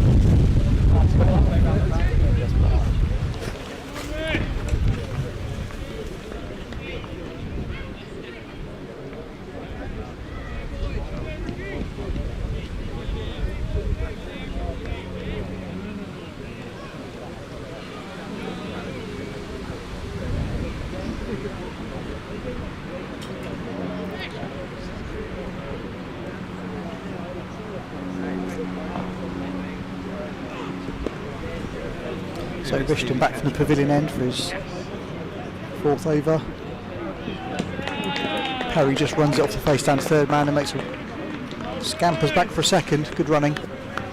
How fantastic! Loving the t-shirt. I know, I have to go. Now you see, there's a bloke who's had a couple of beers, I can tell, because I've seen him before. Have I not? This is the guy. So Rishton back in for his 2nd ball. Nice full driven. That's raced away through extra cover for 4. Just a little bit too full there, wasn't he? A little bit too full, a little bit too much width. Should put his hand through it and Good guided shot. it to the boundary. Perry moves on to 17.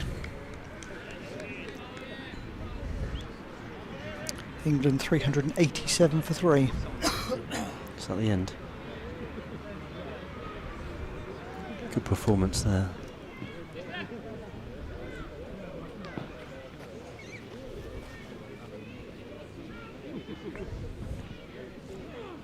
Oh, I left.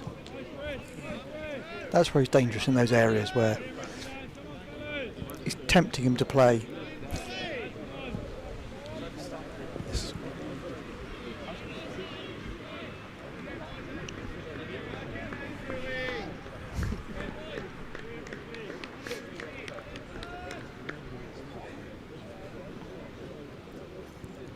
So 6 off the over so far. Good reply. Just not quite finding the edge. I think that's the one that's jagged back. It's cut him in half.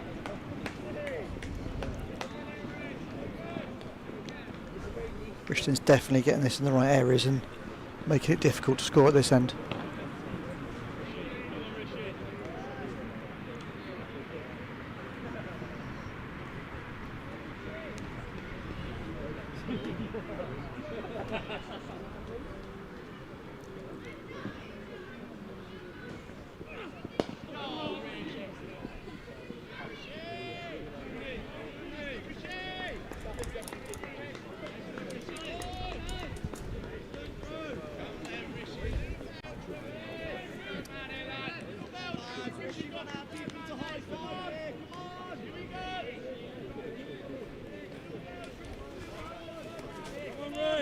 Right, can Richton finish off this over in good style?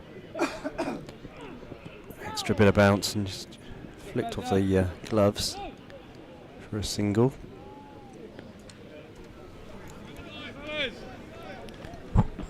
Moves on to 37 for 1 after 7 overs. So got off to a good start here. Cheshire.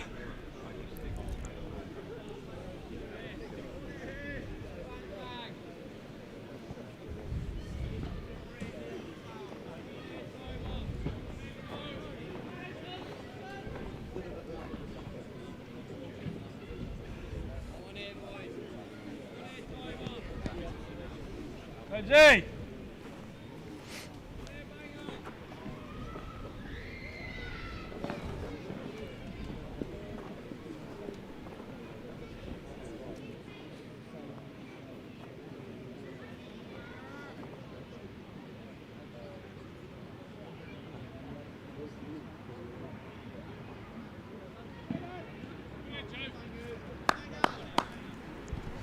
So great to continue from the hotel end. Perry on strike.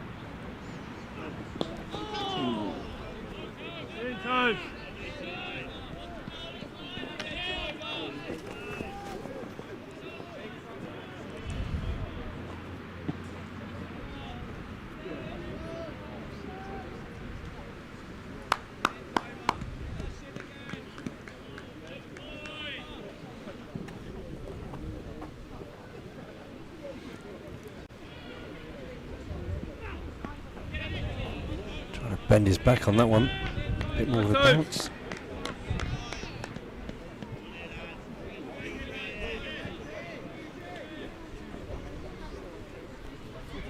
Come on, time!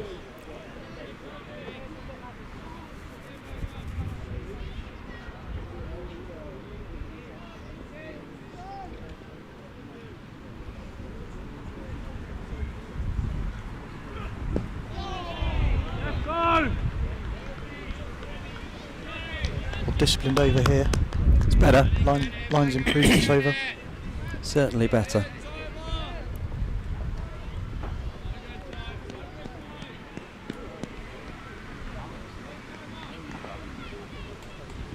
Oh yeah, use that.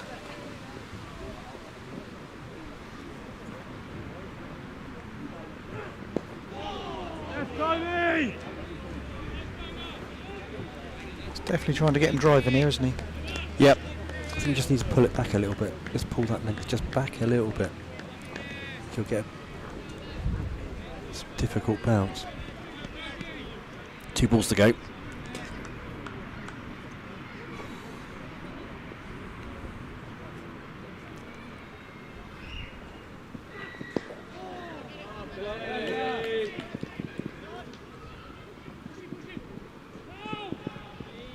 So Perry's got some width there, put his hands through it and pushed it through. Cover point, gone to the boundary, chased down, they've come back for 2.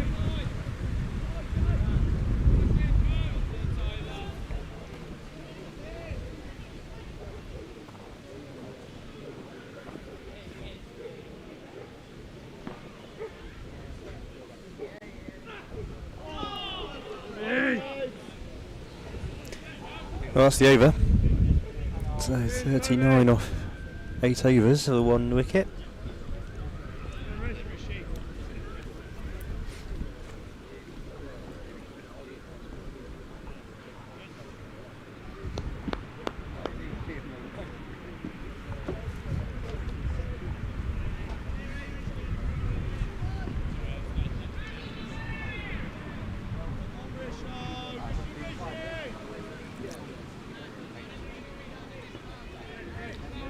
Richton continues for his 5th over from the pavilion end.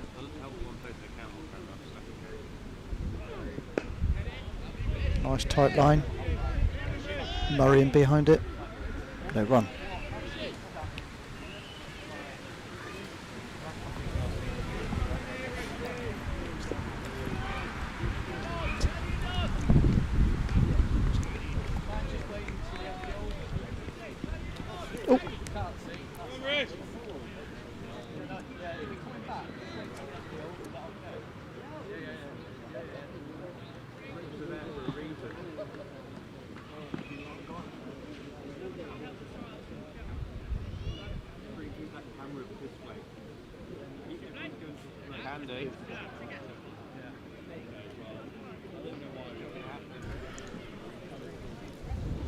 So Richardson again, full ball, whipped. Seems to hit something there in the outfield. Spun past the fielder. Just caught an old foot end, I think. Yeah. Bobbled up. And an easy 2.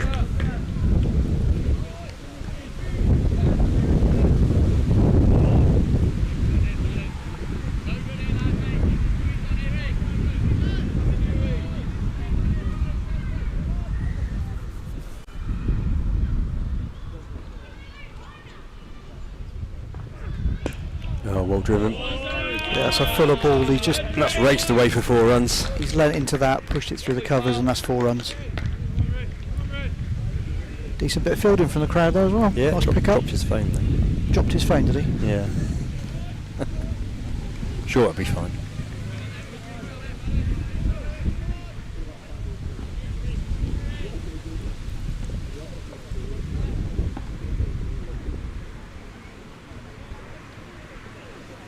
Oh, that's a better line. Length. Muted appeal. I don't know if that was probably looking for LBW. Probably a bit high. Pretty high, wasn't it? So.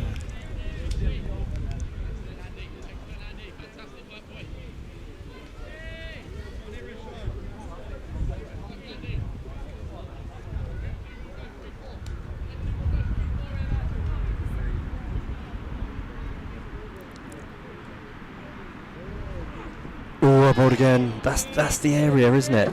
The extra bit of bounce and a bit of movement. That's the line.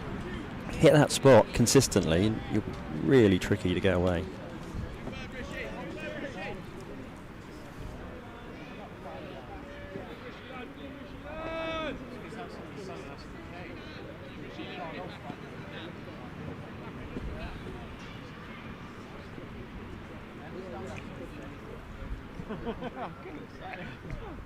And again, he squared off again. Area. That's probably 4 times he squared the batters up. Just too good a delivery to get a nick on it. But it's that one full ball and over that's been put away for 4, and all the pressure's gone again. That's what they've got to cut out. They've just got to get 5, 6 balls and over in the same place and build pressure. They're building that partnership here, aren't they? Yeah. 45 for 1 off 9.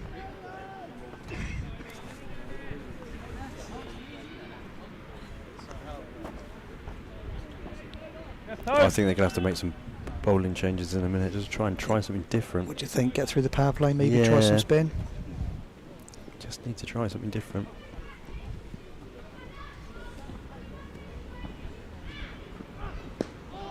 In toes!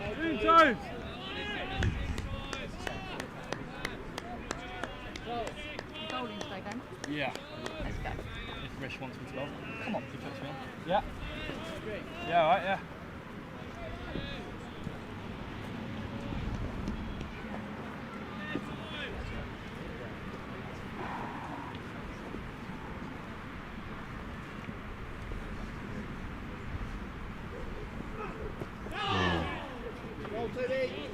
Just strayed with Just the line be a a bit. single. Strayed with the line a bit. Off the pads. Oh, did he get a nick on it?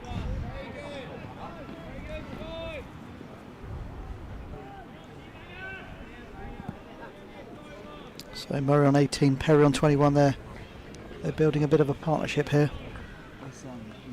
Berkshire will be looking for a breakthrough if they can.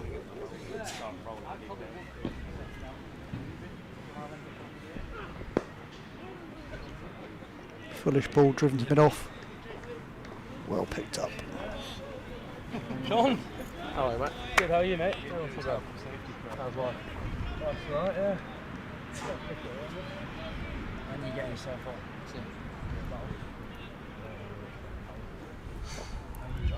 Yeah, not too bad. Well, just for real. Oh, there's a long way, but here we'll do very long. So Murray's just got inside that, tucked off his legs, down to Salter for 1. Pop down. I knew that you guys would play. 2 balls left in the power play. Half a mile up the road. Hey, no. Needs to get that line on off stump there, doesn't he? He's bowled really well when he's got it outside off stump, but he's Not been there consistently enough. 30-ish% of his balls on leg stump and giving them too many scoring opportunities.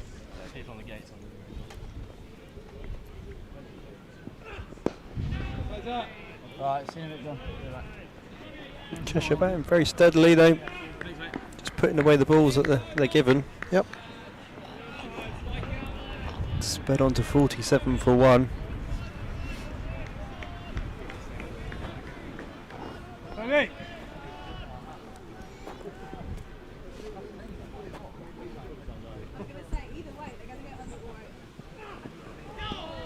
It's better.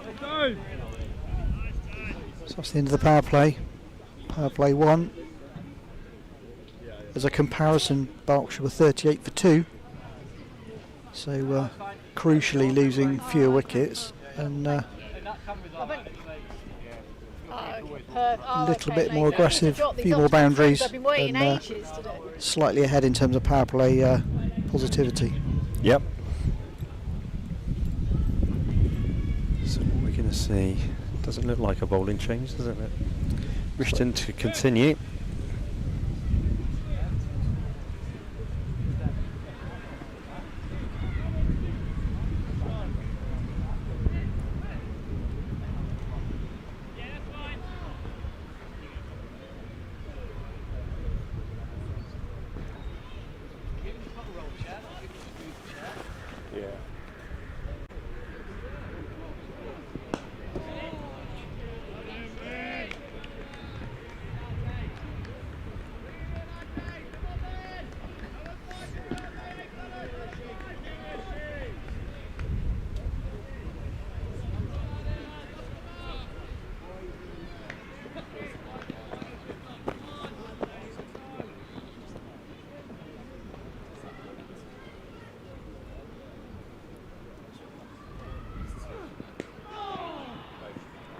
That's jagged back a bit, and he's just squirming it out to square leg, and the keeper's run around and pick that up. It feels like Rishton is asking more questions of the batsman with a more consistent line. It's definitely a bowler who's more likely to take a wicket. But hasn't taken one. But hasn't taken one. And actually he's gone for 5 and over as well, so it's been a bit unlucky, I think.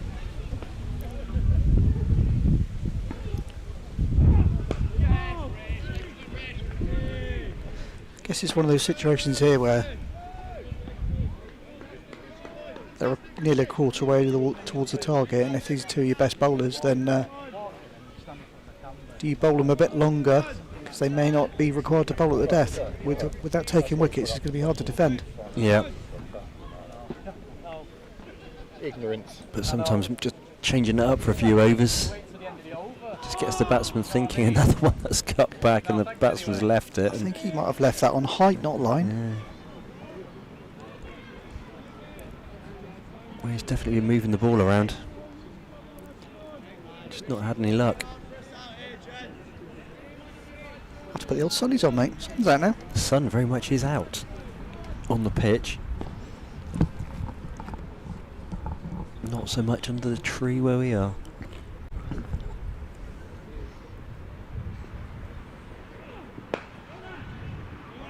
Just work that through. So point, no run.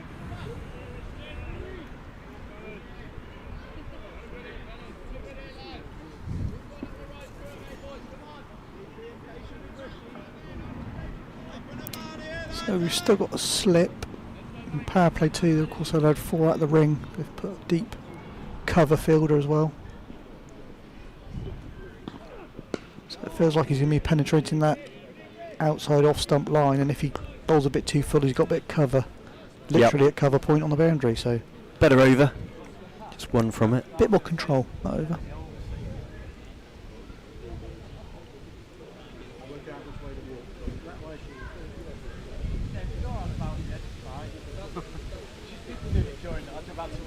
Yeah? Ball, right.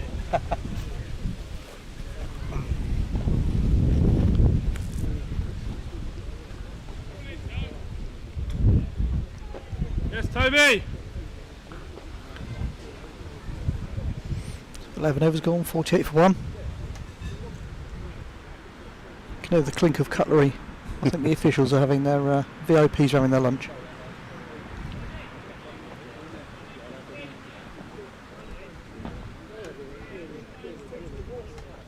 Yes, Toba! Yes, Toba! Right, so it looks like they've dispensed with the slip for Greatwood. And they've got an additional fielder on the leg side now.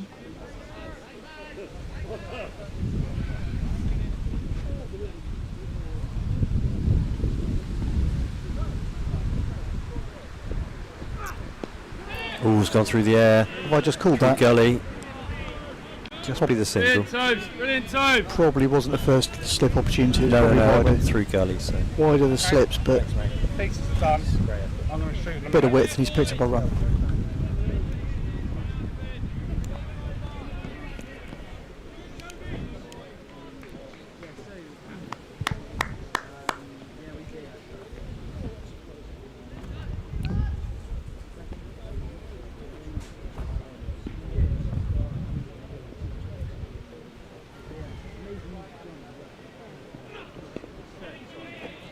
It was a quick single. Made it. Brilliant legs, Toes. Keep working on it, Toes. Come on.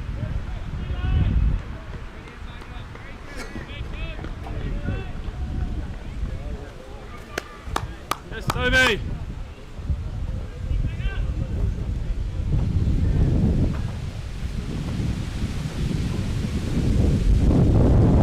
Getting up there. Greatwood up the hill. Another single.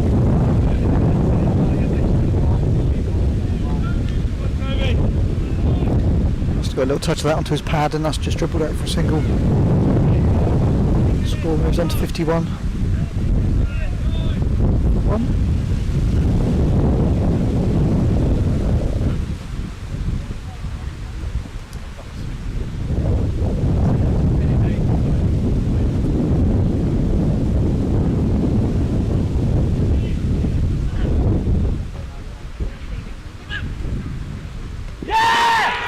Oh, it's a wicket. He's being given. That's a wonderful bit of fielding.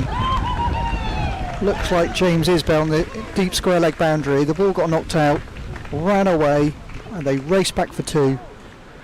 And he's direct hit from probably about 60 yards. Good bit of fielding. I don't know if we're going to have the replay on And that. I think that's Perry that's gone. That's a big wicket just as that partnership was building. Here we go.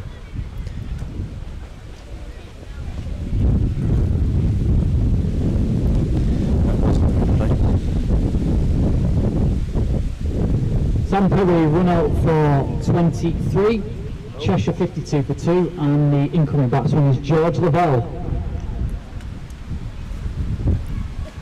So George Lavelle, ex-professional.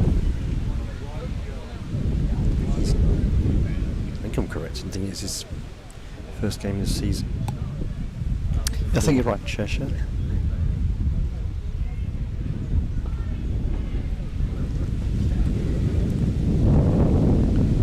Well, Berkshire have created something from nothing there. A superb bit of fielding, absolutely brilliant. He raced off the boundary, must have run 20, 25 yards, one-handed pickup, a direct hit from 60 plus yards. It was a super little bit of fielding. Sometimes you need that to swing a game, don't you? Yeah. If it's not working, not going your way with the ball, not finding the edge, you need to create a chance somehow, and they've done that.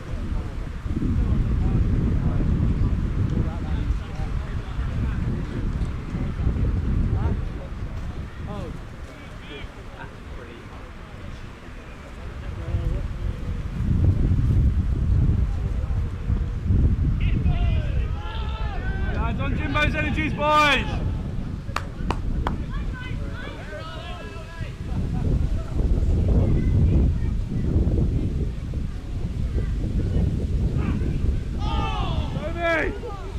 Left. Brilliant, Toba. Brilliant, Toba. I am available to bowl, yes. Rish calls me to bowl, yeah. No. They've got enough. Best not. Toby!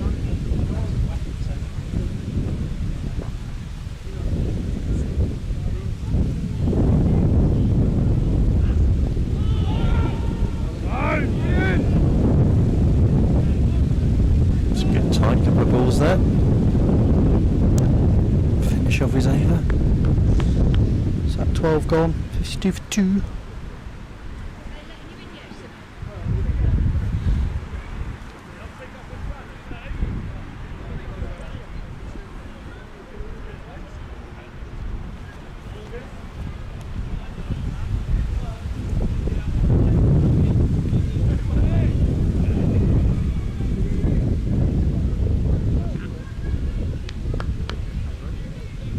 So Rishton remains on the 7th over.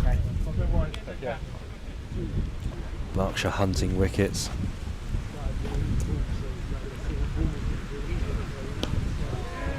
Possibly always the plan to bowl these two, the 7s or 8s.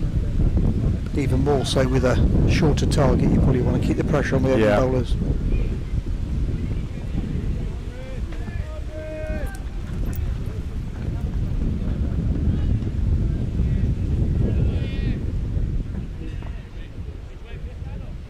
We've got another Walker in front of the score, in front of the sight screens.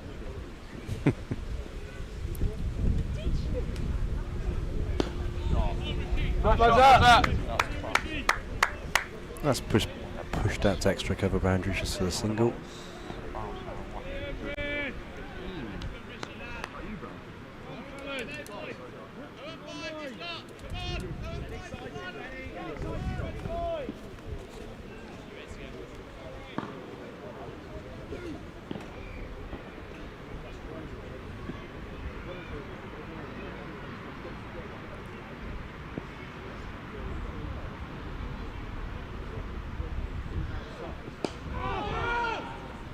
Bowled, kept out. Lavelle plays out very late, doesn't he? He does. A bullish ball, but got fully behind it. Fully behind it, and played it very late under his eyes.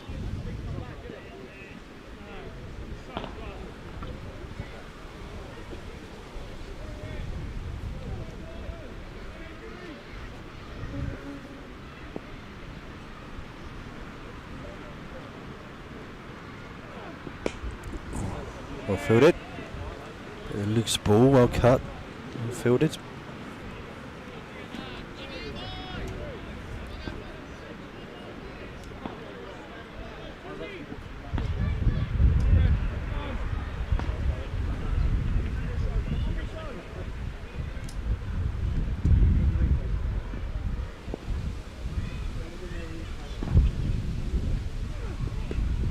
Ooh, he's worked that down to third man quite late.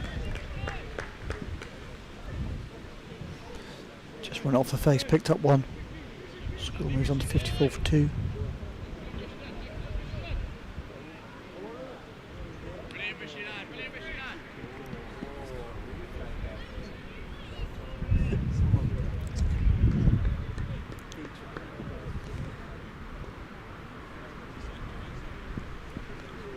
Ooh, dead ball there. Looks like the umpire's being attacked by wasps. Oh no, it hasn't gone down his shirt, has it? Could be painful. Ooh. Oh, he's alright. Just wanted to get on screen, didn't he?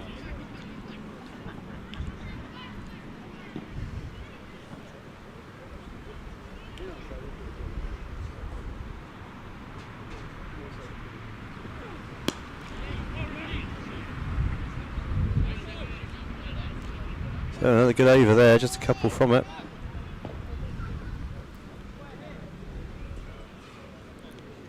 .54 for 2 off 13.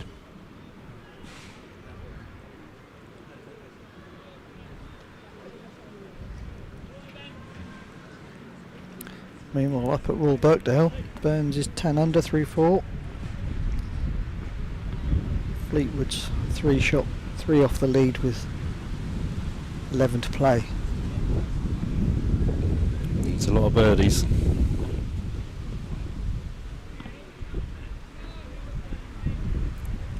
think it might be a change of bowling here. Yeah, looks like Daniel's coming on.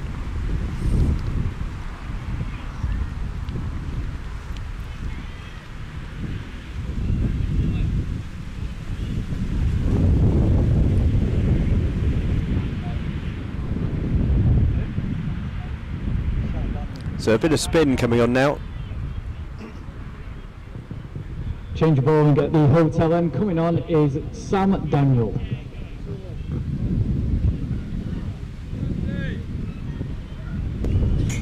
Bit of left arm spin after the. I think it's needed a little bit of change the variety of attack and see if they can get the ball spinning.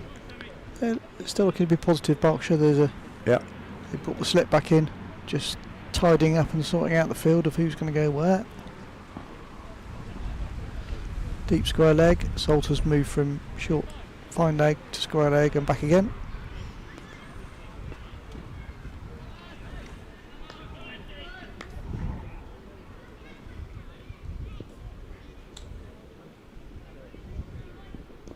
Oh, bit of inside edge to the first slip. Chop that down and it's on the bounce flying up towards its slip.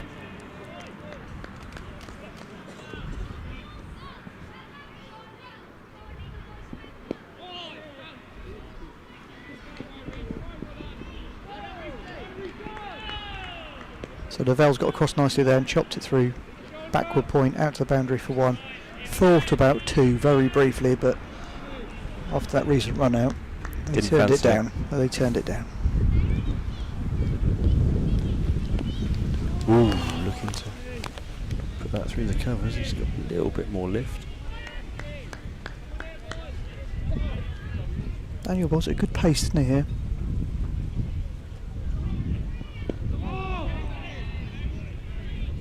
Bit of flight. He's able to get good flight on it, and a bit of dip and good pace. He's not giving it every chance to spin as well.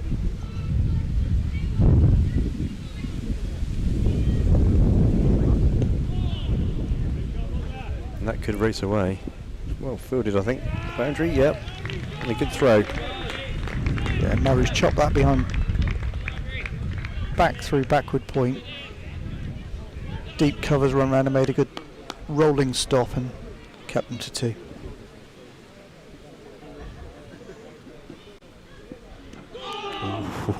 That was a good leave. Don't think that was a million miles away. Keeper was very interested. That was very close. An interesting one to see again if we can.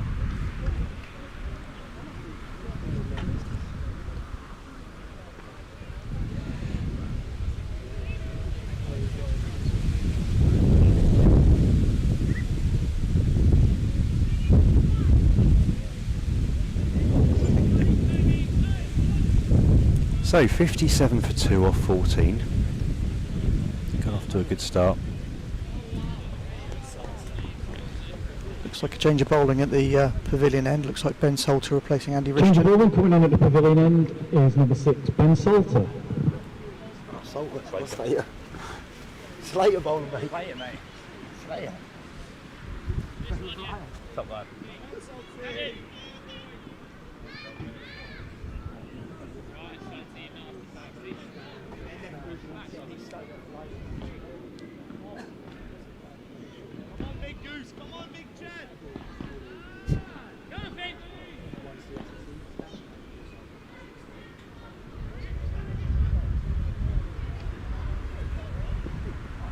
Ooh, extra bit of pace there. This could be interesting. We've got a big, tall, strong bowler with a bit of pace on it and a short batsman who likes to play it late. This could be an interesting contest.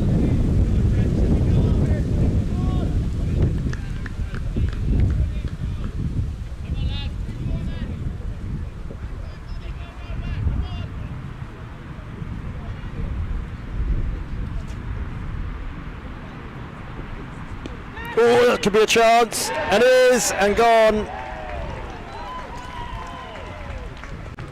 Didn't look comfortable there, a little bit of extra bounce, whether it hit his glove or not, we don't know, but just looped back up to the bowler, and Lavelle goes for 2. Yeah, it looks like Lavelle, rather than choosing to play it late, he's got on the front foot and looked to turn it through the onside, an extra bit of lift on it, and he's kind of leading edge, looped back to the bowler, and Salter's run through off his follow through and picked up the catch. So a very good wicket there for Berkshire. Built a bit of pressure. You start around a Sweet Caroline or something. New batsman coming out is Freddie Vaughan Hawkins. So the Cheshire keeper, Freddie Vaughan Hawkins, comes out to bat. Joining Murray, 57 for 3. This game is very interestingly poised now. Certainly is. Certainly is. Berkshire fighting their way back into the game. Just using that extra little bit of bounce there to help them. That's what it needs. There's an extra bit of pace, I think, on there. I think. Good start from Salter. Salter's a big, strong lad, isn't he? He's definitely got a bit more behind it. Rishton was swinging it, making it play tunes. He had a little bit more pace on it. I think it surprised him a little bit. Interested to know what the 12th man brings out. I think he's got his drinks in one hand. It looks like a box of Haribo. I mean, obviously, other brands are available, but it does look like it's an interesting take on the 12th man duties. Haribo and bottles of water. Ooh, good ball. So it certainly looks a handful.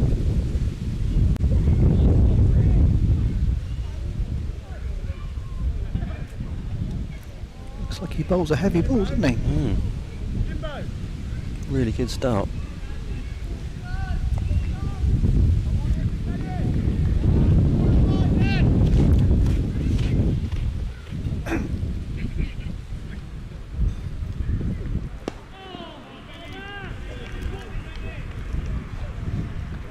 Murray's back in behind that and just tucks it into the onside, but no run. So Salter seems to be bowling a straight line here, and making the batsman hop around a bit with an extra little bit of pace. Good strategy, I think. Get that extra bit of bounce and just bowl straight. No width so far. Just let the pitch do the work.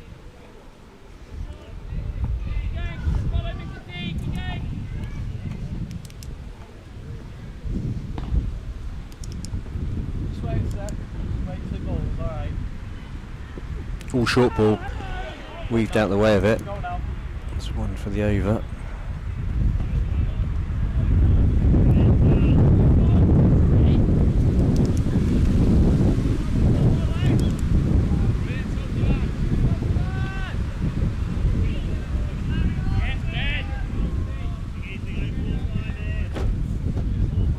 So just the one ball left for Salter for this over. Picking up the wicket, his second ball. There he goes, that heavy ball bowling into the batsman and giving him no width. And he's no run. I think. So I'm going to jump out now, so it's 58 for 3 off of 15. So Luke's just going to jump in for a bit and carry on the commentary. Steve's off to sun himself for a few overs. Out of the shade. Very quickly while it's changing over. Sam.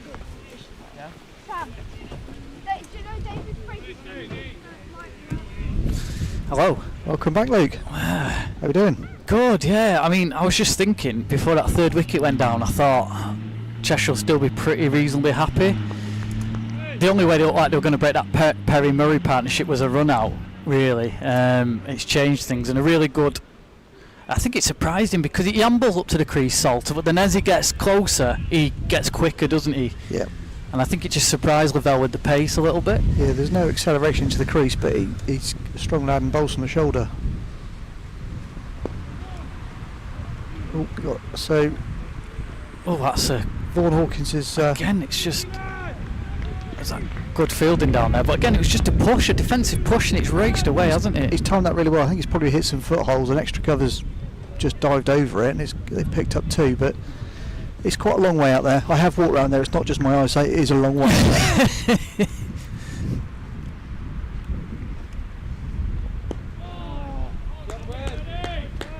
So Vaughan Hawkins just picks that up off his legs, knocks it down to long on, picks up 1.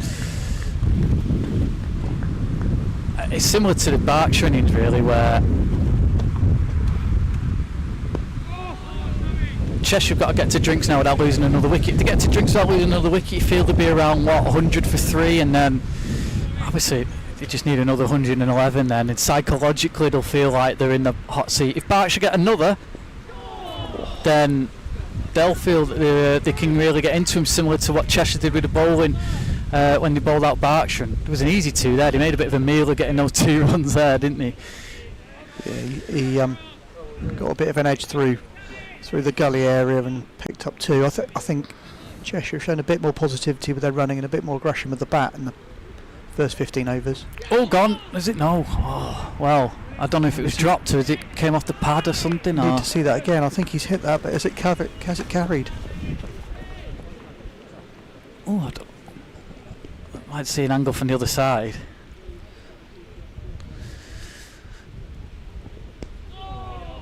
I'm not sure if that didn't carry or whether that was a spilt catch at slip. I thought he dropped it. It seemed to carry comfortably. Yeah, I'm using it anyway to do what we need to do.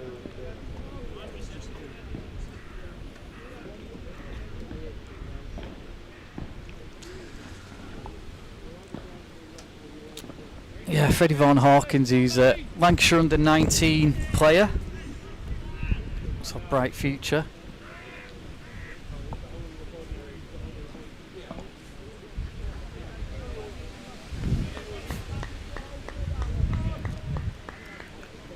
It's going to be Ben Salter carrying on from this pavilion end, a wicket in his first over.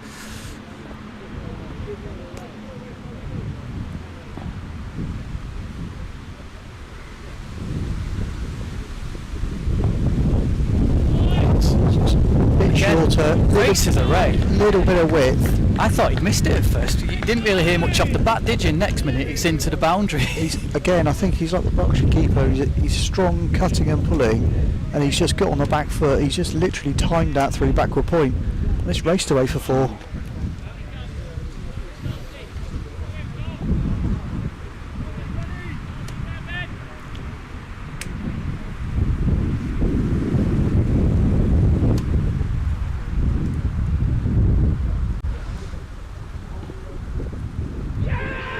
Given out by umpire Casper Villiers.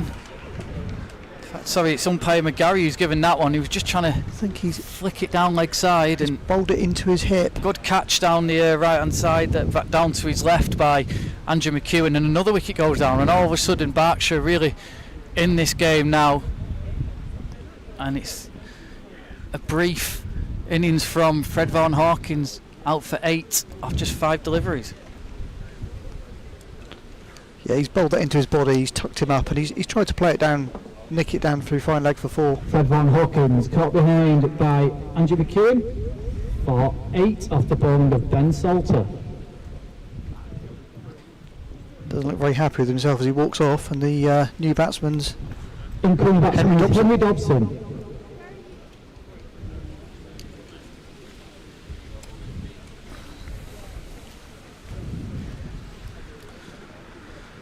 Big period now. I think we're in for if you're looking at how we compare with where were we, 48 for 4 Berkshire? Yeah, after I'm not sure how many overs it was when they were 48 for 4. We can have a look.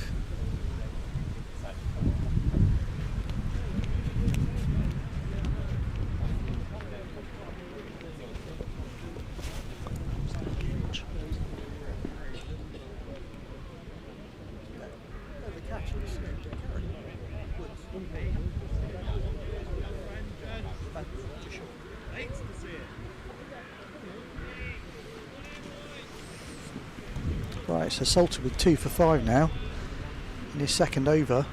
Could he be the? Could this be the change of the impetus of the game with this bowling change?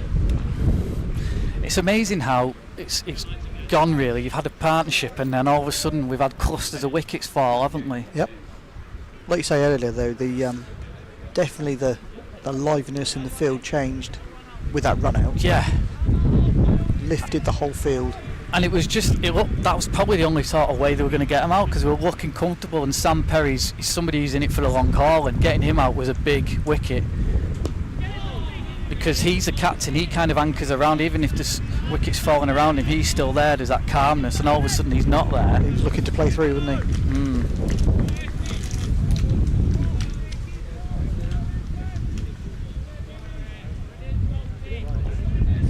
think Salter's going to bowl a heavy line straight in at the batsman, give him no room, tuck him up. A bit like Jackson. See you, mate. Have a good week, won't you? See you Friday, boys. Try and keep things really tight.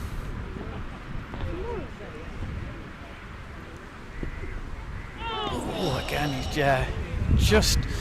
Do we give him the benefit of the doubt and pull the bat away there, or? I think because he's bowling that line straight in at the batsman, that just gave him a little bit of width outside off stump, and he felt he had to try at it, and I think he did nibble at it. Yeah, he's definitely nibbled at that. Nearly, yeah. When did the 4th wicket go down for Berkshire? When it was 48 for 4 in the what over was it? It was the 15th over. So similar. It's similar, but Cheshire have scored more runs. But yeah, 20 runs further ahead, aren't they? Yeah, the run rate's just under 4, so they haven't got to do much really, have they? It's just they can't be losing wickets really. If they don't lose wickets, they'll obviously, it's obvious, but they'll get home, won't they? If they just nudge it around. And I think the bowling's not been quite so disciplined in the first 15 overs, but last 3 or 4 overs, just put the squeeze on, haven't they? Yeah. Salter completes his second over. That's 2 for 5. Just a 4 off it.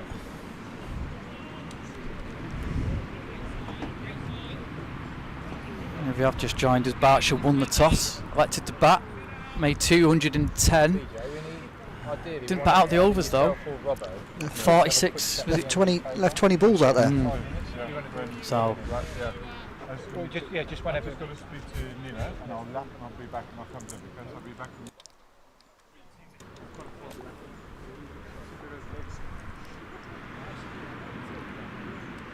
So it's Daniel to continue. Oh, what I call him Daniel Sams, I'm thinking of him that plays for Notts. It's Sam Daniel. Yeah. I think if Daniel Sams was here, we'd have it'd be over by now. All the kids round here with their autograph bats. And we'd be back in the hotel now.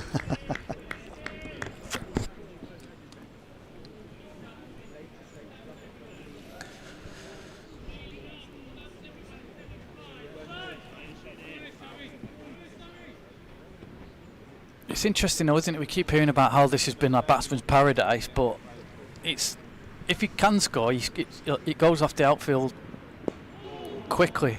Bit more air there, good delivery. I think it's a really good cricket pitch for both sides. The bowlers, if you put your disciplined lines, you put your effort in, you bowl the right areas, there's definitely something in there.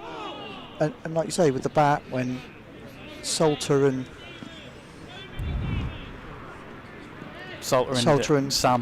Daniel. Sam Daniel. Yeah. When they put a partnership on, they batted really nicely, and you thought, where were they going to pick a wicket up? Sorry, it's Salter and Woods, yeah, when they were batting. Woods, yeah. But you see the pressure there, Dobson's wanting a run, and there isn't really one on, but it's just to try and, all of a sudden the runs are drying up, and looks like he's keen to get off the mark, to be fair.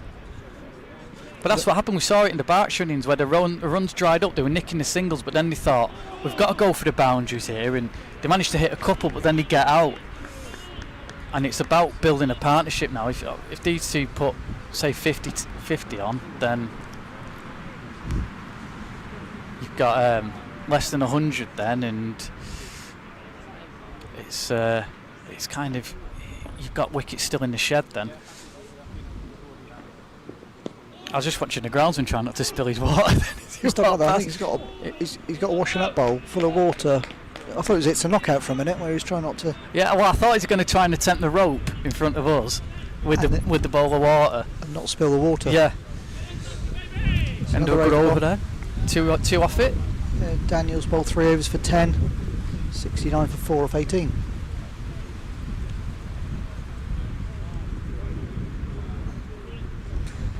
Salter to continue.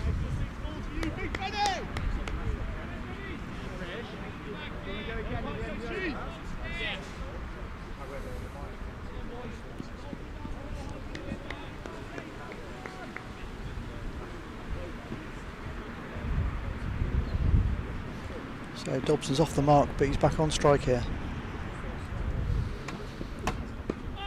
that's a good delivery. That's a heavy ball. He's bowled that, he's bowled it into his body. He's not the tallest of batsmen, but he's tucked it into his body and given him no room to play a shot, quite frankly, and made it really difficult for him. I was speaking to Gavin Colburn at the interval, Cheshire's coach, and he said they were pleased obviously to restrict Berkshire to 210, but he said it is doing a bit, and the odd ball just really spits up, doesn't it? It's good lift and carry. It's a good cricket pitch. I was going to say, it's not the road that everyone thinks it is it? I think it's just got a bit of... It's good, probably in favour of the batsman, but there is something in it for the bowler, isn't there? Yeah, which for me that makes it a really good cricket pitch, rather than being just a flat road where we're looking at 340 plays 350. That was a false shot by Dobson.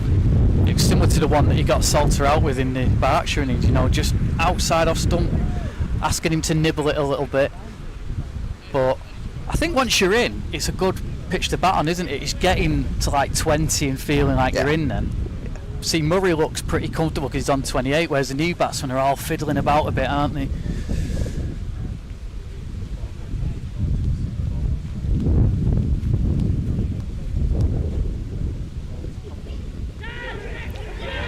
Oh, that's gone as well, and Dobson thinks that's come off the shoulder, but the umpire says it's come off the shoulder of the bat, and it's another wicket. And as we say, another batsman who's struggled to get in, and Salter's got another wicket, and he's got 3 for 5 now. And he's turning the game in Berkshire's favour. It's that heavy ball into the body. Yeah, it's hard to tell from that, but I guess the umpire thinks he's hit him on the glove. Dobson thinks he's hit him on the arm. Yeah, it could be. It could be either. It could be either. It was high up, wasn't it? But he was trying to get the arm out of the way, and maybe it's just flicked the glove, or this might give us a better angle. Well, actually, it doesn't, but it's potentially glove or shoulder. Yeah, Dobson thinks it's hit, not the glove, higher up.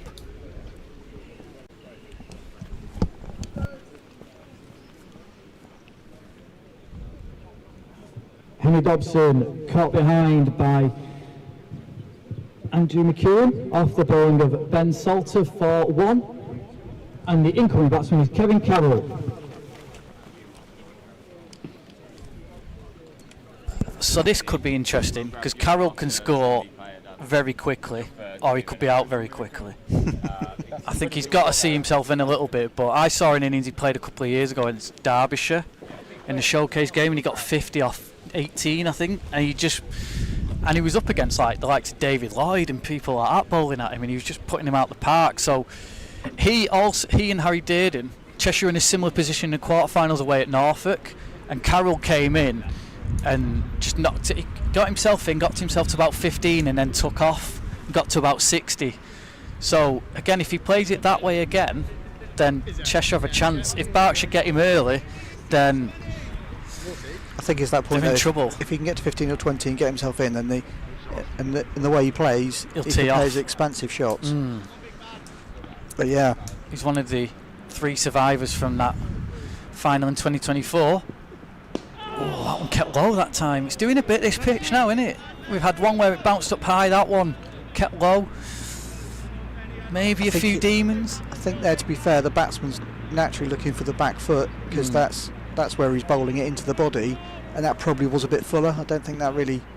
It always looks like it keeps low, but sometimes the batters make the wrong foot movement. It makes it look worse than it is.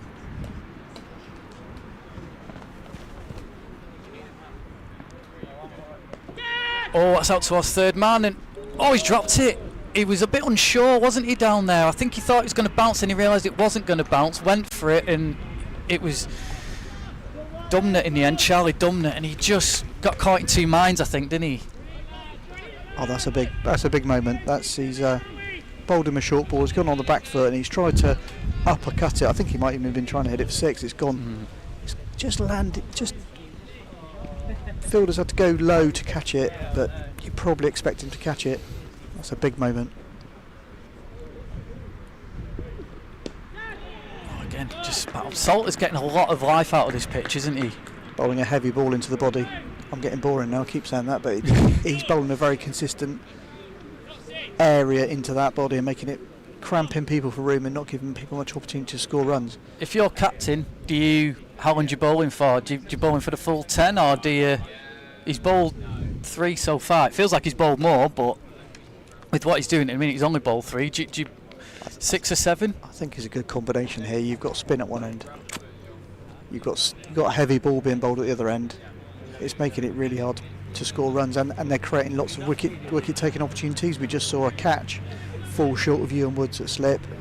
We've had a drop catch at deep third man, and that looks like it's spun a little bit as well. I think this is really some really smart bowling changes from Rishton. Henry Murray, who started off this competition with a 75 ball 100 at Peterborough against Cambridgeshire, and he's one of these players so far. He's got in and maybe got out in the 20s, and they need a good score from him today now, along with Carroll. This is an important partnership. So they've not got the experience of Harry Dearden today. And I think it just shows that's another good delivery, but I think it just shows the continuity of Berkshire, you know, saying they've only used, well, today's they've used an extra play, and it's only the 13th play they've used in the competition. They've had pretty much the same squad throughout, so they won't panic. Or they haven't panicked, should I say. That's going to be extras. I think they know each other's game pretty well, don't they? So, like by signal? Yeah. I think if Charlie Dunnett dropped that catch, he's been dispatched to short fine leg for the spinner. Get out the way. Yeah. His hands on his hips. He's not happy. Well, I think if he takes that, it's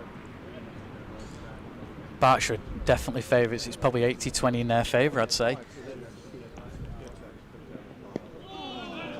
We haven't got the wasp today, so it might have to just be you and me making it up.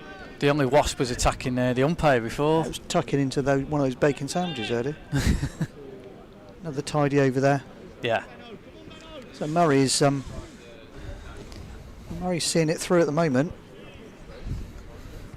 What does Carroll do here? Does he try and attack Salter, get him off his line? Does he just try and see him off? I don't think you're going to see him off. I think. Do you just kind of try and get through to Drinks? Carroll's got to play his game, hasn't he? I think.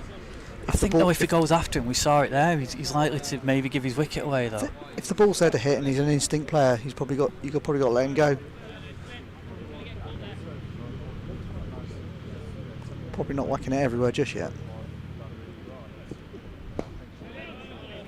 It's Murray on strike though still. I think you've got to play Salter as you see him, and when he bowls you that in his area, you've got to respect it.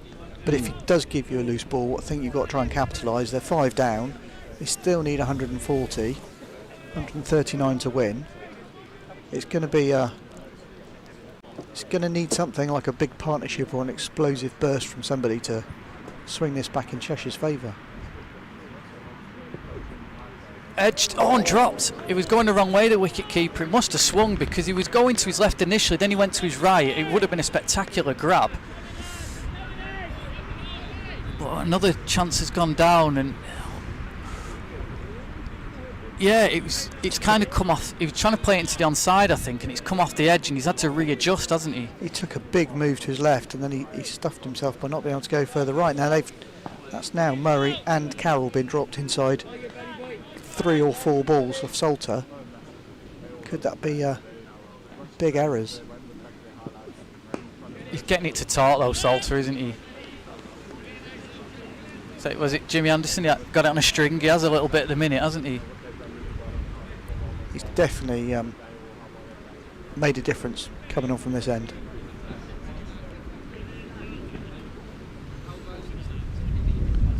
Well, I heard somebody ask him before when he was fielding down at the boundary near us, are you bowling? And he said if required, well, they've required him, and he's stuck his hand up. It's a nice shot.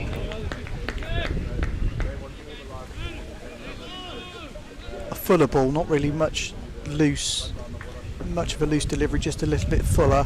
Just leant on it and pushed it out to the offside for 1. That run rate though was creeping up. 4.7 now. Nearly 30 overs. It's a long time with only 5 wickets left. Yeah, there's still plenty of time, isn't there? It's the wickets column. But these teams need to get together a partnership. We feel if they can score it quickly, that's when it knocks the stuffing out. That's why I think if they try and get through to drinks, they'll try and put the foot on the accelerator after drinks. You've got 5 overs then, until then. Looking at I think batsman was looking at see if the arms would be outstretched from Conor McGarry, but they weren't. I think that was probably Salter looking to maybe let Carroll play a shot. Little bit more width. Maybe tempt him into nicking. Feels like it's a crucial period this. If Berkshire get another wicket, heavily in their favour. Didn't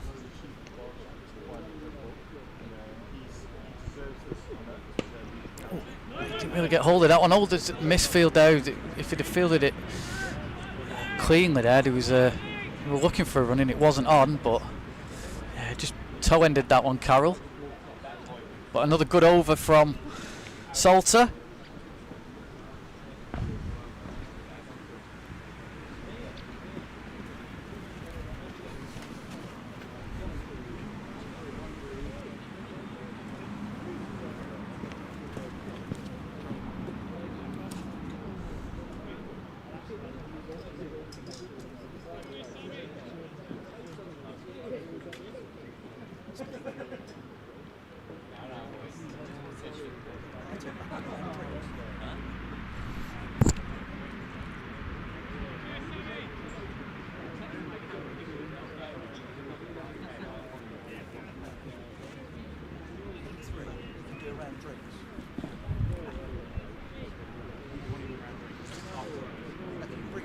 So Sam Daniel to continue.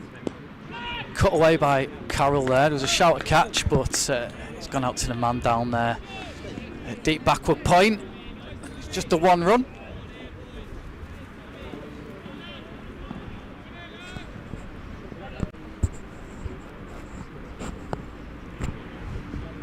Sorry, it's Carroll on strike now. He's got those distinctive. He used to, the start of the campaign, he was wearing red shoes. You could spot him a mile off, but he's kind of got red soles on his shoes now rather than just red shoes. Look very like his batters. I think he's a little bit taller.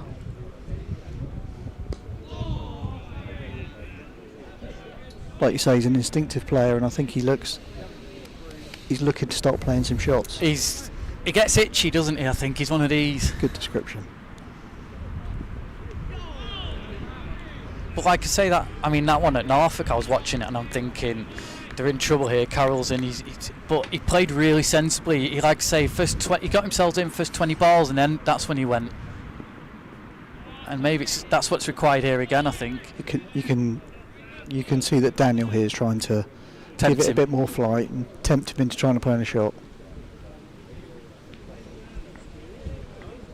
So far, he's held off. Oh. Good Yorker, that one.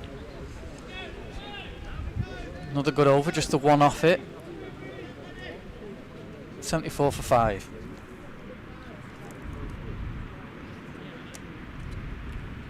I think Salter continues here. He's 3 for 8, 4.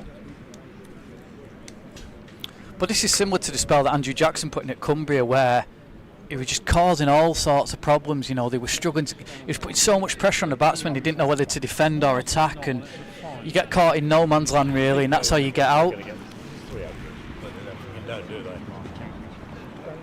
No, he obsessed with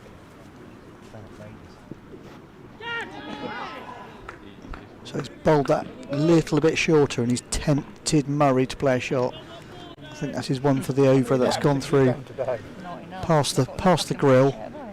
Trying to flick it over, wasn't he? Flick it over the slips and perhaps pick up a boundary, but again a high risk shot in this scenario.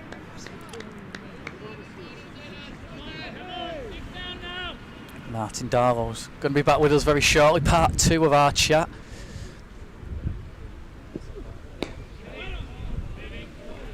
He's back in behind that slightly more composed shot. Sometimes these relatively lower scoring games make it very, very interesting. Yeah, it's always difficult to know how to play it, isn't it?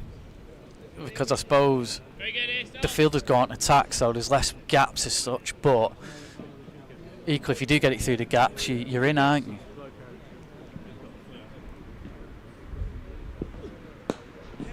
Back in behind that one, no run. The run rate is creeping up towards 5 again, not a drama, but the runs have definitely slowed up in the last 5 or 6 overs.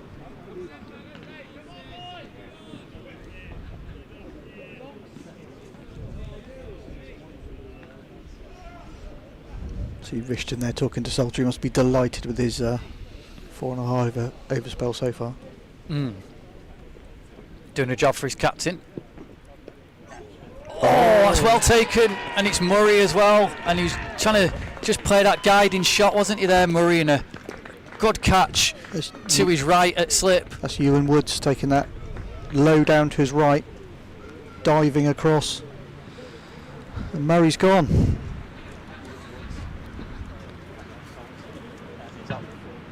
It's that awkward height, it's into his body, he's tried to play it down, didn't quite get enough on it.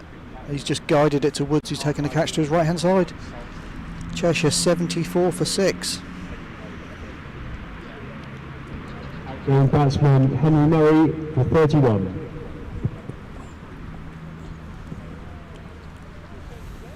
Incoming batsman Valentine. So new batsman's Will Valentine.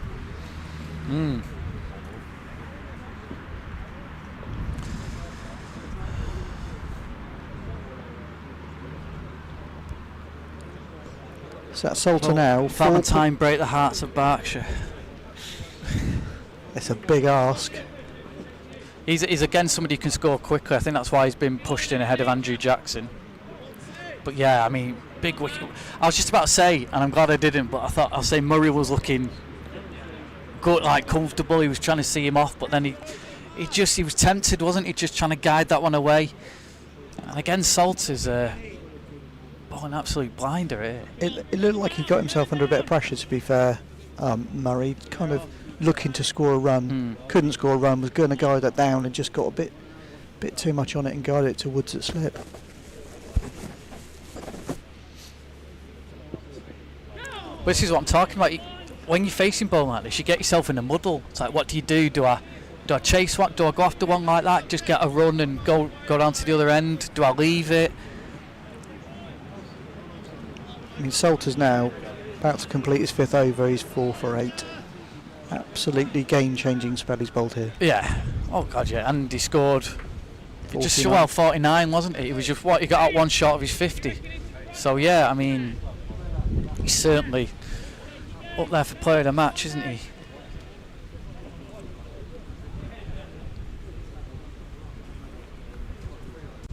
Right, so we've got another player moving out to the leg side, which probably tells me this is going to be a shorter ball and they're going to try and get him to play. Or is it a bluff?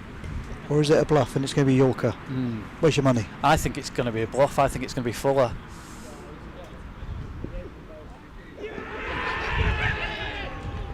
Well, that's not been given in the end. He thought it was given, but... So it was neither full nor short. It was a very good length, a very good delivery. Yeah. And it sounds like somebody thought there was a noise. The fielders went up, the keeper went up, the bowler went up. Baton to pad. Potentially. Brushed pad. It's hard to tell. Didn't really look like there was much doing between bat and ball there. It looked like the umpires made a good decision there. Excitement just getting the better of him, maybe. Well, you imagine one more wicket now. Yeah. But again, Andrew Jackson can hit it a fair way. He comes in lower down for his club, about 6 or 7, and can score quickly. So he'll be next in. He's got his pads on there, so yeah, I can see he's going to be probably next in. So Daniel to continue from the hotel end. That's a foolish ball, just pushed back to him for no run.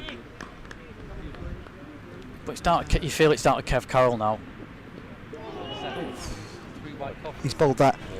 I feel here he's tempting him to a shot. He's bowled that a lot slower, thrown it up there, given it a chance to spin. I feel something. It feels like something's going to happen in a minute. It's a battle of wills, isn't it? Who's going to crack first? Does Daniel bowl one that's hittable for 4? Does Carroll hit him off his length and smack it for a big over. He's doing very well when it's outside off stump to control himself. Yeah, it does look like he's desperate to play a shot. But again, he's captain of his club, so he's kind of having to get that head on him a little bit now. Captain's head, thinking I've got to play a captain's innings. So he's got a full ball there, and he's pushed it out to mid off, who's on the ring, and he's come through for a one just to release a little bit of pressure there and pick up a run. But yeah, this is very interestingly balanced now. Clearly Cheshire well on top. Berkshire well on top. Sorry, Luke. It's all right. We're all neutral in here for now. That's the end of another over. Just one off it for Daniel. So 24 overs, 75 for 6. As I say, I go back to Sam Perry's the key moment in this. I think in this innings, the run out. I think if he wasn't, he'd still be there now, because he's somebody who can just control his innings, knows what it takes. I think as a comparison at drinks, Berkshire were 92 for 4, but Woods and Salter were in a partnership. Whereas it feels very much now like the swing of the runs has changed. A couple of extra wickets, and the scales are definitely on the Berkshire side. Salter continues his 6th over from the pavilion end. Yeah, 1 over before drinks. And then Stewart will step out and Martin Darlow will come back in. I think he's writing his notes right next to us, isn't he? Yeah. It's not a long speech, it's fine.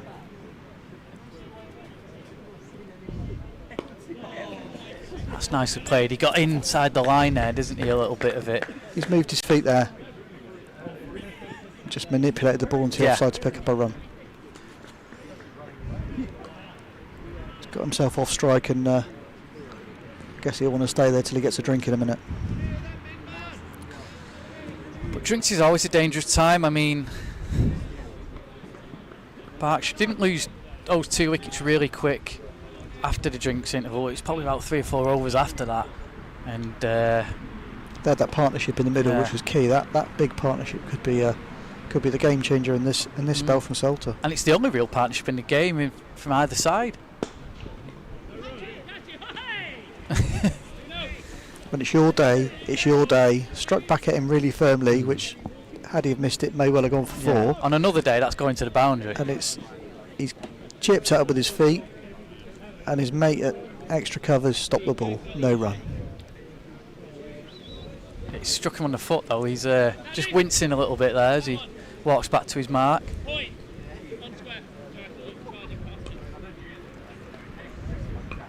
as I say, the fielders are in the ring. It just feels like they're suffocating the batsmen, aren't they? They're there. They can probably see them in their eye line, thinking, "Where's the gaps?"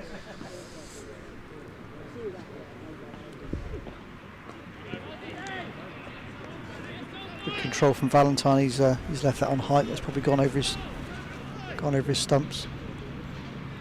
But here, you've still got the slip in. And like you said, there's still plenty of time, but it's knowing when to go, isn't it? Try and go after the bowling. I mean, look at the way the field's set. You've got deep backward square, fine leg, third man, deep square. It's set for that short ball. There it is. Done well to fend that off and get off the mark, Valentine. And that's what Henry Dobson didn't do, wasn't it? Valentine held it up so it kind of went down. Dobson got under it. Yeah.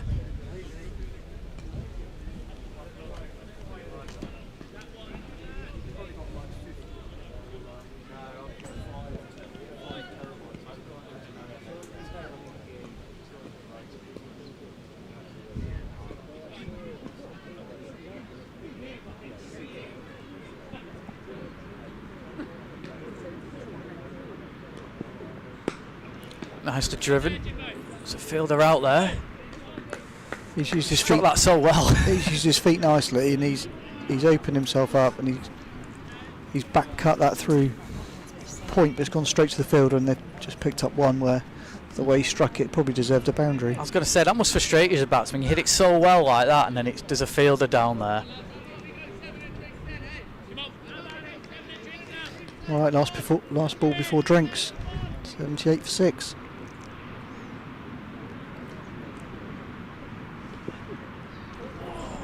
There's that fast ball's gone right past the grill. Again, played it well. He did play it well. 78 for 6, and it drinks. Oh, they're going to have a drink. I'm going to have a break. And that is drinks. We'll bring in Martin Darlow. 25 overs. We'll see you soon. Thanks, mate. Yeah, so Berkshire in control here now. Cheshire were in a really good position. Just one wicket down, and then they lost Sam Perry.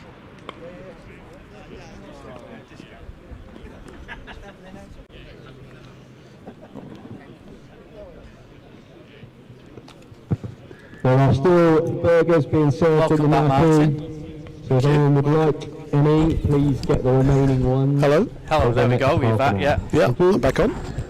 Sir, well, I was going to say it's finely poised, but you'd say Berkshire probably, it's 60-40, 70-30 probably in their favour?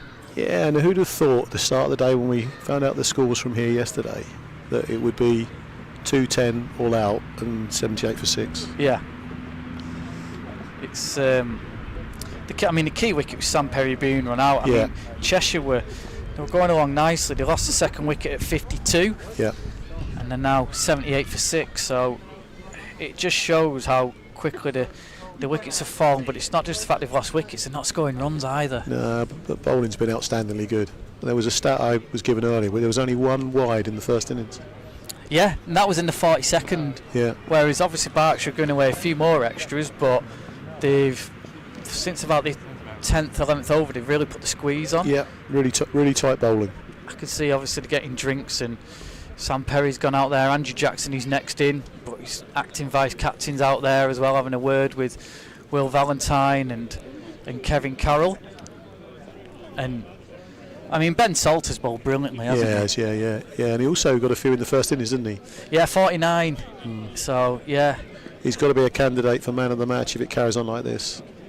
Are you doing the choosing? No, well, I've got a panel from the national counties who are led by the president, Phil Cayley, who's going to adjudicate on man of the match after speaking to the umpires and scorers as well. But Phil Cayley, Rama Chandaria, and who else? Jeff Ellis. Yeah. So they're going to decide on man of the match. So just getting in a huddle now, Berkshire, as you can see, and just one little final push. You reckon if they get a couple more wickets, this could be over pretty quick? Yeah, I think so. It's a big arse from here, isn't it? What's that? 130 runs, 133 runs, 26 overs, 4 wickets. I'd rather be bowling than batting. Yeah, exactly. Yeah.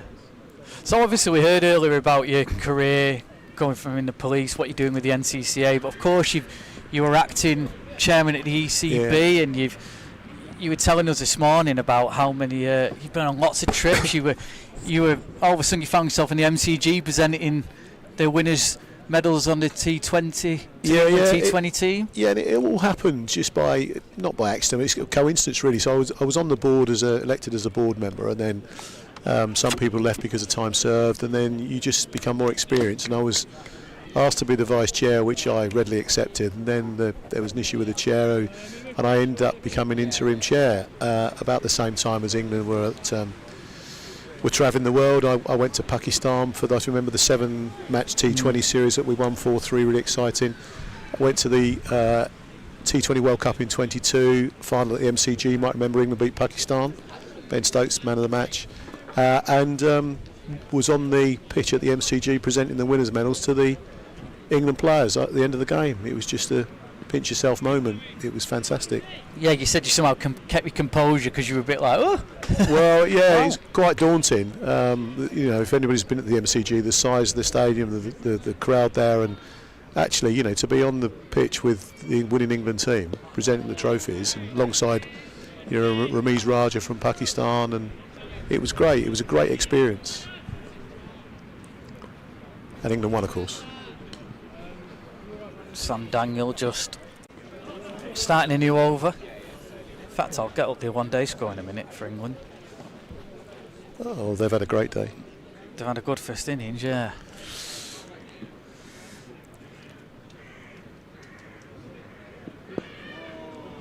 So, is there anything you've implemented with the ECB that's kind of we can see now the fruits of? Well, you've seen it today with the change in format and the national counties review that took place with you know, this competition and the 3-day game with the league set up now, the 4-division structure, East and West, and the way we operate with the T20s. That all came through whilst I was on the board, the national counties review, or minor counties review, that then changed the name.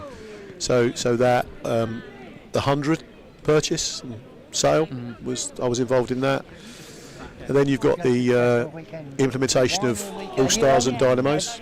And it's interesting you say about you're involved in the 100, the sale of that. I mean, there'll be some kind of going on about, well, he's ruined cricket bringing in the 100, but like you said, it's aimed at the new audience and in terms of the red ball and everything. Yeah. Well, broadcasters wanted something different, so you know, we consulted, and something different was the 100. But it's not aimed at traditional cricket fans. It's aimed at women and children and families and razzmatazz, and it's worked. The stats show that it's absolutely worked, and you've only got to see a game at a 100 venue and see the mix of women and children at the ground, and the double headers. Double headers came by as a complete accident. So the idea was initially that the 100 would be played, women at like Northants or Worcestershire or Gloucester, whatever, and the men were at the test grounds. But because of COVID, we had double headers, and of course they were so successful, and they've continued since. And it's been a real success, a real big success for the playing of the women's game. A real big success for a new audience for both the men's and the women's game. And of course the revenue that's come into the game has removed nearly all the debt from the game with the first class counties or anybody in the game. So, and the recent sales really helped. So I'm a supporter of the 100 because it's achieved everything we set out to achieve. New bowler from the pavilion end, Sully Akhtar. Interesting, Ben Salter's not bowling from that end anymore. Spin. Yeah. So I think that'll be a relief to Cheshire. Yeah. Just in that one-day international, England made 387 for 3. That's well cut away. And India 65 without loss in reply. So yeah, obviously you've got the Indian franchise, while the Indian owners of IPL teams buying into the 100 now as well, haven't you? Yeah, and that is an issue where there is, you know, there's lots of cricket going on across the world, dominated by the Indian Premier League, and of course invested in franchises elsewhere in other countries. So is that a bad thing? I don't think it is. It's bringing more money into the game. It's increased interest, more eyes on the game. The only issue is, you know, we don't want players choosing franchise or club over country. Yeah. And there is a danger of that. And we've seen it with some players already who've made choices not to play for their own country and go and play for a franchise. It's not right, is it? No, well, it's not, and you should, you know, take great pride in playing for your country. But if you're offered a pot of gold for not many weeks cricket, and you want to, because a cricketer's time is, you know, their career isn't very long, and you've got to make sure that you know. Oh, is he stumped? Or is it? No, he's not. He's not. Yeah, he's not interested. So I can see why players make that choice. But it's a consequence of the decisions that have been made globally, and I sat on the ICC as well as a member, and you know there's just a desire for cricket in India, in the subcontinent, doesn't exist here. Actually. Oh yeah. So that's where we are, but the IPL seems to grow year on year, exciting time with the 100 round the corner as well. And with the Indian investment in the 100, it'd be great to see some Indian players playing in the 100. Yeah, it's because it's not happened yet, has it? Really, no. So yeah, it's mad that they've bought into it, but there is no Indian players playing in it. Well, I think that's the next phase, isn't it? I hope so. I hope so. Can you see a route where, obviously they're talking about the T20 going down the franchise route, the 100's kind of phased out and T20 becomes franchised? I can't see that. I'm not in control of that anymore. You know, the chairman, Richard Thompson, the chairman, and Richard Gould will make the right decision. And I've got every confidence and faith in them. They will do that.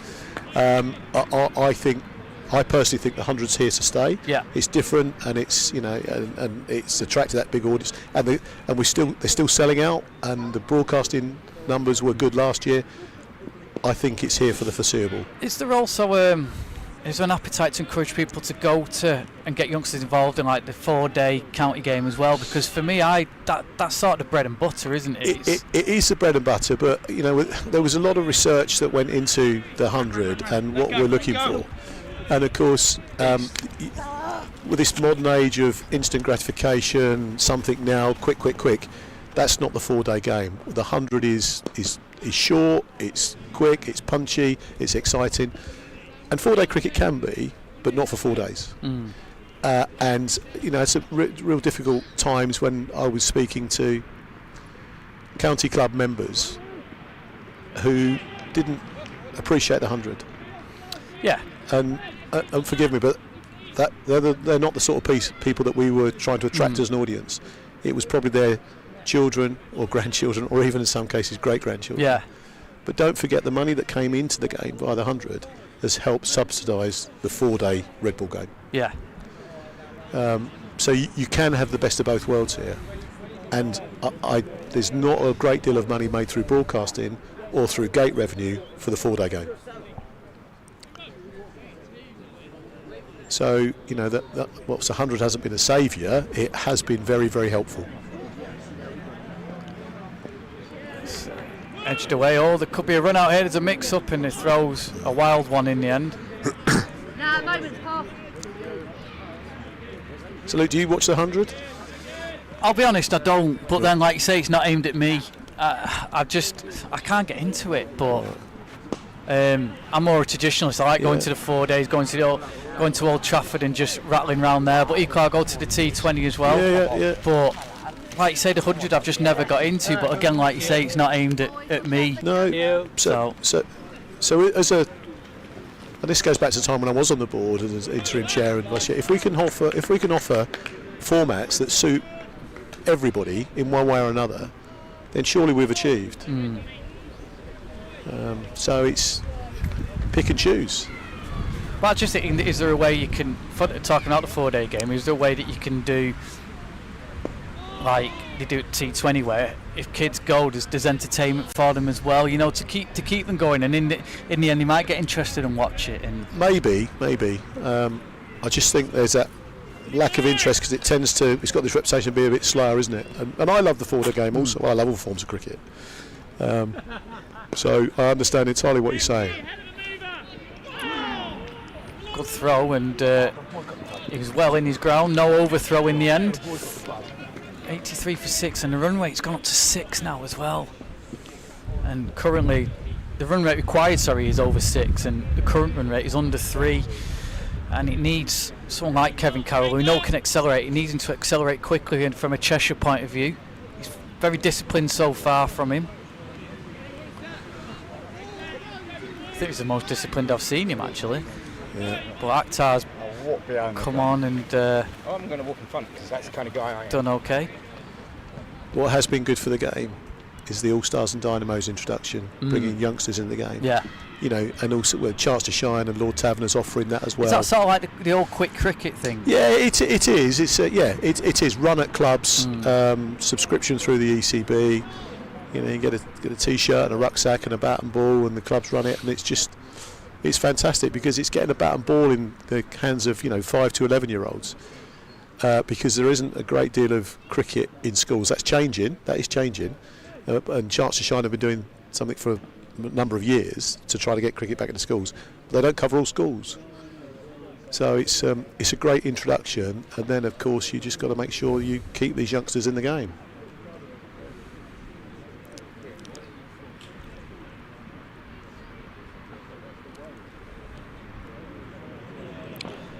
So is this a change of bowling? It is. Ewan Woods is going to come on at the hotel end. New bowler from the hotel end is Ewan Woods. Took a really good catch at slip before. Yeah. Let's get rid of Henry Murray.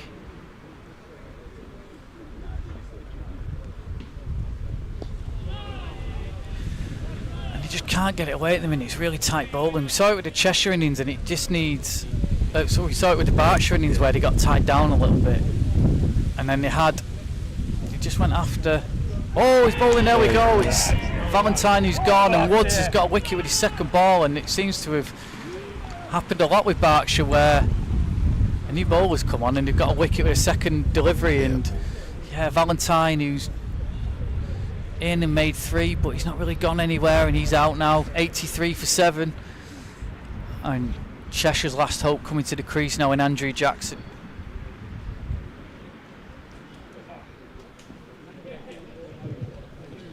Will Valentine bowled by Ewan Woods for 3. Cheshire 83 for 7, and the incoming batsman Andrew Jackson. Looked like the arm ball, that one, didn't it? Yeah, it did. Yeah. Here, what?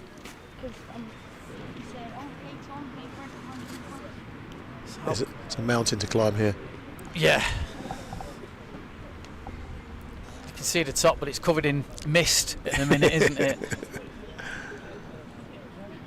Yeah, and Berkshire aiming to win this for a 9th time. I don't know if that's a record, someone will have to tell me, but it's a hell of a lot of wins for a one-day competition.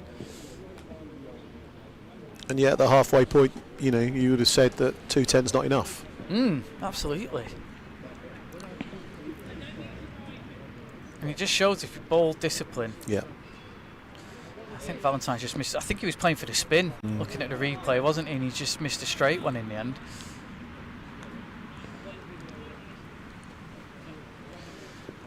I suspect Jackson will look to get this moving, whether that's single or boundaries.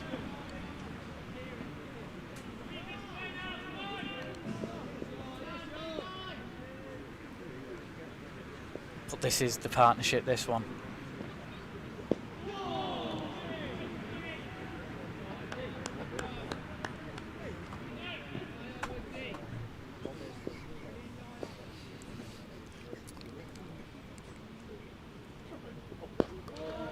Exciting times. National Counties now. 9th of August, we've got the Super 12s coming up.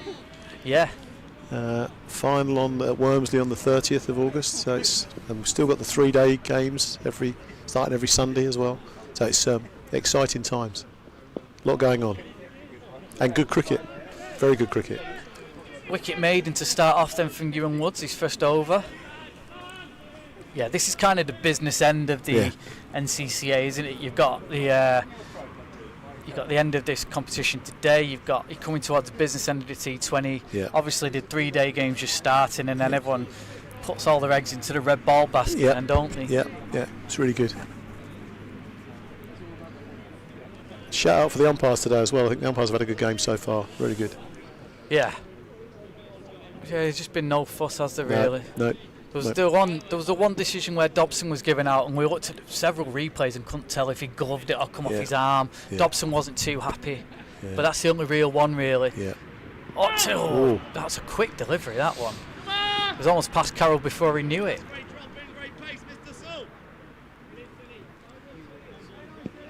Sliat Taru, I think, got his county cap today before the game.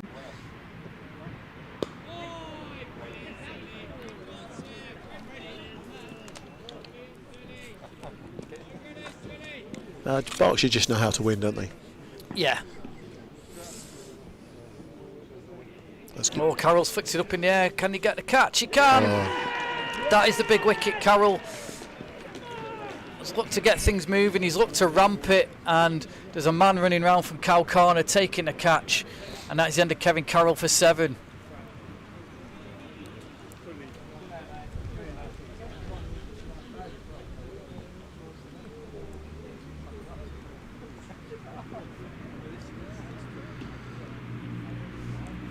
it's a disappointing end. 8 down.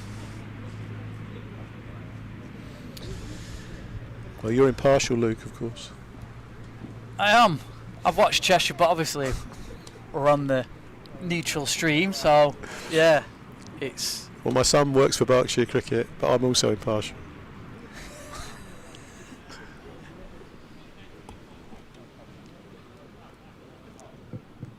Kevin Carroll out caught for 7th, the bowling of Sully Akhtar, and the new batsman for Cheshire is Will Street.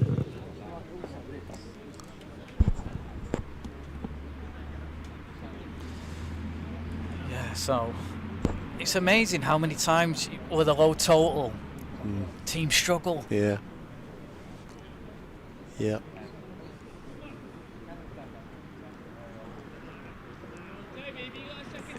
Yeah, it's not an 83 for 8 wicket, is it? No. Somebody said to me at the start of the day, they said it'll be a high scoring game, this. Yeah. Yeah. Not guilty. Yeah. Well, that we're only going off what the locals have said, though. Yeah. So you wonder. Well, it's based on that game here yesterday, just on the strip across. You know, it's not. It looks great. Yeah, you wonder if it's... I suppose it's a combination of good bowling, isn't it, in poor shots, really. Well, it's cloud cover today, isn't there? And it's yes. yeah. So it's kind of swung it back a little bit with the bowlers, hasn't it, in that way?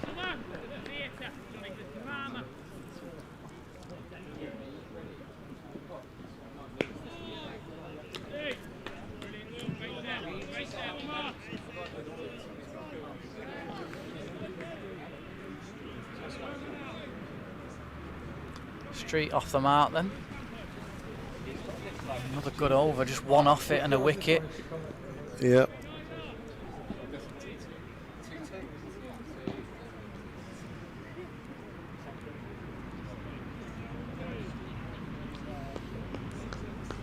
Trophy's just behind us, ready to be presented.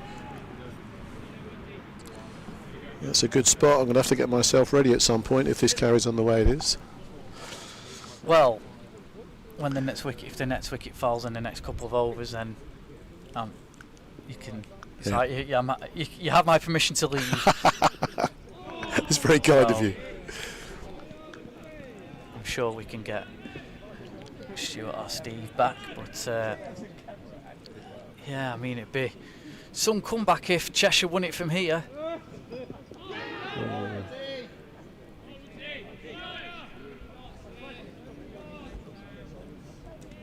The impressive thing is from Berkshire is they didn't panic, did they? When it was 50 odd for one. No.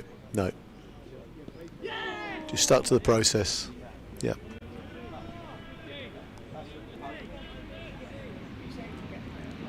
I'm just going to cross at the Cheshire. I won't say the dugout, but they're all sat there, and it's just very sort of heads down and glum looking. Got another opportunity, Dollar, in the Super 12s. Yep. Got that. They're at Wolverhampton, aren't they? Wolverhampton, yeah. I think. Did you say it's Lincolnshire they're facing? Yep. That's it. And the winners of that game will play Staffordshire in that Super 12 final. And then from there, it's the finals day. Then Wormsley, yeah. On the 30th.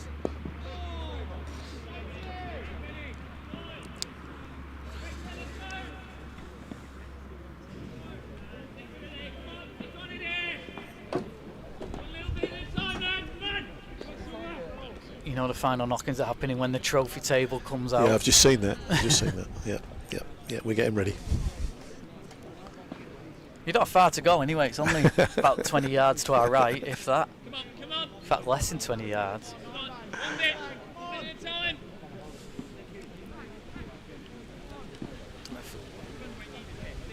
Camera's on us and I was going to show the trophy.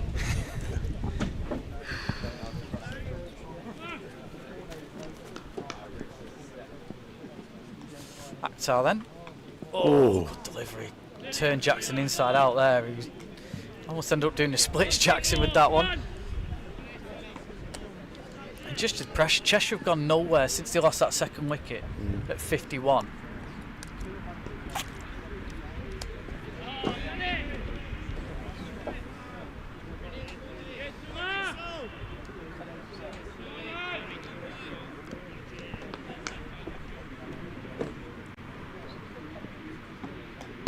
was slow and short. It was Jackson. He had to wait an age for that one. Oh, he would have been gone, I think, if that had have hit as well. Well, we saw a run out that changed the game before, and yeah, Andrew Jackson was scampering there.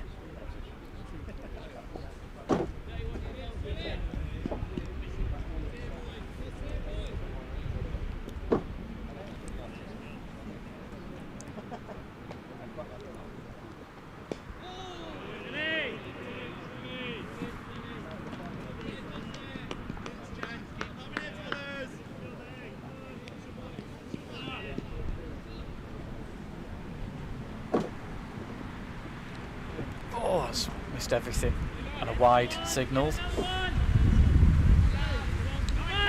It's Richard Logan, Operations Director, getting all the trophies out. Players can see him doing it.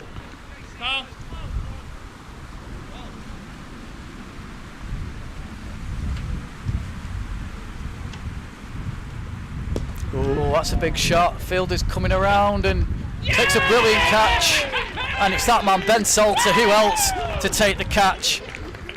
And that is the end of Will Street for one, and it's another wicket for Sully Akhtar. And everything Ben Salter's touched in this innings has turned to gold. Fantastic catch. Runs, wickets, catches. He's the man. That's probably your cue to. Yeah, I think I think I've got a job to do somewhere else. Well, thank you very much for joining us and telling us your plans and everything. It's been great speaking to you, and let's hope we can catch up perhaps at Wormsley on the 30th.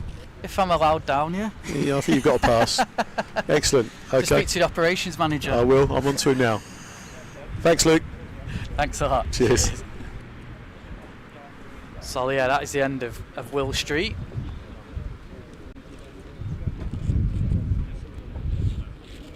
Will Street caught by Ben Salter for bowling of Sully Akhtar. And the new batsman for Cheshire is Isaac Brooks.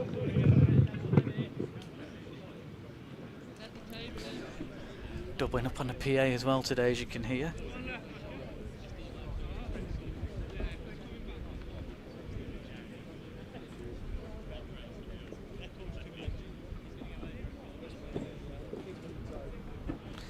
Isaac Brooks, who's 6, got Cheshire over the line in a tight game in the T20s a couple of weeks ago up at Northumberland, which snuck them into 3rd place in the group. Put them into the Super 12s.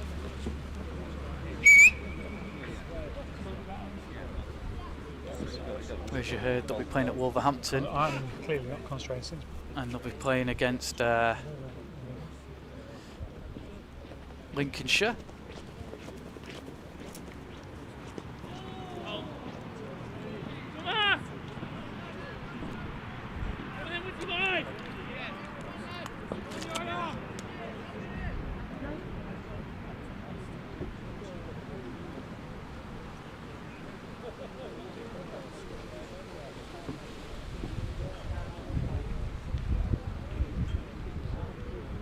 Brilliant catch again by Salter. You've just seen that on the replay. Still got a bit to do. Took a good tumbling catch, but as I say, the way he's bowled, he was never dropping that, was he?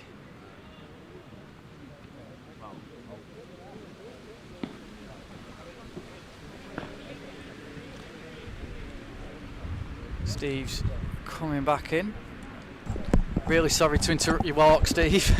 No, that's absolutely fine. Martin's on presentation duty. Jackson is going to pick up. Well, he wants to. He's only going to get one in the end. I think with that catch, Ben Salter's just sealed his man of the match, hasn't he? Yeah, absolutely. Yeah, we just heard word that he was restricted on his bowling as well, so they were negotiating with Hampshire on the phone to let him bowl an extra over. So yeah, he was great spell, good pace, bounce. Just couldn't handle him, could they? No, that's been the key. It's been the key spell, really, hasn't it? Because as I said, Cheshire lost. I think it was 51 when they lost the second wicket. Yep. And yeah, said Sam. We talked about how big a wicket Sam Perry going was. Really, he's kind of the glue that holds it all together. His calmness, and once he went, it's just kind of unravelled for Cheshire a little bit. They've just not been able to get going. Nope. No. I mean, Kevin Carroll resisted for so long, then he went for that ramp shot and just got caught at cow corner. Good display by Berkshire. They've really bounced back and gone for the jugular. To defend 210 on a pitch like this has been outstanding, hasn't it? Yeah. No, that spell. You bowled 6 overs? 4 for? Yeah. Not many. Oh, that's a big shot. That's a big heave. Is it a 6 or is it out? 6. It's 6.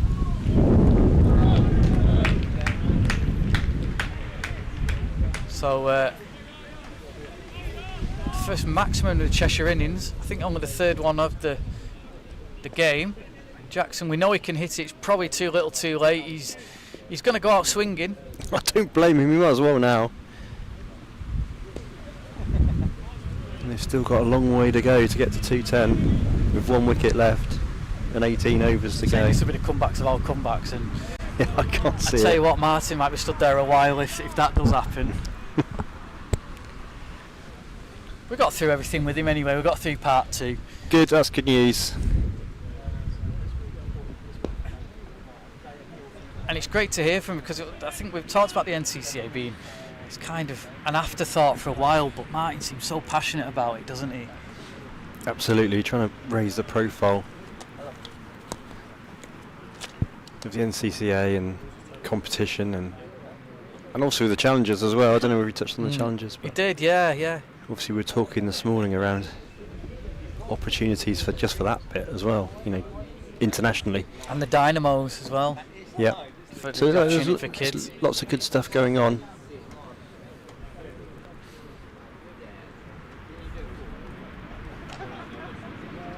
And it looks like to be an early finish. Yeah. 4 or 5 p.m. here. Yep. Akhtar's bowled well as well. First over was a bit loose, wasn't it? But he skids the ball through quickly. He's got good pace and good accuracy. Does a little bit with it, but very tricky to get away.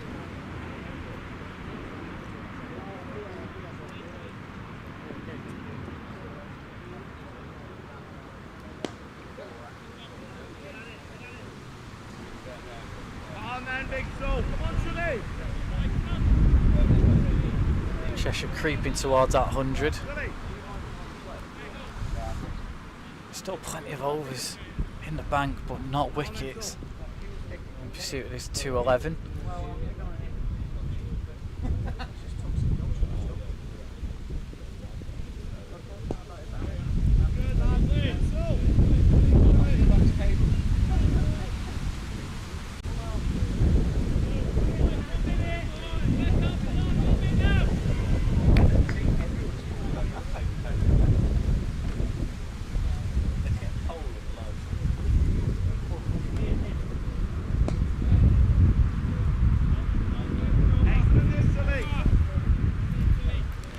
So we'll just be trying to nudge the score up to 120, 130 and just try and make it some sort of attempt at a chase. It's an incredible record for Berkshire though. They've been in the final 9 times and won it 8. They've only been runners up once.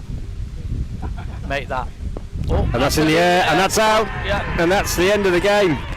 Berkshire have cruised into a win here.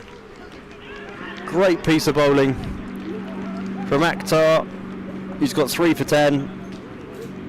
Isaac Brooks, cotton ball Ben Salter destroying the middle order. Berkshire win the competition by 112 runs. Congratulations to them today.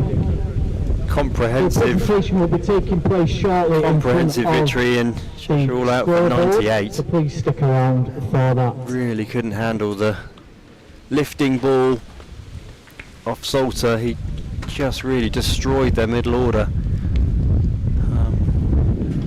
And at lunch we thought 210 was, a low score. Yeah, absolutely. And then to, roll Cheshire for 98. You've been very good in this competition. And a few glum faces there, but Berkshire fielded well as well. It wasn't just the bowling; it was the fielding. Ground fielding was very fielded good. Well, yeah, really, didn't he? But I mean, that run out was key. I mean, it was down on the boundary, and it was a direct hit, wasn't it? Direct hit from 70 yards, and and that was a turning point. Pendulum And swung then there, didn't it? when Salter came on, he just looked quality. And obviously, I don't know what his figures were. It was 4 for not many, off 6 overs, and that really was the killer blow. And then Akhtar's bowled well and just He's bowled 6 mopped overs. up the tail. 6 overs, 1 made and 4 for 11. There you go. I think that's probably man of the match in my view. Akhtar's not far behind either. He was 3 wickets, for 10. 10, yeah. I think Salter got runs as well. He did 49. He was 1 short of There you his half century. So I think that's an panel will give him undoubted enough. man of the match. Yeah, even though Ewan Wood's got the 50. The only one to get a half century in this game, but I think Ben Salter, that catch as well just sealed it, didn't it? Because it was a really good catch. Yeah, he had to cover some ground to get it, and diving catch, but clinical performance from Berkshire in these last 20 overs. I'm going to head off because I've got to go and interview the captains, coaches, whoever I can get hold of, really. Well, I think probably the commentary is going to stop because it's going to be handed over to the presentation party, so I think the cameras will keep rolling, but we'll move over to the mic for the presentation now, I think so.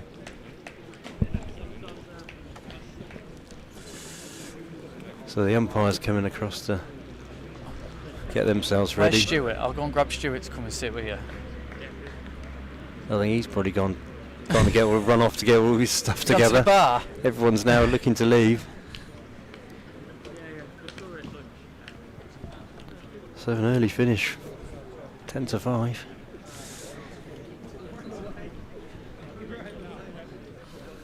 So yeah, just waiting for see the trophy there. The trophy there on the table. And there we are. And the Hello, sun's come everyone. out now as well. Full sunshine. Clouds disappearing. You're doing the runners up. Yeah, the sun's come out. I mean, it's been a nicer afternoon than it was. Well, sort of the end of the Berkshire. It got really chilly and windy. It certainly did. Certainly did. Stick the old coat on, but it's certainly warmed up. And yeah, I think, like we say, it's amazing how I think the overhead conditions just played a part. It just brought the bowlers back into it. I think everyone was expecting a run fest, but with that clouds overhead, it was. There was just a bit of lift there, just short of a length lift, and I think Salter's pace and strength really got the ball bouncing, and that's what made the difference. Got to bring Stuart back in with you.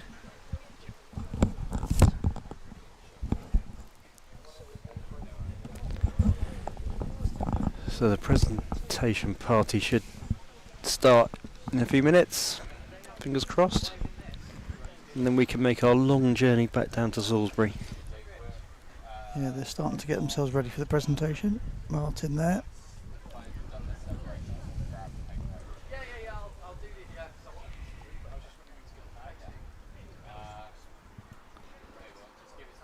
Well, I've just come out the pavilion and Berkshire were very happy with themselves as they went back in the changing room. Fully deserved. And I thought were probably 60 runs short, posting 210, but Just chatting to the groundsman on the way back out, he said how much both sides bowled better than they batted, which is a fair assessment. I thought Cheshire bowled better in the first 10 overs to be slightly on top. I thought then Berkshire's spell from this end from Salter was the game changing. That was the game changing spell, I think. yeah, without doubt. And then the spinners bowled really well. Just to mop up the tail, really, wasn't it? When they had to really attack, and Daniel from the lost a few hotel end was pretty key to the spin seam combination. Really changed the game, I think.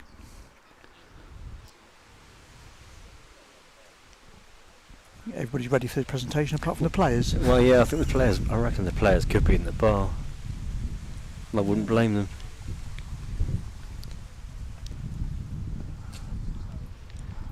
I don't think they're doing the maths on who's man of the match. I think that is an obvious choice.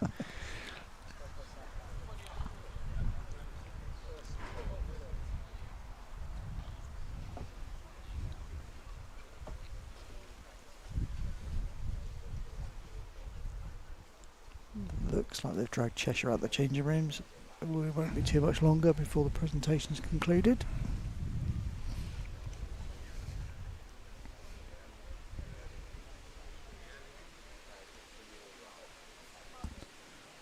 Just want to say to the groundsman, his day was done. He can go and have a well-deserved pint. Of course, they have to go back out now, tidy everything up, get it all ready for the next game. It's never done the groundsman's job. Well, the kids are out there using the strip. They might as well. There was 16 overs unused. Yeah, bags of time.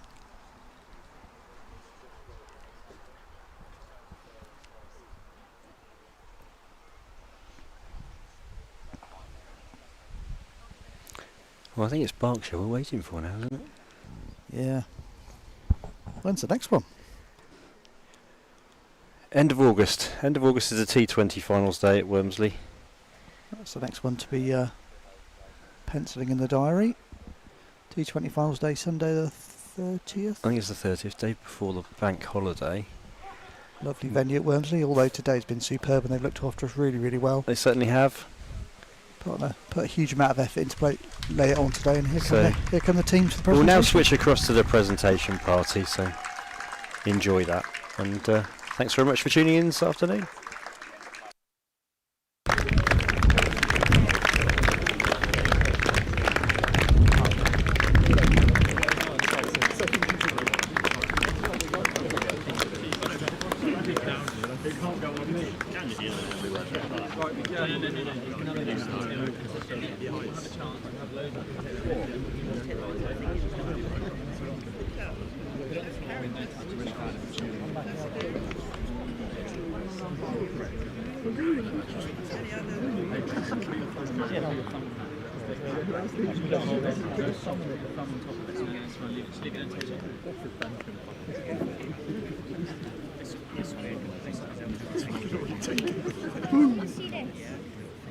No, this way.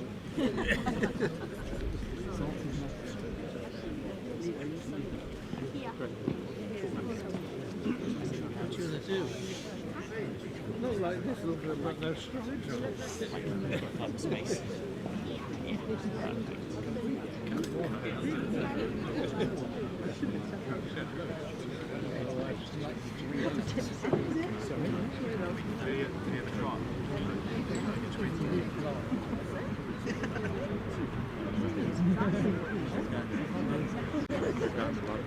You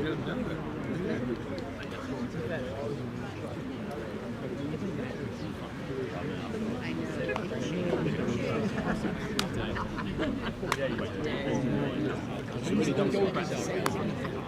Just wait on the umpires. We're not discussing level 1s and level 2s, are they? Yeah. Probably, but too late for us. That's right.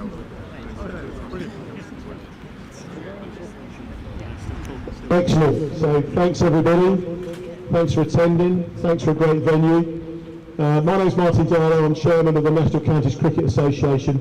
Delighted to be here today. Delighted to watch an entertaining game of cricket. You are the two best one-day sides in National Counties cricket. I think you both deserve to get the final undoubtedly and put up a great display for everybody. So thank you for that. I want to say a big thank you. Sorry, yeah, go on.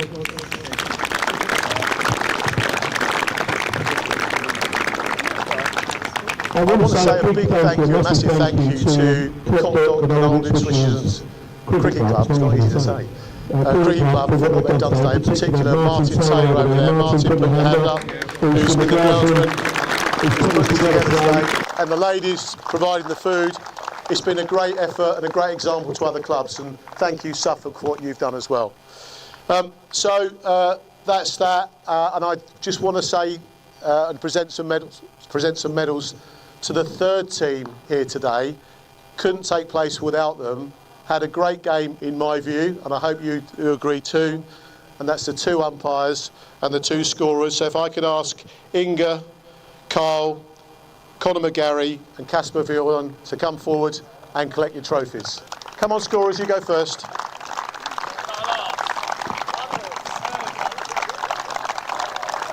Thank you so much. Hope you enjoyed it. Yes. Okay, brilliant.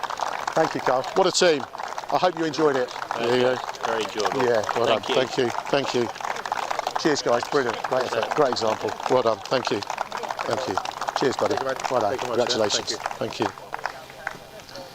Thanks very much. In every game, there has to be a winner and a loser, or a runner-up.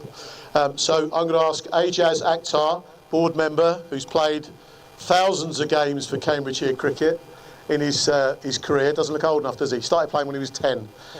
So he's going to present the runners-up medal. Is that runners-up? Yeah. Runners-up medals to the Cheshire side. Thank you.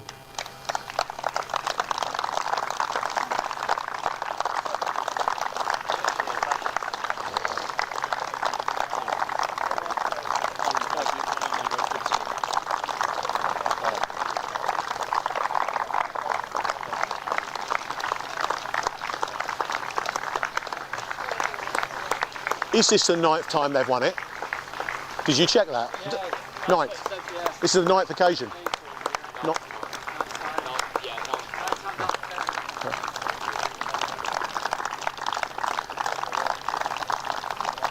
Okay.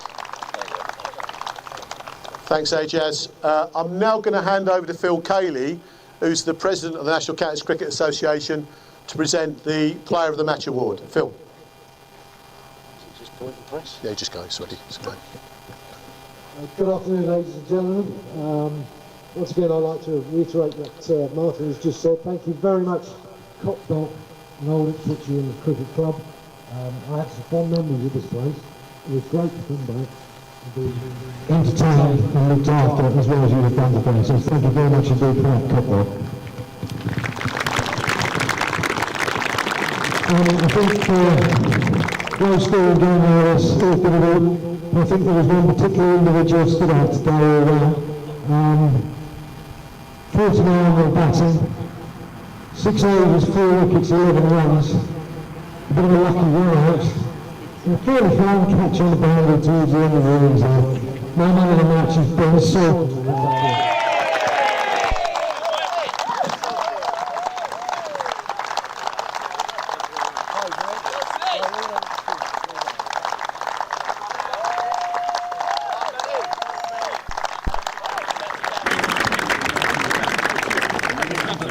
Thank you, Phil. And the last task of the day is to present the winners' medals to the winners of the competition. And this is the 9th time you've won this competition.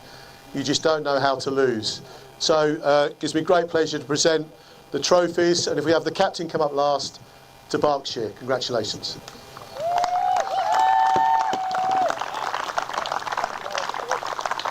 Well done, buddy.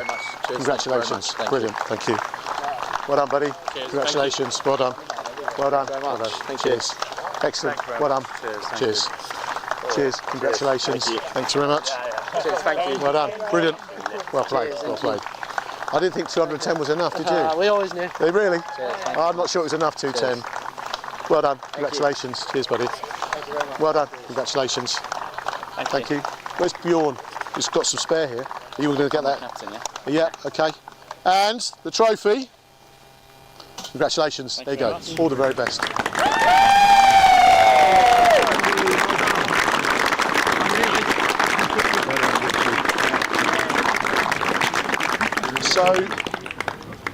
So that concludes the presentation. There's lots more cricket to be played. Hope to see both sides, Super 12s and or at Wormsley in a 3-day game. Enjoy the rest of the season. Have a safe journey home. Thank you very much.